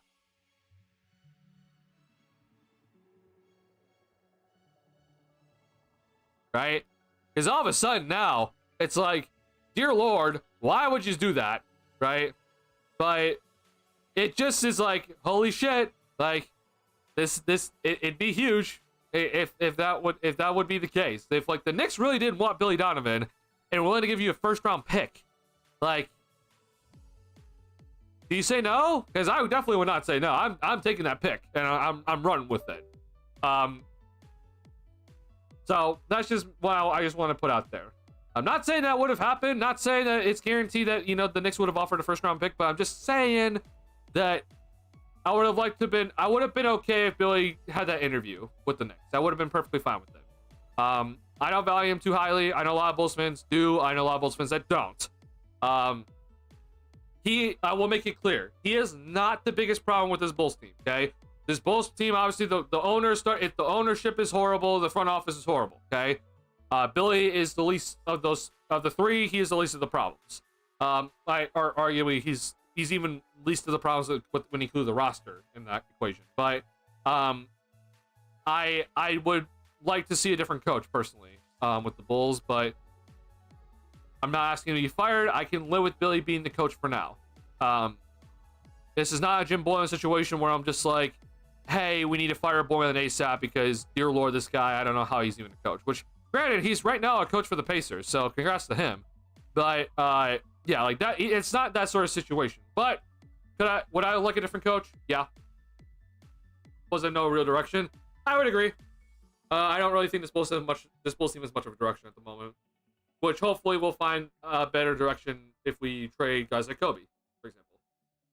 The thing about AK is he zigs when everyone else zags, and I low-key think there's a method to his madness, in particular keeping ability to grow these young guys. I would disagree personally, because this is the same front office guy that just said that you don't need superstars to win a championship. And I'm like, I hate you. If you like the fact that you think that way gives me no hope for this franchise moving forward. So sure, I do think that you can argue that sometimes some coaches or some front office executives, they zig when everyone else zags, and it's worked out for them. But it has definitely, I mean, if you're zigging is, yeah, we're not gonna go and try to get a superstar. I have very little faith in you moving forward. Most presidents have wanted Billy gone for years. I mean, I would personally have liked him gone earlier. Again, it's not like the most dire thing for me. Like, I don't like need him gone, but I would have liked someone else for sure. Also on Billy Gamba, Grass is like great. I have Jim Boylan. I dare you to find another coach right now that would be Jim Boylan. I mean, dead serious. Like, find me another coach that's gonna be Jim Boylan, like right now.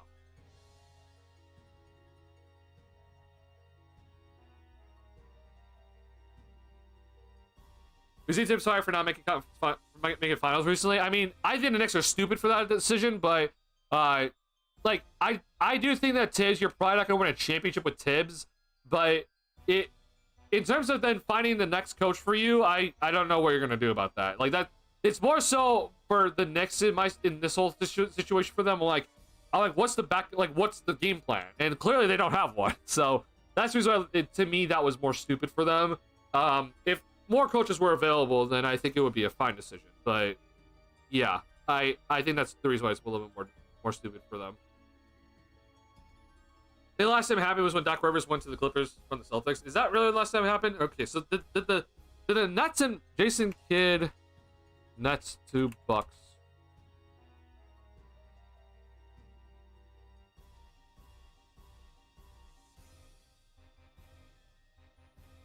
No,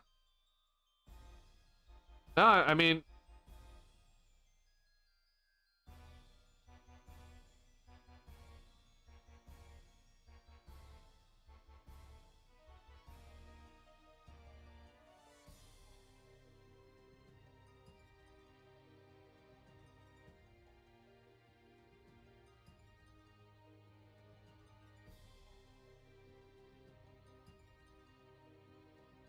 I mean, this is what happened though. Like Jason Kidd, when he got named the Bucks coach, the Bucks sent the Nets 2 second-round picks for Kidd.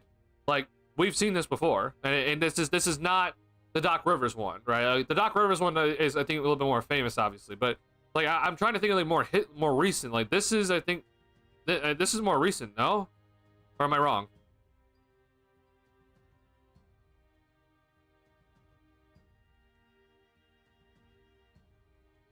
Most fans want to coach out of nowhere, like Doug Collins, Jackson Skiles, and Tibbs. Gotcha.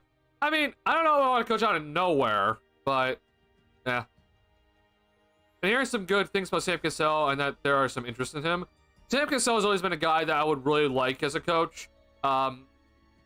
He's been part of staffs for a long time, so yeah, he'd be a guy that I would really like. Yeah. 3K was most recent. Gotcha. Okay. Yeah. I really do think that. Yeah, I mean, if the Knicks really were willing to send a pick, man, like, it'd be hard for me to say no. Bucks fired Budenholzer after he took them to the best record in the league, but Giannis got hurt. Was that right? I don't remember that, honestly. I remember because Budenholzer, they won the championship with Budenholzer, but then were they then the best record in the league the next season too?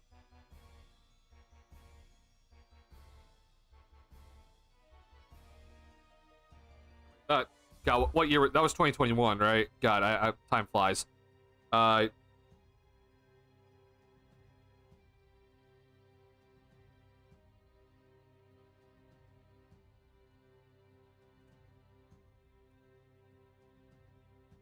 I'm pretty sure it was this year where they fired Budenholzer.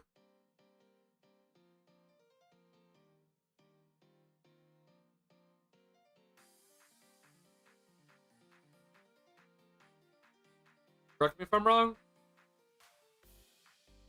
Oh no, it wasn't. Oh god, wow. My. Wait, no, it was. Yeah, like this said Doc Rivers. This is wrong. This is the current.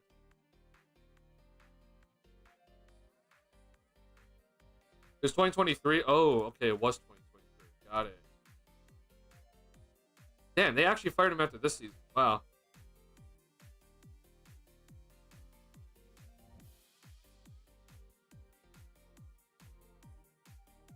Damn. Okay. I mean, either way, they didn't perform in the playoffs either way. But yeah, Giannis did get injured. The Bucks hired Jason Kidd. I mean, a lot of people get confused, but yeah, we did see that happen where Kidd was poached from the Nets. So yeah.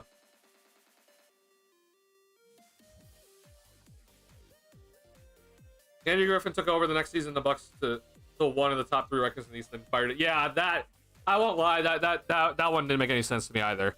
That I think Adrian Griffin, unfortunately for him, his reputation is now tarnished. But I mean, I'm not in the locker room, but he was a guy when the Bulls were searching for a head coach that I wanted him personally because he was with the Raptors, and he to me was very intriguing because he's been on staffs for a long time. He's part of the Bulls staffs before. Like, I would really have liked him on as the head coach, but then I guess things were bad. Mark Jackson's blackball for no reason. I think Mark Jackson, unfortunately, he might not have that great of an understanding. Like, people try to give credit to Mark Jackson for the Golden State Warriors dynasty. You shouldn't, but I do think that he shouldn't be blackballed out of the league, but I don't know. I think people give a little bit too much credit for the Warriors run. Like that, he was not part of that Warriors run. I'm sorry.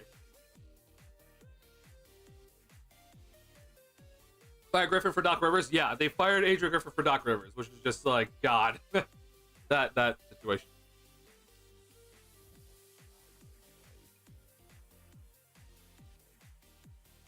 Wanted Wes Unseld Jr., but it's funny how he's assistant now.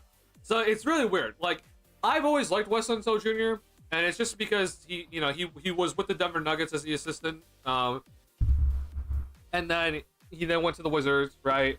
And I know he didn't make the Wizards any better. Right? Like, he didn't make the Wizards have a great season, but like, it seemed like the Wizards seemed to like him a lot from what we were kind of told and everything. So it is very funny now that he's an assistant. Like, I wouldn't mind him being the coach. But I would like to, if let's say Billy just gets poached randomly tomorrow, like, I would like to do a head coach search before just promoting Wes Unseld Jr. as the head coach. But he would be an option for sure. I would just want him to go through the interview process, like, if he's, you know, a candidate that's not on the roster currently. Mark Jackson is in the Doug comments with the Bulls conversation. Yeah. I don't know, man. Like, the Mark Jackson thing is definitely weird, but it probably doesn't really help him that, like, right when he left, that team went and won a championship, like, in relatively the same roster. So it doesn't really help him. Yeah, I'm not entirely sure why, but I maybe it was the, you know, broadcasting position that people thought he would just love. I mean, hell, I never thought Jeff Van Gundy was ever going to go and coach again, but now he's a big coach for the Clippers. So who knows at this point? I mean, Mark Jackson might be coming back at any point soon. Like, we never know.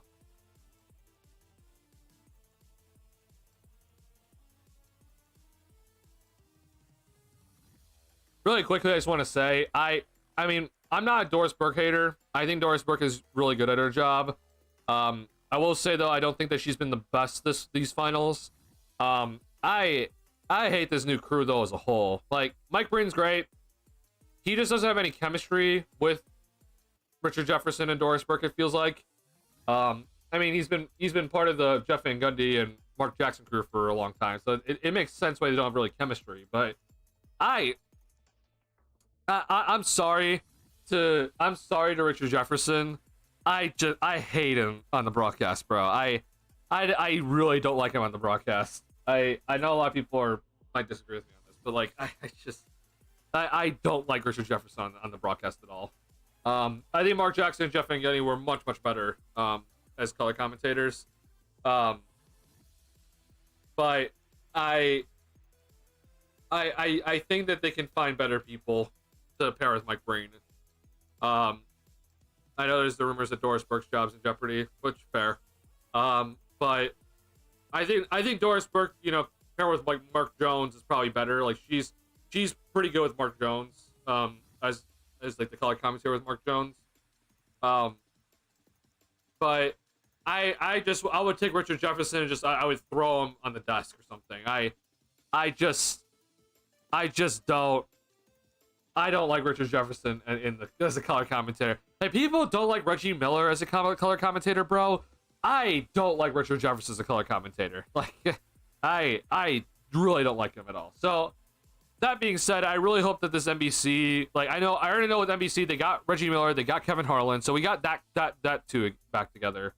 But I'd be interested to see who else they have. I would personally, I know that we'll never get it, but I think they did it once, but I didn't see the broadcast that they did it. But I would love to have seen Jeff Van Gundy and Stan Van Gundy together in as the color commentators. Like, I think that would have been awesome.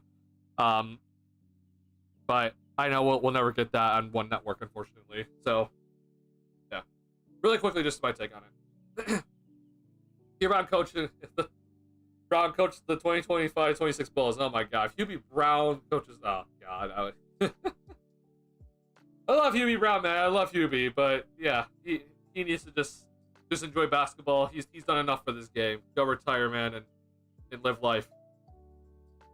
Hubie's been, I want to make it clear, Hubie's been an incredible ambassador for the game. Like, Hubie's been so important for the game as it globalized. Like, Hubie's been an important figure for basketball or the NBA as a whole.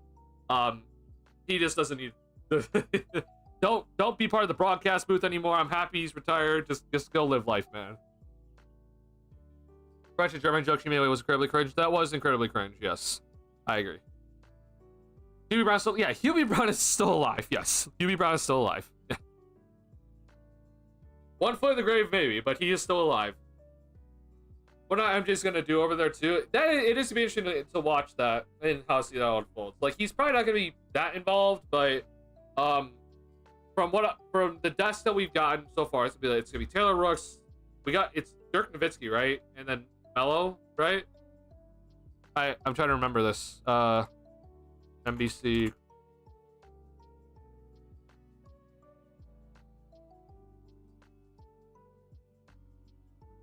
Sorry, Carmelo Anthony and Vince Carter. God, I'm wrong.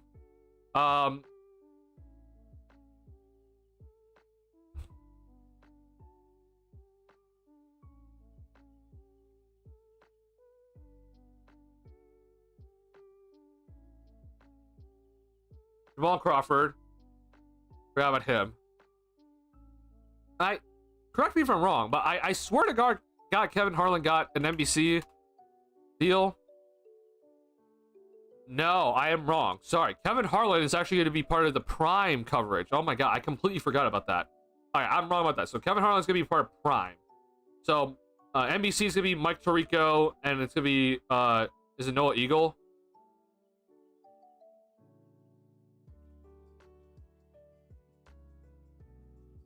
Oh yeah, it's Noah Eagle. Okay, yeah, Noah Eagle's very good.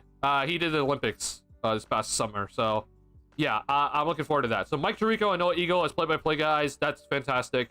We'll have Jamal Crawford, Reggie Miller as the game analysts or color commentators, and then we'll have Carmelo Anthony and Vince Carter as studio analysts. So wait, Taylor Rooks then was she also? Well, she was Prime then, right? Amazon.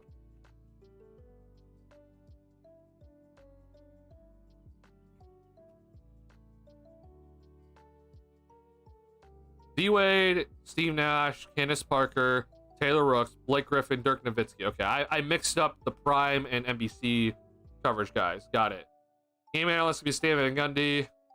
And then Ian Eagle and Kevin Harlan are going to be the play-by-play guys, at least for now, than what we know. Got it. Udonis Haslam. He's going to be part of the studio coverage. Okay. So, better than, obviously, what we've been seeing from the... I mean, first and foremost, Stephen A is loud ass. Don't need to listen to him. And obviously no Kendrick Perkins, right? We don't need those two idiots. And I hate the fact that they're covering the finals. And obviously we'll still have ESPN coverage, but I think moving away from inside the NBA is a good thing. I think unfortunately it is just time to move on from Charles Barkley, Kenny Smith, and Shaq as analysts, and then Ernie Johnson's always the GOAT, so you know I feel bad for him, but I think as a whole it was the right time. You're gonna get a lot, at least in my opinion, a lot better coverage from these studio analysts. They're more recently retired players, which is good, and it seems like the color commentators are also gonna be pretty good. I mean, Jamal Crawford as a color commentator, I think is gonna be pretty good for NBC. So I'm looking forward to that.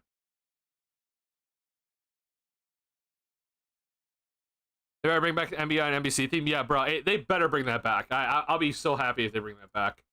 But I can't even tell you. Sorry, my voice cracked. I can't even tell you how happy I am that we're moving away from TNT. Like, let me just tell you guys, I love Inside the NBA. Like, growing up, like I would stay up watching those guys, like, you know, into the night.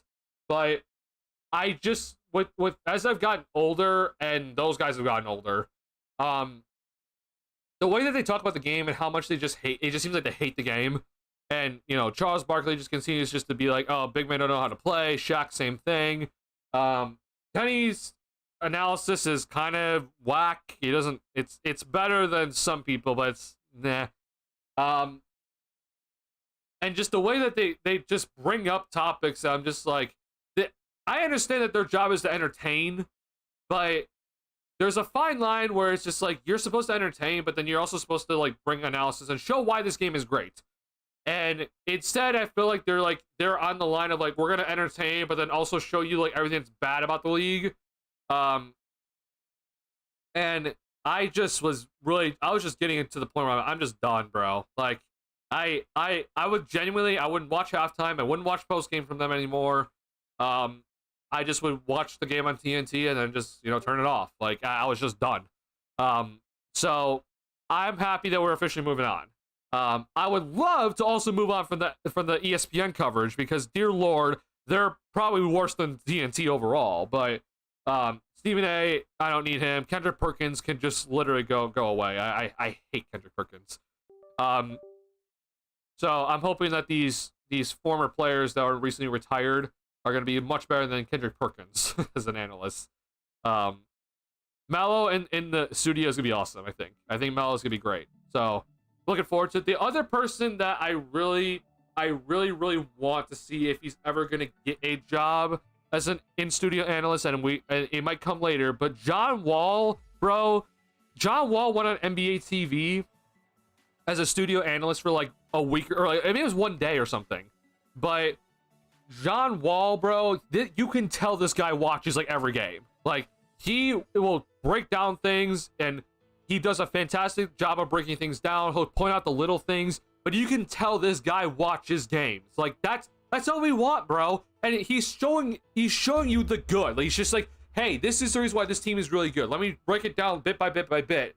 And like, I want that, bro, as prime coverage. Like, put that on NBC, and I promise you the ratings will be a hell of a lot better, and we won't be talking about ratings anymore. Honestly, NBC also, just it being on NBC is gonna give it better ratings, just because it's it's the antenna channel too. So everyone should have it. But yeah, I really think it's gonna be a better overall product. Henry's clearly the only one who actually watches the games. The other three just collect checks. Unfortunately, I do think as we got later into their careers, yes, that is the case. They lead too far into the entertainment aspect over the analysis aspect. Yeah. I mean, look, I love Shocking the Fool. I think that was a fun thing. You know, Ernie's Nito stat of the night was great. Chuck's who you play for is always fun, but at the same time, you need to, when there's important games on, because like the biggest thing that there was a moment in this season. It was early when the NBA in-season tournament was happening. It was the Rockets versus the Warriors. Okay, they were covering that game, and this is when I was just officially done with them, where they were doing pregame about it, and Chuck just goes on an absolute rant about just like, well, I know this Rockets team has a decent record, but like, they're not going to win this game. Like, they don't know how to play. They don't know how to play professional basketball. These guys just run up and down the court. It's just something along those lines. It was just like, the Rockets at that current moment in time, they had the second best defense in the league. They had the second best record in the Western Conference. Okay, like he just very clearly, he did not watch a single bit of Rockets basketball, and I'm like, why are you talking? Okay, but not only that, bro, you didn't do any research for this game. You just were like talking about like, oh yeah, this team doesn't know how to play basketball. They turn it over too much, which they don't. Like they don't turn it over that often at all. They play one of the best defenses in the league, which shows that you're able to actually understand the game and play good basketball. Like, it just was so stupid. So what happens? The Rockets win the game. Like, I was just so livid with how they covered it before the game, because Charles was basically saying like, don't watch this game, guys. Like, yeah, Steph's playing, but like, the Warriors are just gonna win. Like, that's not how we're supposed to be promoting games, bro. Like, if you want to promote your games, you need to have guys in the studio talking about how good of a matchup these two teams are. And stylistically, they're very different. Warriors shoot a lot of threes, the Rockets don't. You know, like, it's a slower tempo team for the Rockets. The Warriors play fast. Like, that's just how it's supposed to work, bro. And yet, we have idiots up on the TV and just talking about, yeah, don't watch the game. Like, yeah, your ratings are going to be worse.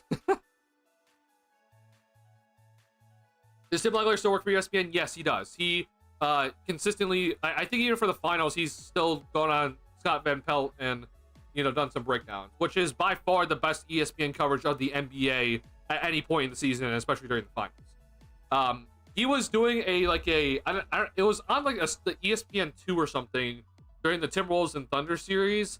Like, him and someone else, they were kind of like doing stuff with like VR, which was kind of interesting. It was a little bit scuffed, but I appreciate that though. Like, they were doing analysis, like kind of live analysis, which was cool. I don't think they're not doing it for the finals though, unfortunately. I don't think, but yeah, Tim Legler is great. I think Tim Legler is awesome, and he needs to be consistently either being a color commentator or he needs to be in the studio. That's what we need. NBA overall doing crappy job of finals presentation. Oh, I mean, it's so bad, bro. Yeah. No trophy on court designs, no player intros, no trophy patch on the uniforms. Bro, we're not getting a national anthem. Like, it's just so bad. It definitely does feel like another just random game on a Tuesday, which really sucks. I think this is a great matchup, obviously. We talked about this finals earlier, man. It's been great. think the playoffs overall have been great. Really sucks though. It really does suck overall. How much the NBA seems to just not care. And how little effort ESPN seems to not give a damn. Like, they just don't give any effort, honestly, and it really bothers me. All right. With that being said, though, I do want to officially go ahead and end this stream. I just want to say thank you guys so much for tuning into the stream today. A lot of you guys showed up. We had over 70 different concurrent viewers throughout the stream. So thank you guys so much for tuning into the stream tonight. I know it was a little bit of a last minute thing when I announced it, but I sincerely do appreciate the support. I hope you guys enjoyed your stay here. And I sincerely appreciate everything that you guys chat, everything you guys share, all your opinions. It really does mean a lot that we can talk basketball here. So thank you guys so much for making this a great spot for all of us to come to and enjoy our time. So and talk about the game that I hope you guys love it. I love it personally, but I hope you guys do as well. Thank you for all just your input and everything. If you did enjoy your stay, please hit the like button on the stream. Helps me out a ton. If you're new to this channel, please hit the subscribe button. It's gonna be we're gonna continue to grow this year, so please hit the subscribe button. If you want to continue to be part of this community, please join the Discord. Discord link has just been sent. And be on the lookout for potentially any streams on my Twitch channel here. I will be potentially doing some gaming stuff, especially next week. I have some time next week, so be on the lookout for this sort of stuff here. Looking forward to the draft. Once again, the draft we will be doing a live watch party during the NBA draft. So if you want to, see people live react to drafts, to the draft pick and trades and stuff, I will be live on this channel on June 25th during the draft in the first round with my friend David. So if you want to come and join us and be in the chat with us, please be you're more than willing to join. So please feel welcome to join and come and chat with us on draft night. So looking forward to draft night, man. I'm gonna be really excited to see what's gonna happen during the draft here and see who the Bulls pick, see all the offseason moves, see if the Bulls actually make some offseason moves, which will be the more bold thing to look for. Looking forward to the finals, man. Looking forward to Game 4. Game 4 is tomorrow, 7:30 p.m. Central Time. Pacers are at home for Game 4. They're up 2-1. So Pacers gonna get that win, man. It'll be huge for them. They have not lost a Game 4 so far in these playoffs. So hopefully, we'll see if we get the best of both teams. Because the Thunder also have not lost a game when they lose a game. So we're gonna probably get the best of both teams, honestly. I'm looking forward to it. All right, y'all. Thank you guys so much. Be safe out there. I know this world's kind of going insane right now, especially in the United States. So please be safe. And tune in next time. I'll see y'all next time, y'all. Peace out. Thank you.